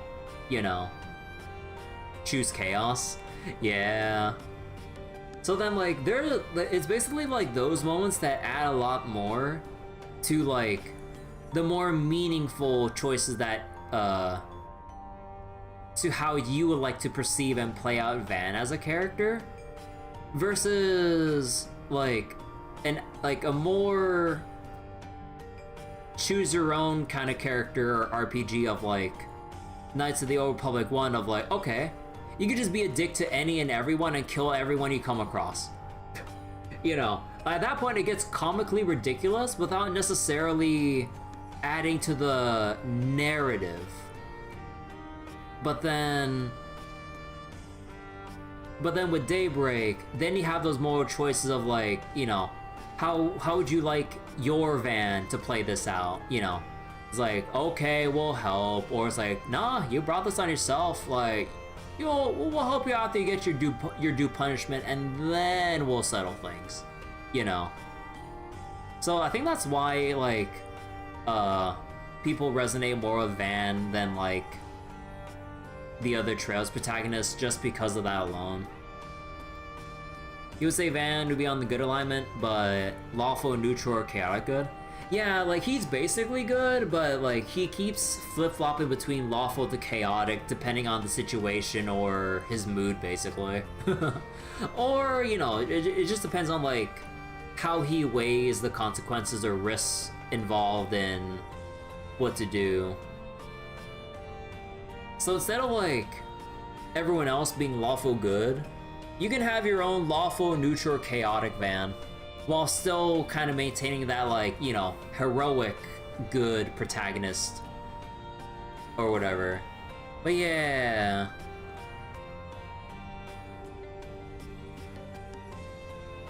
Okay. Yeah, that was a really nice discussion, but yeah, okay. Now let's carry on the dialogue. I know it's weird, but that's just the way the Blacklight is. Just roll with it, okay? Bob Washington, sorry. Nah, it's okay. The chatting or talking with the chat is basically what streams are for. Oh! Well, look who it is. Oh, gotta say, I didn't expect to find you here. How long have you been down here? Oh, not too long. I'm just here for work. I'm guessing you and the rest of your office are taking a breather. Well, whatever you're up to, be careful. This place has no shortage of unique characters to look out for. You can say that again. You know, you're giving them too much credit. Characters almost make them sound reasonable. Well, when you have all these different factions here, I find it best to stay neutral and avoid ruffling any feathers. I don't shy away from anyone. You need something hauled? I'm your mule. For the right price and right conditions, of course. And Hera thought she'd gone batshit setting up shop down here. Yes, it's not that surprising in retrospect, though. She might not technically be part of the underworld, but she's got one foot in it for sure. Just for reference, there's no alcohol in this. I can't go ferrying around orders all drunk and dizzy now. Now can I? Once I'm done with this, it's straight out to the next job. No rest for us weary freelancers, is there? Well, ain't that the truth. Wait, who's the Nobus? How the hell is she able to get... How the hell is she able to down that with her helmet still on? You know, that's a really good question. I'm curious now too. Huh. The helmet stays on. Let's talk if Suspicious girl because she always wears a helmet? What do you mean? You don't trust No Face? So then by extension, does that mean you trust a face like Rufus? Or Gilbert for that matter? I mean, he has a face. Surely we can trust him. Hey, you're the courier.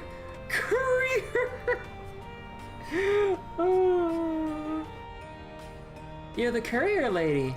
Yay, are you gonna tell me more stories about the outside? Please? Oh man.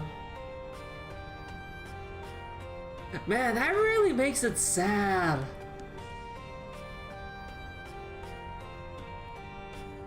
Because that really cements that he's been born here and like hasn't been able to, or you know, isn't able to get out and experience the world or get a proper education and has to live in the criminal underworld or Blacklight district here. Oh man.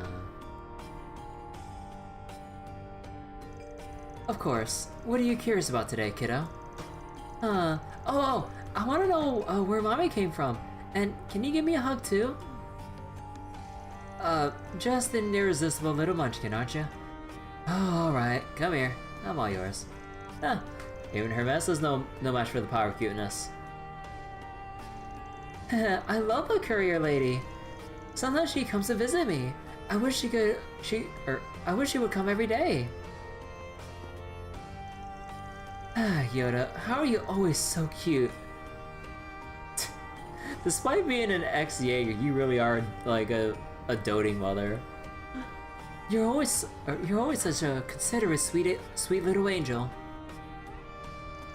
The hell are you looking at? Can't you give a gal some privacy? You're killing the goddamn vibe. Sorry, we'll be out of your way. She was in a completely different world there. Yeah, talk about zoning out. She sure as hell doesn't look all bark though. I kind of feel like she used to be a Jaeger. Maybe she's retired. Either way, she really loves her son. Okay. Just so we're absolutely clear, if you do anything to my Yota, and I do mean anything, you're going to pay the price for it. Big time. If you're gonna drink at my bar, I expect you to know your place, got it? Okay. Don't take too long to decide now. Come back soon. But yeah, like, I know I'm like Omega biased, but like, I think like when people give the Trail series a bad rap, like, they haven't taken the time to really just enjoy, like, basically just take the time to walk around and enjoy like what everyone actually has to say. Because again, like, because putting aside the Trail series and our own biases for it, like, how often have we actually gone around in other games we've played to actually stop and smell the roses, or read the books for that matter? Like, I know I have my own bias for Elder Scrolls 3 Morrowind, because partially I grew up with it despite never actually beating the game and restarting constantly. And I like being able to do the things you do within Morrowind. But I can tell you, I sure as hell have not bothered reading any book within Morrowind, despite Elder Scrolls in general having a massive thing for its world building, all the books, and all that stuff to hopefully get lost in.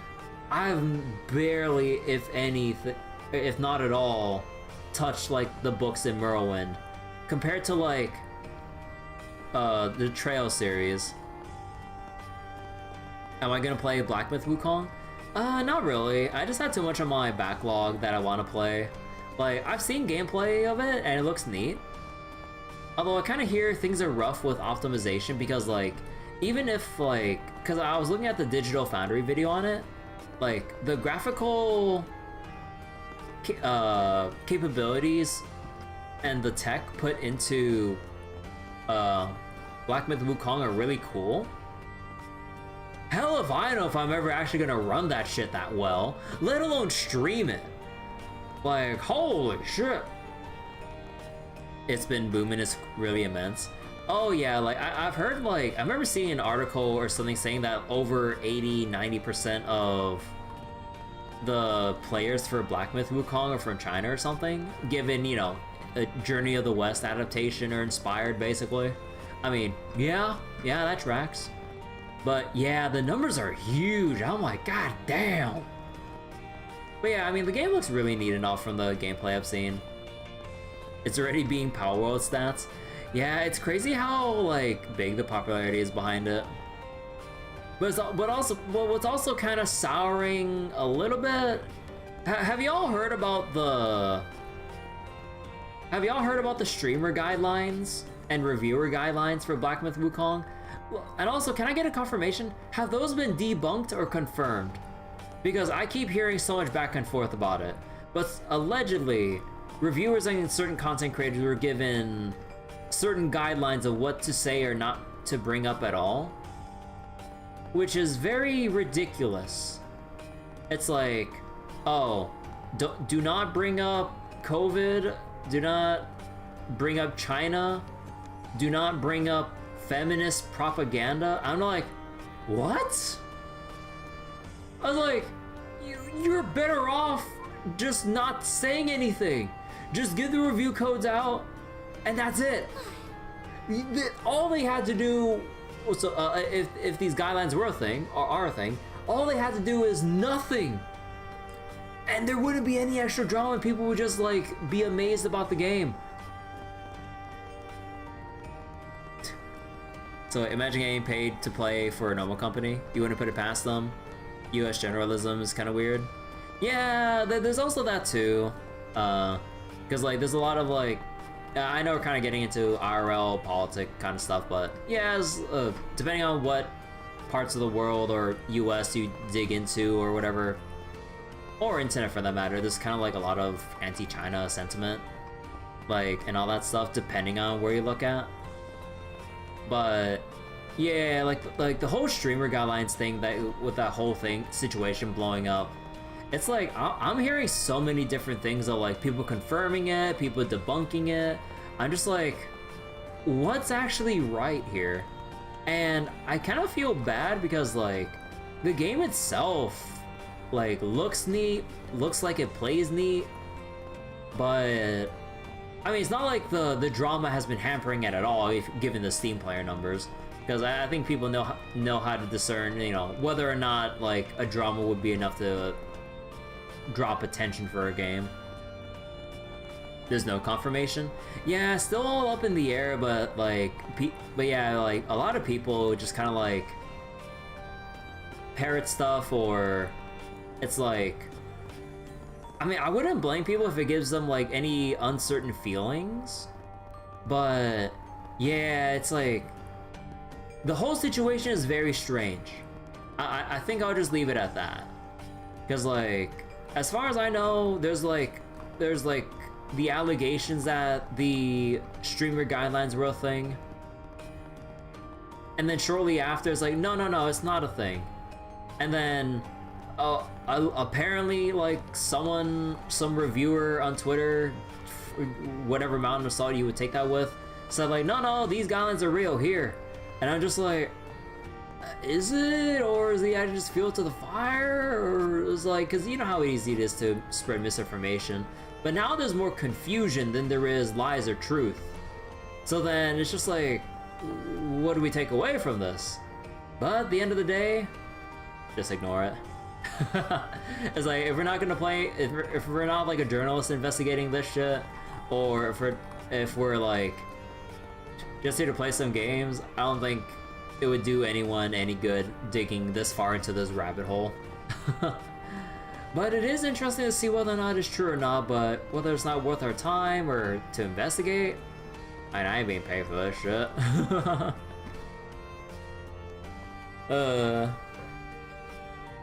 So wait, you wouldn't say if it's bad, Cover wouldn't have allowed their VTubers to play it, Cover is extremely protective of their IP. Rumors are just rumors, it's the internet after all.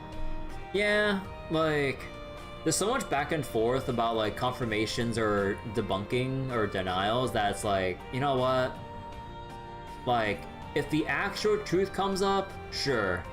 But since we're still in that gray, cloudy area stage of not knowing, let's just move on with our lives. Like, obviously, you know, like, just like with any and all kinds of news, gaming or IRL, you know, don't go that deep into it, but keep an eye out on it, acknowledge it, like, understand that, like, something's happening, but it's not our job to, like, really, like, investigate this shit, you know. But yeah, anyways, let's continue. Oh my goodness. Is that you, Van? It is, isn't it? Oh, my beloved fourth boyfriend has finally returned to... Huh? My beloved fourth boyfriend has finally returned to me. What? Damn, Chief, save some girls for the rest of us. What you in this town don't you have crawling all over you? Oh, I'm old, not insane. You really think I get with a girl like her? Piss off. But no, you saved me. You held my hand and rescued me from those awful no good cops in my tail.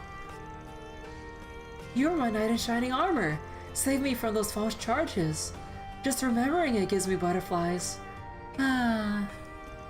Yeah, if those charges were false, then I'm Sheena Dirk. Bullshit, lady. You really ought to kick that habit of yours, stabbing every guy you fall for like there's some kind of corkboard. Wait. Oh, like psychopath yandere territory. Okay. Oh. Wait, what did you say she does? Pardon me if this sounds like an obvious question, but may I ask why you go to such lengths? Oh, that's just so embarrassing. Are you really going to make me answer? I mean, what Wonder Girl do for love? She'll do whatever it takes to make a man hers, at each and every reach of him. It's only natural. This chick takes Possessive to a whole new level. She's certainly a unique person, even under her circumstances. Hold on, doesn't that mean Van could be next? His life's in danger. The hell it is! I just told you she and I are not a thing. Period. Oh man.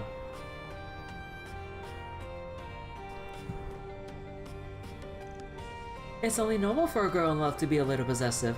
Her man should be all hers. That's why I stab every boyfriend of mine, like a little pincushion. And then when I'm done, I tell them I'm breaking up with them.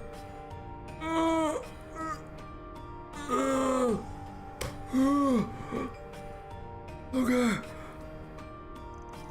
Why does it have to be like this? Why do the police always get involved when it's a tiny little argument? It makes no sense. Oh well, for now I'm laying low until things cool down, and I have you to thank for making it all possible, my love. Van? Look, I know you do whatever you think you want to do, but I think you could have let her go and get caught by the police. Oh my god. Don't worry, Van has a lane. Anyway, I like to collect books in my free time. Feel free to look around and see if any of them interest you. For a collection of books, these make for a rather stark selection, I must say. Yeah, she has a lot of romance novels and, prison diaries. She certainly has very specific tastes. Smile and wave, gang, smile and wave. You try and actually hold a conversation with her, and she'll break your mind in half. What'll you have today? Ah, yes. Toast. Okay, I need to sell something. There we go. Proverbs of Justice.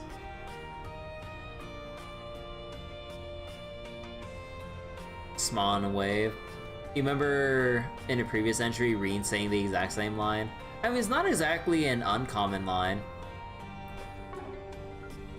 But yeah. Thanks for coming. Okay, so we still have the upper floor, but we still got the bottom floors to talk through. Let's see. Too often used?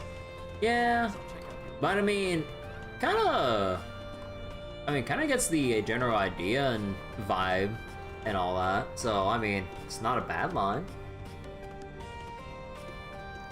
In my eyes this evening was that beauty's blade working with Heiwa and Ouroboros. And those weren't the only intriguing faces present either. Ho ho ho, I shudder to think what's going to happen if all of them were putting their heads together. Alrighty. Best come again soon. Oh my god, dude, the fucking voice, dude.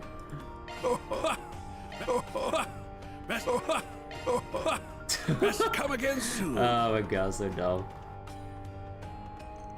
Becomes unfunny after a while. But it's not like that offensive not offensive. It's not that irritating a line, honestly. There are many more irritating phrases that could be repeated instead of just smile and wave. To me, like it's a lot more neutral in that it doesn't really like annoy you, or at least I don't think it should annoy anyone, compared to like whatever other thing people might say. I think I know a friend of mine who's like been playing through Trails from Zero. I think he's like getting a little bit tired of seeing the word barrier, and me and my other friend, we're just like, oh boy, it's like you don't even know the half of it. So it could be on that level. I mean, for me, I love the barrier meme, because every time I look at the news, every time you see the headlines or the news anchors mentioning the headlines, like breaking barriers, like every single day on the fucking news, I get a fucking chuckle out of that every single time the TV I come across the TV being on and the news is playing, and it's like, oh, next up, breaking barriers. I'm like no. I can't take the news seriously, man. I can't. Look, to me, it'll never get old. And look, all I gotta say, when Reen and Lloyd were having that speech duet during that last part of Reverie, that was peak dialogue. To get over Crossbell's last barrier.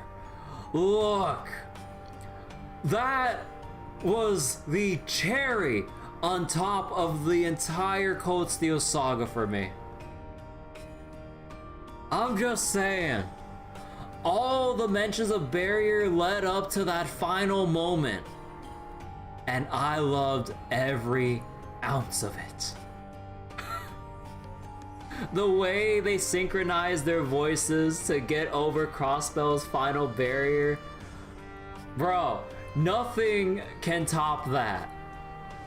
There was so much building up to that point, from the start of Zero to the end of Reverie. Anyways, oh, I remember all of you guys. Interesting. You make for one strange group when you're all here together. But hey, what is it weird when you live in the Blacklight district? Common sense is for surface dwellers. What is this, some kind of like lower city bullshit like in fucking Knights of the Old Republic? You have like upper city, lower city.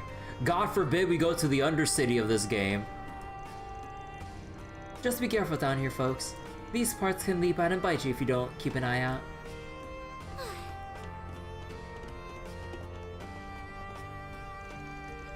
You know, I had some funky hookahs that coming through Tharbad. I had them for sale for a hot minute, but then I heard the police were going around clearing them off the streets. Oh wait.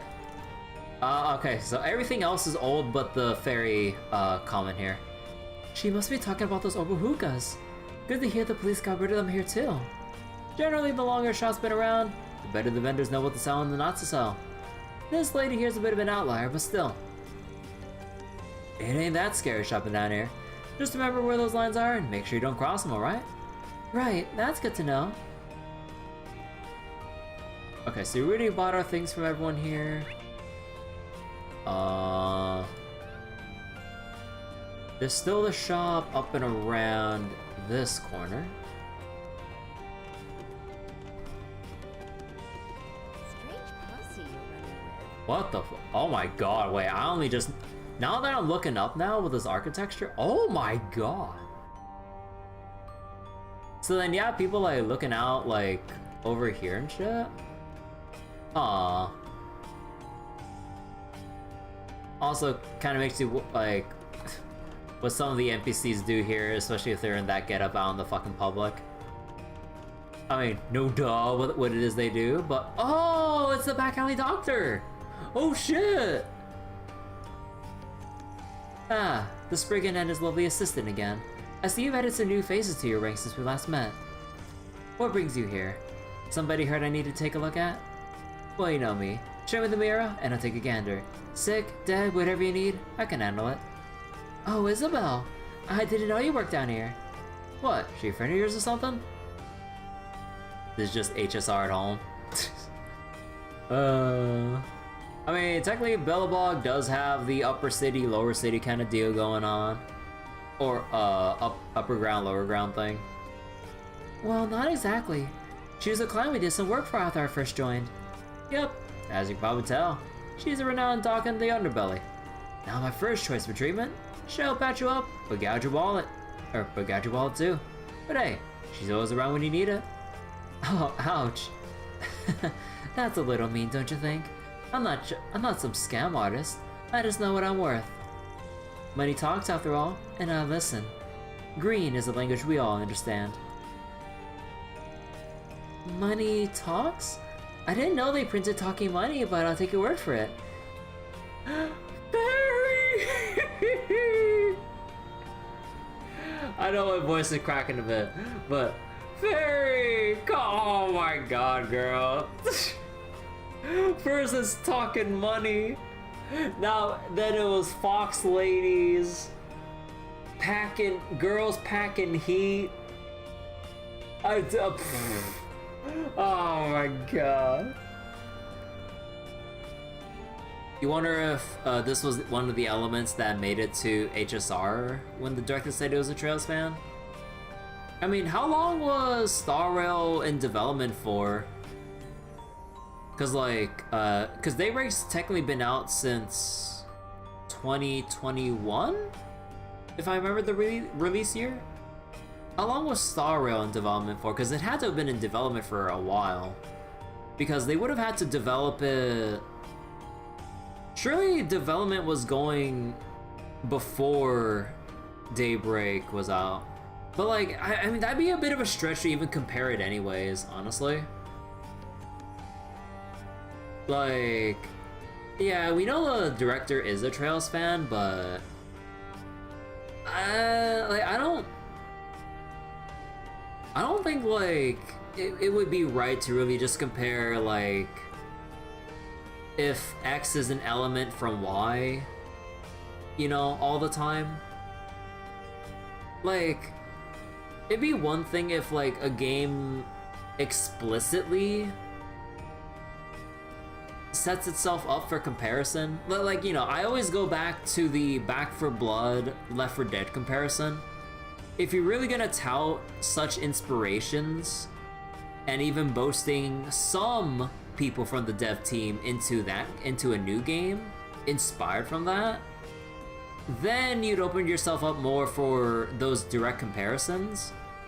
But I wouldn't really feel that great about like comparing something, even if like a director is a fan of something. It's not something they would explicitly say, oh, a Trails-inspired RPG gacha called Honkai Star Rail.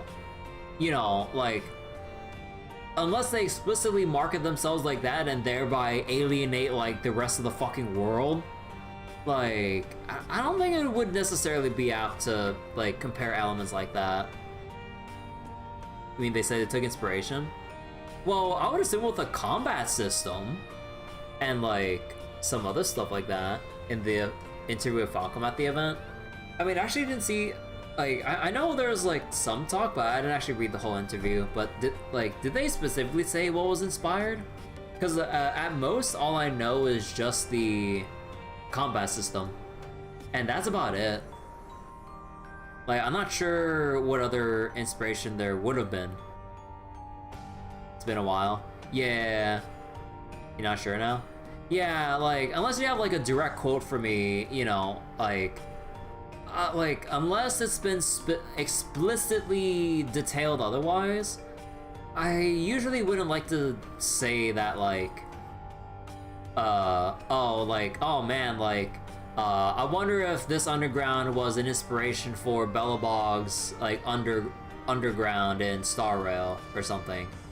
Like, maybe, maybe not, but it's like, again, like, I kind of had this whole thing about, like, either fair or unfair comparisons, like, with Daybreak, or, well, not really fair or unfair, but just, like, maybe unwarranted comparisons from, like, Daybreak to fucking Persona or some shit, or, like, just, like, other games in general. It's like, did we really, it's more like, do we really need this comparison between two things instead of, like, looking at, you know, looking at it by its own merits, you know? Okay, also, I'm partially just jaded by literally every other games journalist comparing everything to fucking Dark Souls or Persona 5. I'm sorry. I'm just a bit jaded about that. Like, not even other SMT games can escape comparisons from fucking Persona 5. Looks at Soul Hackers 2. It's Persona 5 without the soul. I'm like, shut up! Ooh. I mean, to be fair, maybe it could be more apt because it's within the SMT umbrella, but I'm just like, the way the journalist wrote that, I'm like, bitch, shut the fuck up. It's like, review the game first, and then talk your comparisons later. Okay, I'm sorry, I have to get it off my chest. I'm just like, I have my qualms with Soul Hackers 2. I love the character writing and chemistry and interactions. But the dungeon design and the main story could be a lot better. You still haven't played Soul Hackers 2? I'd say Soul Hackers 2 is worth the play. Like, if you really want to see a really damn good cast. In terms of gameplay and the dungeon crawl and the dungeon exploration aspects, oh, actually, wait. Like, well, okay. So the main story, like, it's okay. The dungeon exploration, boring to, leaning towards annoying as shit, with a lot of like, with a lot of like sins of dungeon QOL design being committed. But like, the music, it's not too much to write home about. It's like, it kind of borders from like decent, okay, to just kind of there. I wouldn't say bad, but it's just kind of like not memorable. But the main reason why I played through the entirety of Soul Hackers 2, it's just for Ringo and the cast. They pretty much made the entire playthrough, like, they're pretty much what got me through the entire game, because I love seeing how everyone interacted. Because it's like, compared to like, let's say the other like Persona games or something, since that's like a common comparison point, like a lot of people would like to draw comparisons to, the young adult cast really makes it interesting. Like, because it's not, you're not trapped in some school setting. You have people that are, well, relatively grown up in the world that they're in, doing their own thing, having their own lives, motives, and like harsh personalities or like preferences of things. But then like, you're not confined to like a school setting or other arbitrary restrictions because of like a younger age with the cast. And that's why I really like Soul Hackers 2. Like how we even had SMT 5, right? You're still in fucking school. Like, despite like the things I saw initially about SMT 5, you still go to fucking school. I mean, it kind of makes sense when you see the immediate reveal of your character. Yeah, that's a young character. Yeah, obviously we're gonna be too young to be out and about and just do whatever the fuck we want. But like, in comparison, it makes it so much more refreshing seeing a young adult cast in Soul Hackers 2. But yeah, that's basically my 2 cents on it. Well? You know the Coliseum behind here? They ship me a lot of their fighters whenever they get roughed up. They're not easy jobs, but I always take a look, provided they got the coin. They're far from my favorite patients, though. Too ratty for me. They just never sit still. Now, the silver spoons who come wailing and begging with stacks of mirror, I love those.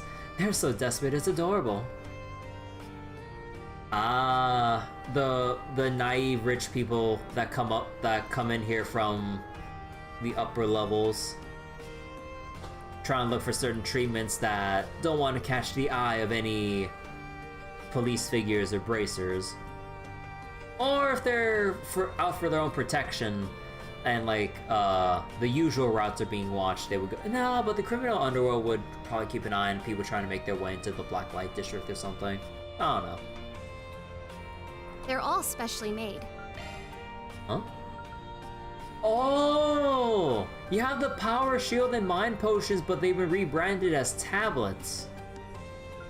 Oh shit. I can't afford anything. Always be careful when and how much you use. Oh right, I didn't finish dialogue. Oh, shit. It's not that great. Yeah, it's not that great. Cool! There's a match going on right now! Like, food? I mean, technically maybe shield potion. Because it's the only consumable that I see that gives you both Phys Res and Arts Res. No other food, as of yet, gives both. But Power Potion and Mind, we got food buffs. So, there's that. I think that's the only saving grace for the shield tablet.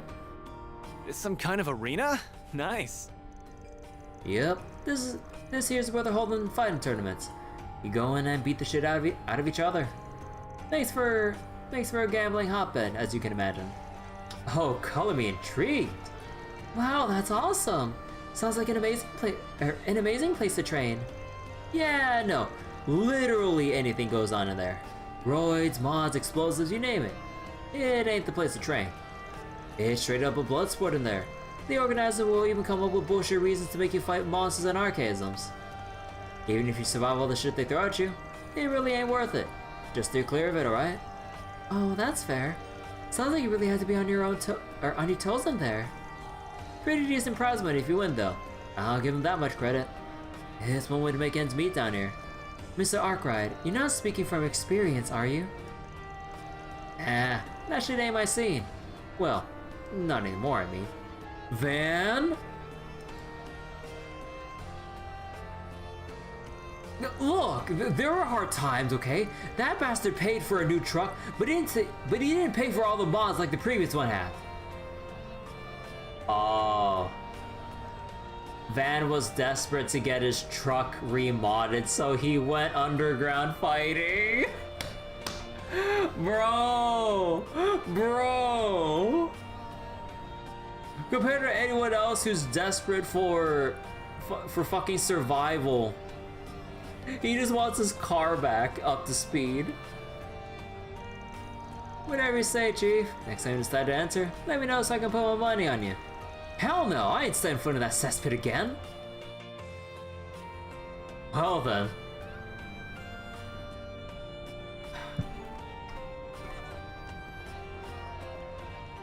Joe Browning? That's the spirit, Joe. Can't wait to see you kick ass in the next match.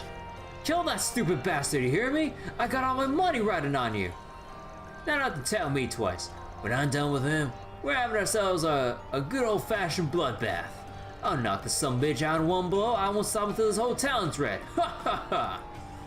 Okay then. Wait, where's the shop here? Oh, shop's like, oh, that's the bar down there.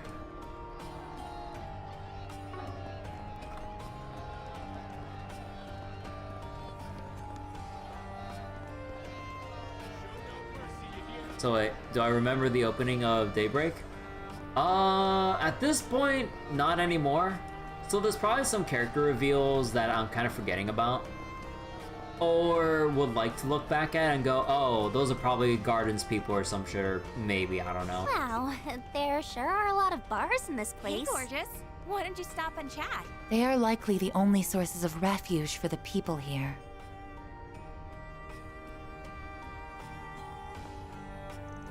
The Coliseum is really buzzing today. Must be something big going on up there. I say that's as good a reason as any to let loose and party hard though, don't you? I've got just the right drinks to make that happen. In fact, here's the secret. It really turns me on when somebody buys one of my pricier bottles. Do that and maybe I'll throw in an extra treat. They sure don't have places like this on the surface. That's what no laws or regulations does to a place. Just don't let them suck you in, or you'll regret it. All my stuff is to die for. Yo, you got cola and burgers? An untamed burger stacked with patties. A popping fizzy soda that lives up to its explosive name. Okay, if there's one thing I miss, even though I don't like making them, I miss peculiar items, or food items, just for the funny descriptions. Just for the funny descriptions, I miss those.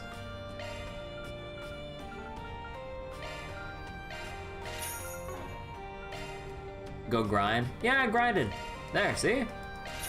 I grinded up with those EP charges just for this moment. Actually, anything if we go like on the side path here? What? Ah, loan shark stuff. I'm so lost. I don't know which way is which anymore. This is so insane. No need to fret. I have this area all mapped out.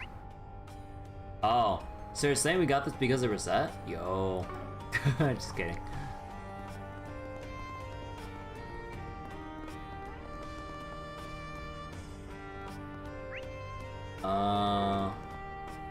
Ew. What the fuck? Proceeding to neutralize. Wait, we're just going in. Ah, Fine, like their play. spunk. If we must.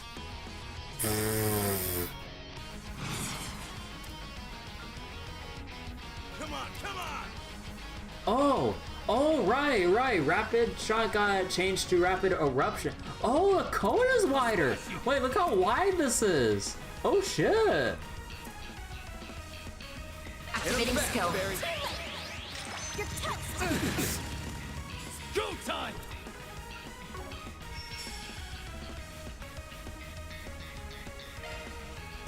I'm out. Leave this to me. Do your worst, loser. Okay. Reset. Prepare yourself. Damn it. No, you won't. There! A chance! It can't hide anything from us. Now we can death blow them. Keep it up. It's working. Oh no, wait, no, but I got the crit though. Nah, whatever. Aerial Buster. A chance. Let's go down. Shine. And troll ray. 4 crits in a row. Yeah, dude. Like this is a crazy setup. 4 crits in a row. Come on! Hurt the chance. This'll hurt. I suggest we strike now. Oh, I don't know what I'm doing. Going all in. Miss Alfayed, here I go. Son of a...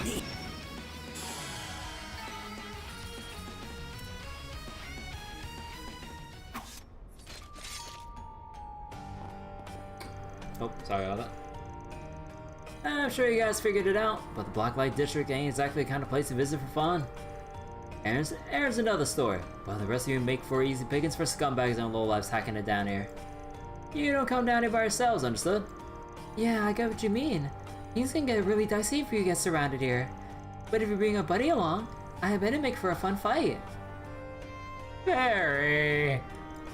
Well, ideally you won't be fighting in a city at all. Still, I didn't realize there's so many people like that down here. Yep, pretty spooky when you think about it. This world here is a lot closer to yours than you might be comfortable with. It is, but honestly, I'm just more surprised that this all existed right under my nose. At least, it's surprising to someone as well-to-do as me. Perhaps I'm just not very aware of my surroundings. You think this would be something of a problem, but it's like everyone just turns a blind eye to it. I hear ya. Blacklight's a lawless place, but they have their own rules and stuff. Big one being, you don't drag innocent civilians into your messes down here. Most tend to follow that, so they leave you alone. Keyword being most. Some of them step out of line like we just saw. Reminds me of Hayway's own code. Do you visit here often, Mr. Arkwright? You seem to be rather well informed about this area. Well, I check in from time to time. There's intel down here that you can't find anywhere else. And as you guys might have noticed by now, it's a good place to sharpen your street smarts. Oh, I totally get what you mean. That's gotta be like the best part of this whole trip. Man, Jaeger born and bred, ain't ya?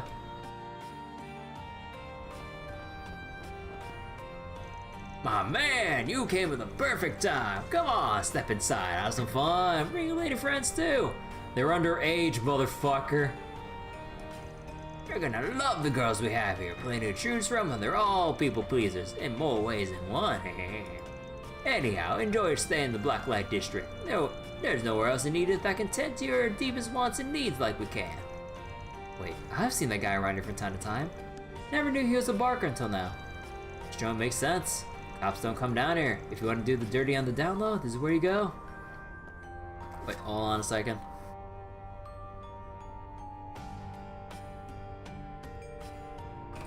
Oh, excuse me.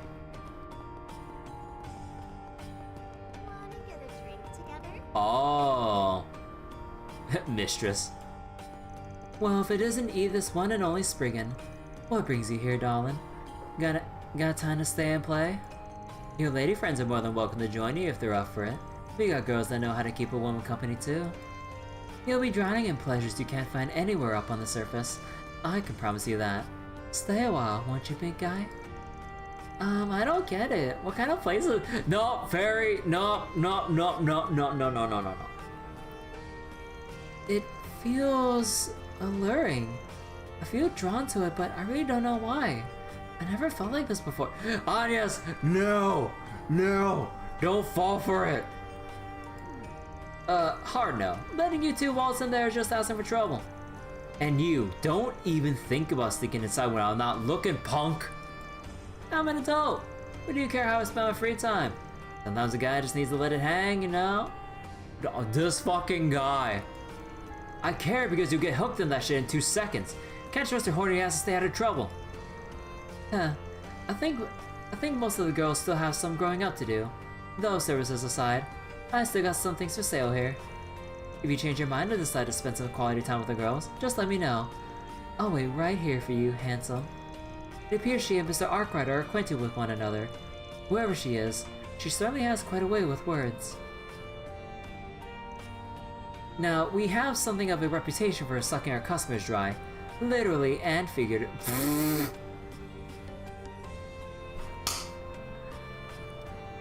Jesus Christ. But we still have our standards. For one thing, we only put the squeeze on our richest customers. We don't overwork our employees either. Getting addicted only leads to trouble in the long term. Indulge responsibly, okay? I don't know how to describe it, but this lady is really alluring for some reason. Oh, no, very. I know what you mean. She's beautiful. Yeah, she has her fans on both sides of the aisle. Right? Probably how she can recruit all those ghosts for this place. Well.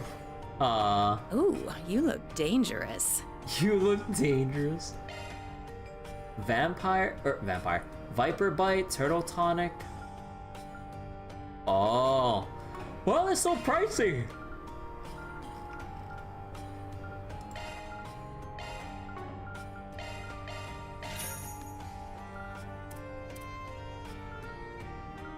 I don't want to sell my sub parts though.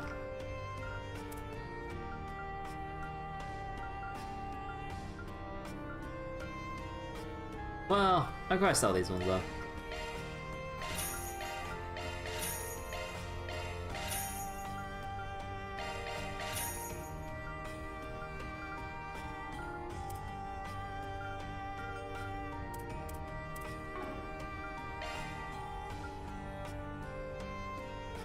Bunny traps important. Oh yeah, I know. Like, this is obviously part of the, like, one of the set items.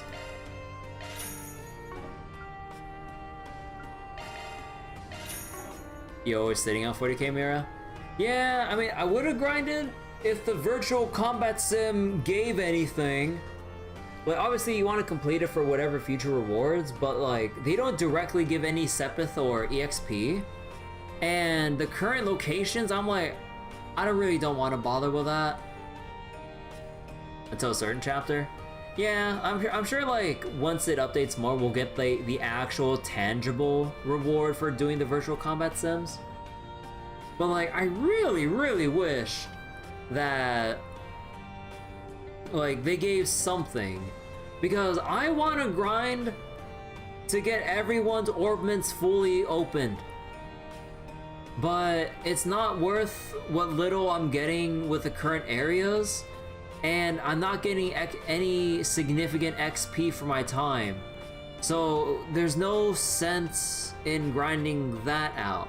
It's not like, even if I would have outscaled it in levels by that point, I still could have grinded like Shiny Palms and fucking Crossbow and get like 300 of every Sepith just like that.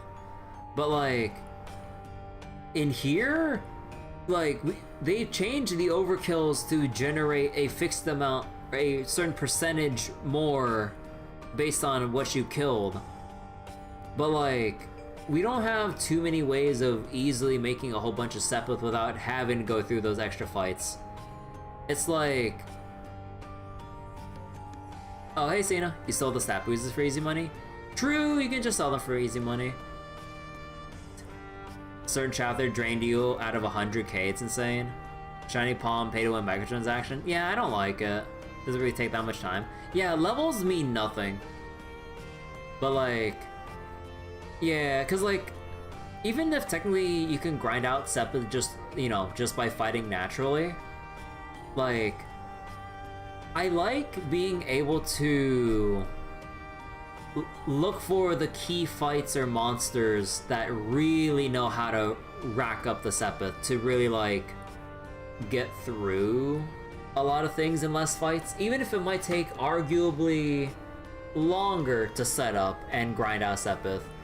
Like kind of like that fun feeling of like maximizing the Sepith gains per fight, regardless of the time put into setting it up, is kind of what I like about Sepith farming.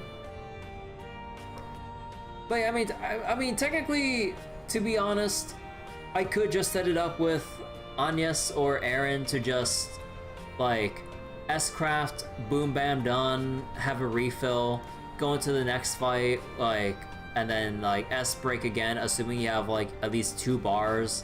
Boom bam done, go back to bathhouse, refill, then kind of continue the chain on and on until like you get enough. But yeah, I don't know, like, I still really wish they kept in Shining Palms, man. I'd better see you again. Ooh, you look dangerous. Let's see. No, that's not that. Zarin powder, Hero Bomb.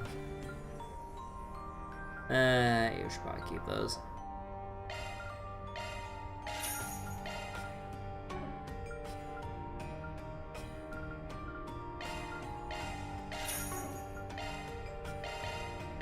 I'd better see you again. So wait. But then again, you built Agnes to be a monster, so it's pretty easy to grind. Sepith with combo mod. Combo mod? And overkill bonus gives you so much. You want to use the bathhouse, they're not free except for every chapter first time. You grind it so much, you have 99 EP1 charges.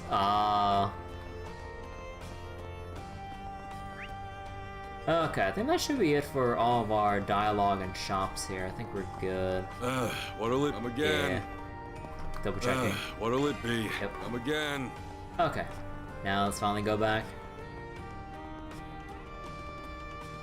But yeah, like, I guess like they kind of expect you to grind out your Sepith in more quantity of fights instead of the quality of the fights.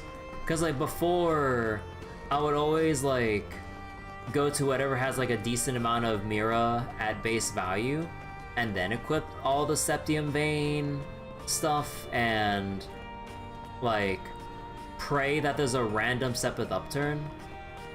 But here, like, it's a bit harder to like repeat farm often.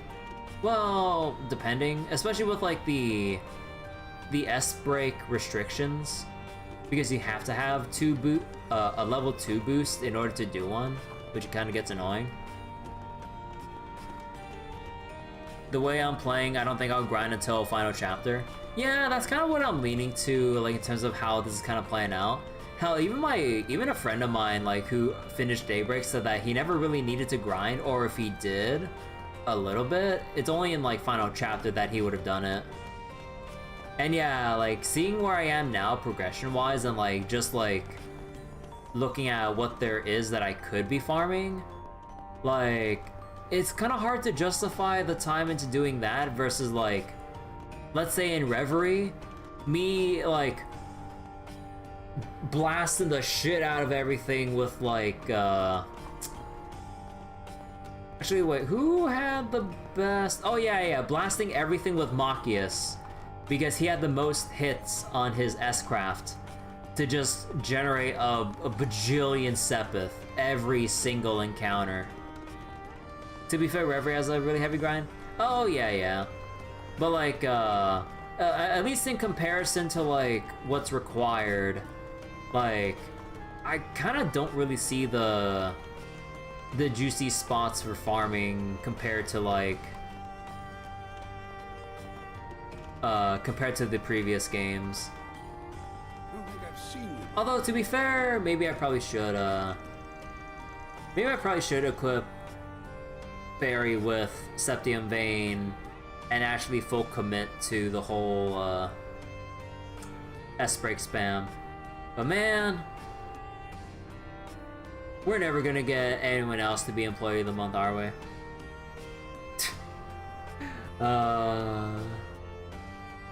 Like, it's just gonna be fairy. I'm like, goddamn. I don't have Septium Vein equipped. Oh, I have it on Van. I have it on Van just for the shard skill. So it doesn't really make it that good unless it's on Fairy. You use Anya since you haven't like left it off her. Yeah, I just have it on Van just for the value. That's how you get Guardian too? Yeah, I'll probably switch up some setups like in more detail at some later point, but like we don't really need to still as of yet. Oh, you know what I just realized? We haven't checked any bulletin boards here. Don't sweat that. As a rule, I don't take 4 SPGs from anybody down here. Why not? There are a lot of people here who could use some help, aren't there? For real. Nobody down here is exactly innocent. So I can't imagine any of them being able to go to the cops and brace it for help. That's the problem. There are some rare exceptions, but almost everyone down here has a checkered past in some way. Ultimately, I can't trust them not to abuse the system. Worst case scenario, I get farmed out as a grunt for some real sketchy shit. Not worth it. That does make sense, given Spriggan's reputation for assisting in legally gray matters. I can see how a bad faith actor might exploit them for their own gain, and how society at large would offer little to defend them. But to be clear, I already make a point of filtering out those garbage posts to begin with.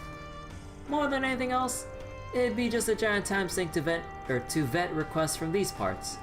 That's the biggest reason I don't bother. As much as some folks might think otherwise, I don't deal with criminals. I deal with people who have complicated problems. Hence the motto, complicated matters only. When somebody has a problem they can't rely on the law or the good to solve, they come to me. That's all there is to it. That's Van for you. Well, what can I say? It's worked for me so far. Must be doing something right. End of the day, if someone here really wants our services, they're not completely out of luck. They've still got 2 options. They can post a 4 SPG in another part of town, or they can come talk to me. Same as anybody else, really. Doesn't mean I'll agree to help, but I'll hear him out at least. That's our boss, always trying to keep the door open. Take jobs from Walter. Look! Rare exceptions. He says it right here. Where is it? You know, rare exceptions. And you know, complicated matters only. Because nothing ever simple when dealing with Walter. Fuck Walter.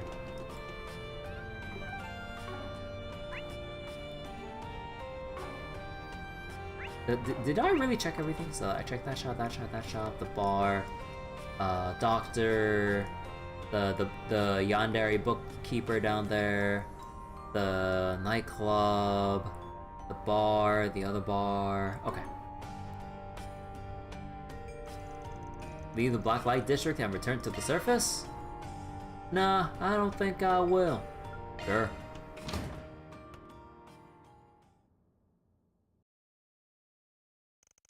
After leaving the district, they made their way to the surface, following a different route. October 18th, 5:05 p.m.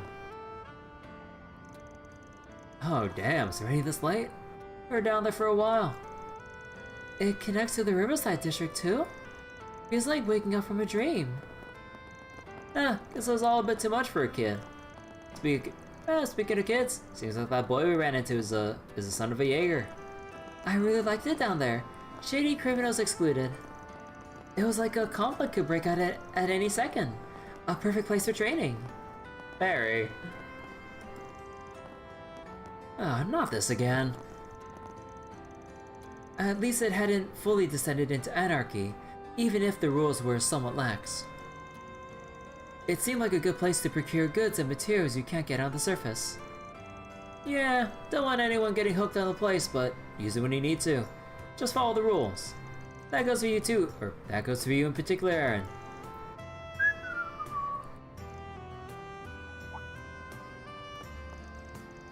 You okay, Agnes? You look awfully quiet.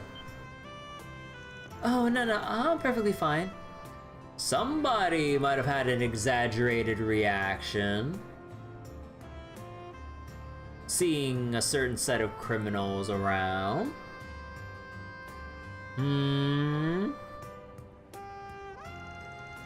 It was just a lot to take in. I'm feeling a bit of culture shock, I suppose. Look, we all know that's bullshit. I can hardly blame you. Oh, I'm sorry. I was probably making you feel even worse with how carried away I was getting. Oh, you don't need to feel responsible. It's just, to be honest, I've got something else on my mind too. It does kind of feel like someone's been eating away at you lately. What about things at school? Yes, actually.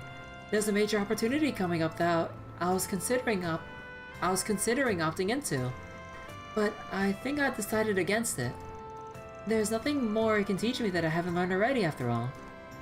Oh. Huh.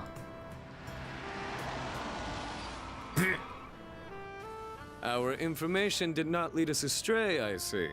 Oh my god. When I saw the limo ride up, I'm like, oh my god, who else would ride up to us in this luxurious ass thing? Oh my god.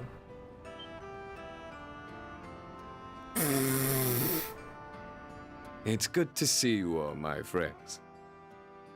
Bro. That it is. Your Highness. Najee. Oh damn. Talk about showing up unexpected. So this is what the chief was talking about. Correct.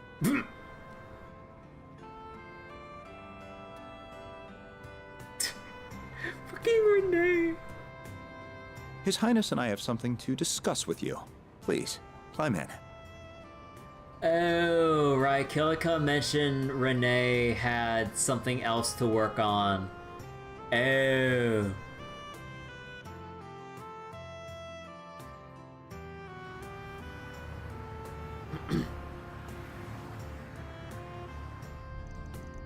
It's so spacious in here. This here's an Etoile stretch limo, right? Have a luxury. Right smooth as a baby's ass too. Still room to move up in the world, huh? Huh. The suspension systems in a luxury vehicle like this versus my pickup are built for totally different things. Speaking of, I take it you like the part I sent you. I got it on special order to ensure it didn't clash with the aesthetic of your truck. Oh, like undersells it. It's a thing of beauty. Even if that ulterior motive behind it, hold on. Hold on. Oh, excuse me. Even if that ulterior motive behind sending it wasn't just in my head. Huh. Still, I'm glad you're both looking well. Thank you. My apologies again for all the trouble we caused you. We weren't expecting to see you all again so soon either. But we were already here for a visit with the president, so the timing happened to line up. What? Oh, that Gramark guy. Huh. Didn't see anything about a meeting on the news. Some kind of secret talks? You need to concern yourselves with the details. You need to concern yourself with details that are on a need-to-know basis. Well, we are living in crazy times. There's no doubt plenty for our no doubt there's plenty for our leaders to be talking about. Much as it bugs me that you clearly got something besides that you want to dump onto us. Oh, I think I see what's going on now. I'm sure you do. We invited you here in the hopes of hiring you. This is a joint request from Elsheim and the CID. That's quite the pair. I'm committed to nothing, but keep going. The short of it is, we'd like you to go on another trip for us.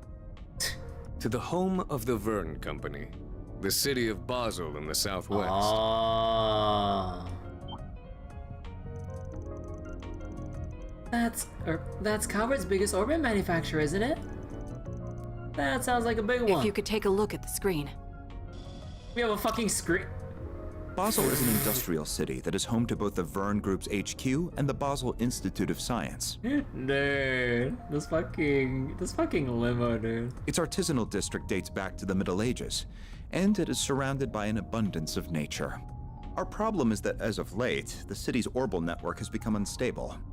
In addition, suspicious individuals have been sighted leaving and entering the city.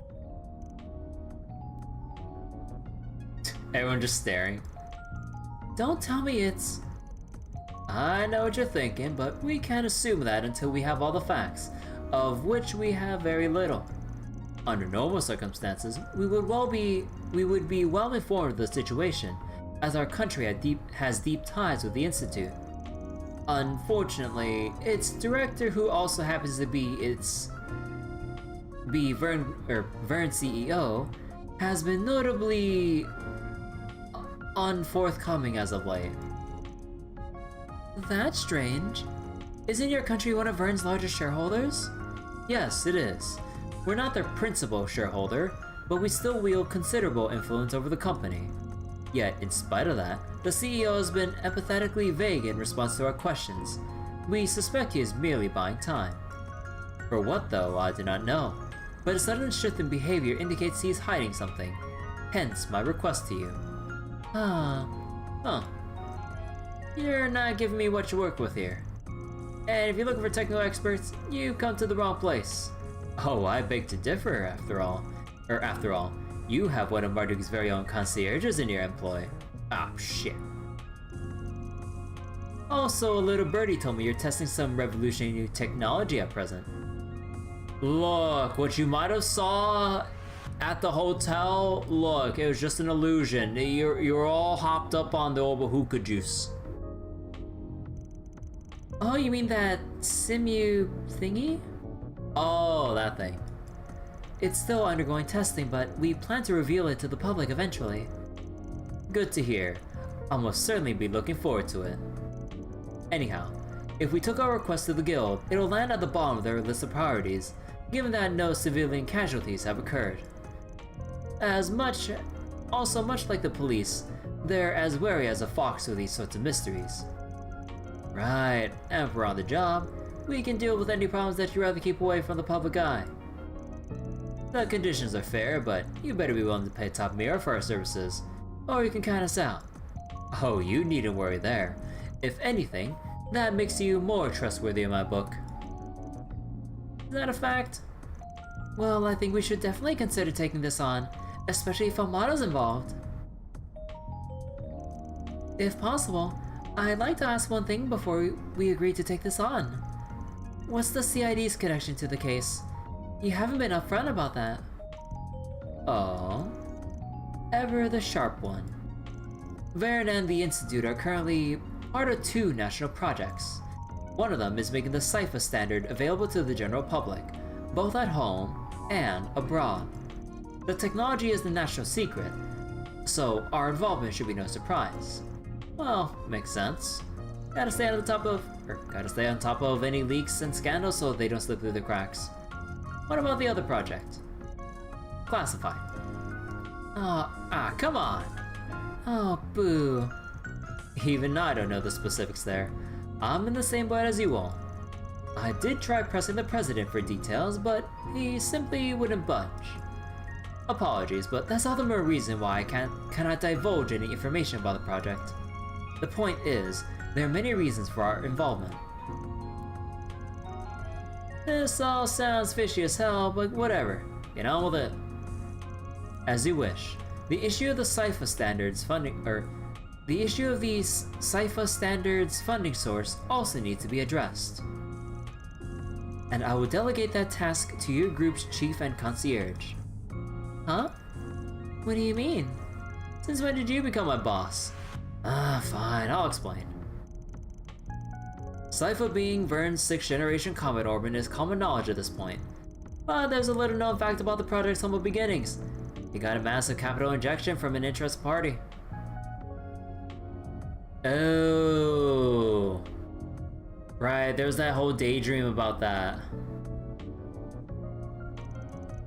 And that party just so happens to be the Valis Investment Bank. Oh wait, no, that was in the Tower of Times they mentioned. Yeah, no, I think I was thinking about a different part of the daydream. Never mind. It's mainly about Vern as a whole splitting from the Tech Alliance, which, as it so happens, is also the largest shareholder of Marduk, my employer. I see. Sure feels like I'm hearing the name Valis a lot lately. Yep. Valis? Oh, as in the city-state? Correct. It's a giant port city in the Central East. It may not have much land, but through trade in the South Sea, its people amass a great fortune, which they're investing all over the continent. They're both our allies and our competitors. The Valis Investment Bank is owned by them. So you're trying to drag our asses into a Central Eastern turf war? Oh, so we can be your eyes and ears. Well, I guess they could be sending in their own spies, especially with state-level secrets up for grabs. In short, you want us to investigate a highly complex situation from a neutral standpoint and get to the bottom of what's happening there. Does that about sum it up? I'll give you an 85 for that answer.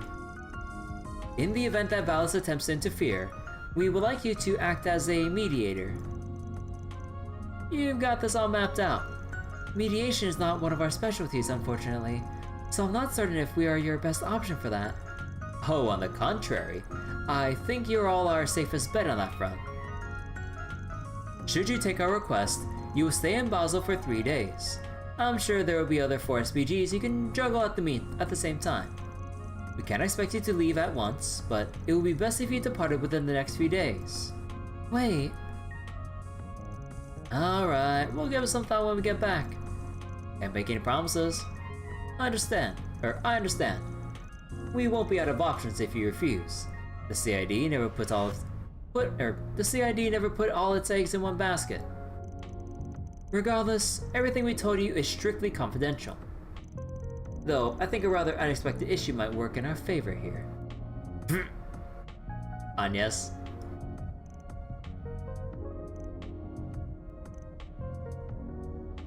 Or... no? After that, Prince Sharid and Kincaid saw them back to their office. Once they arrive, they enjoy dinner at Mumbar before gathering to discuss the Crown Prince's request. Just dots. Gotta keep us guessing.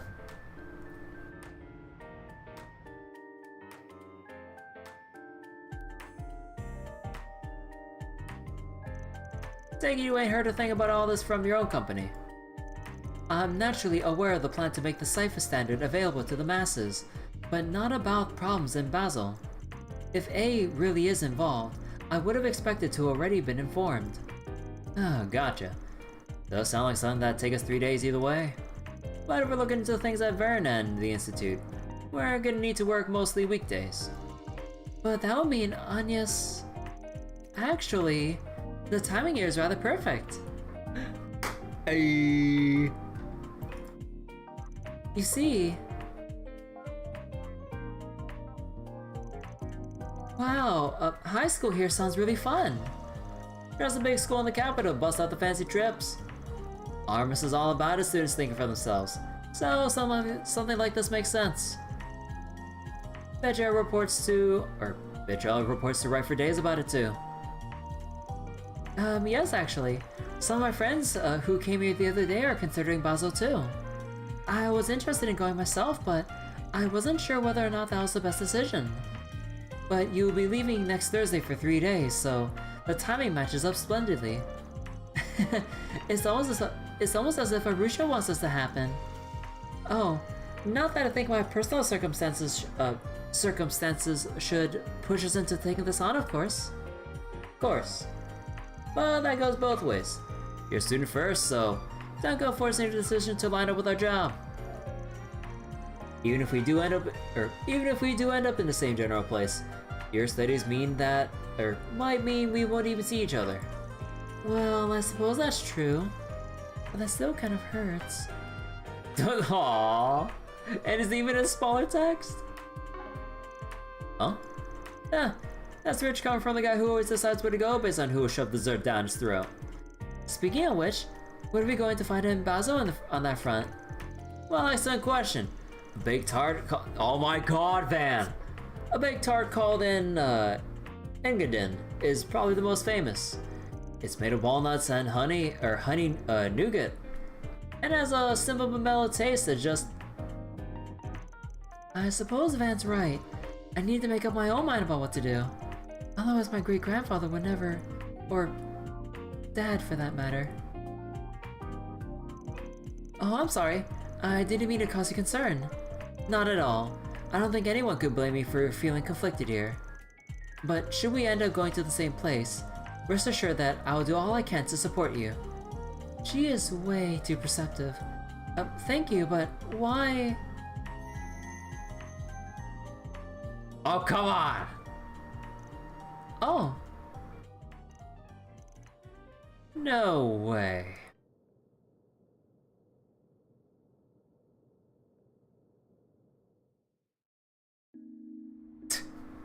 It's like the fucking Genesees are sentient going, nah, we need to stick to the canon plot that's already been pre-written. You're going to Basel Institute. I'll speak to my friends at school tomorrow. But if you could work under the assumption we'll all be going and prepare accordingly. I've got it. But don't forget that I'm a student first and foremost, right? I won't. I'll make this work so I can handle my obligation properly, both here and at school. Well, good night. Yeah, night.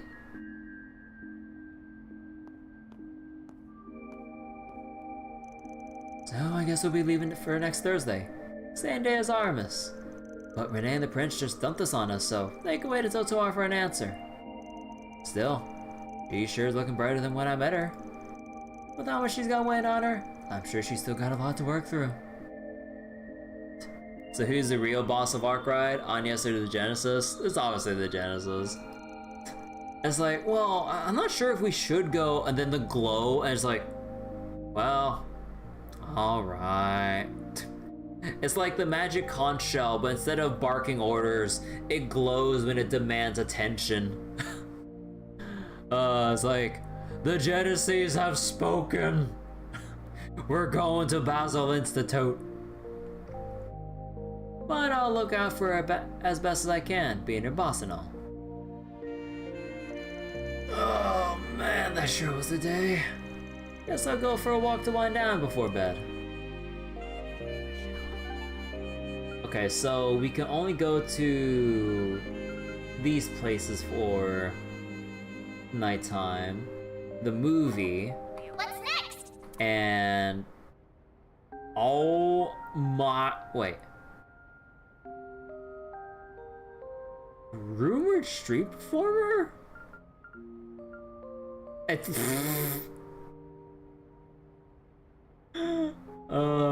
have our one event with Prince Sharif. Guess who is rumored? Let me say. Street musician, talk of the town, over the harbor. Rumor has it they'll be playing.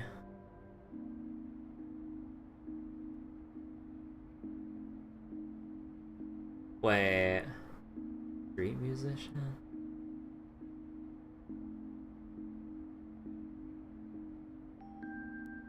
I'll leave that mystery up for next session. We'll wonder about that for later. But yeah, like with how long it took through with all tangents included and everything. I mean, my estimate was still right. Like, it was gonna take a while to get through connection events and whatever Jin had in store for us in the Blacklight district.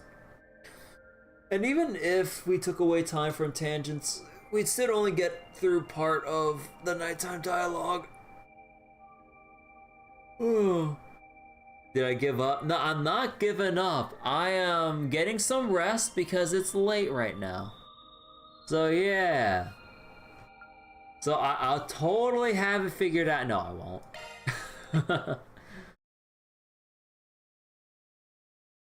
Alright. So that'll do it for me for tonight. I'm not gonna set up any raid or anything. I was gonna go head straight to bed and stuff. But I'm bailing? No, we never bail here. The only thing I bail on is it would be anything relating to The Last of Us or whatever. Cause fuck that series at this point. Fucking head up their ass with their writing and shit with Last of Us Part 2. God fucking damn it. I get more money putting that 60 bucks I put in to pay for the game into getting tempos and fucking Star Rail. Like, Jesus fucking Christ, dude.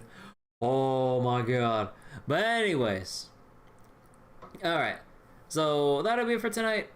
Gonna go stop the feed here. Thanks for watching. And I think I'll still be on for tomorrow with more Daybreak, honestly. Because nothing's really going on with Star Rail or Fate Grand Order or Grand Blue for that matter. And yeah, nothing really much else going on in my mind, so I'm like, yeah, we'll keep going through chapter 4. Okay, take care everyone. Bye-bye.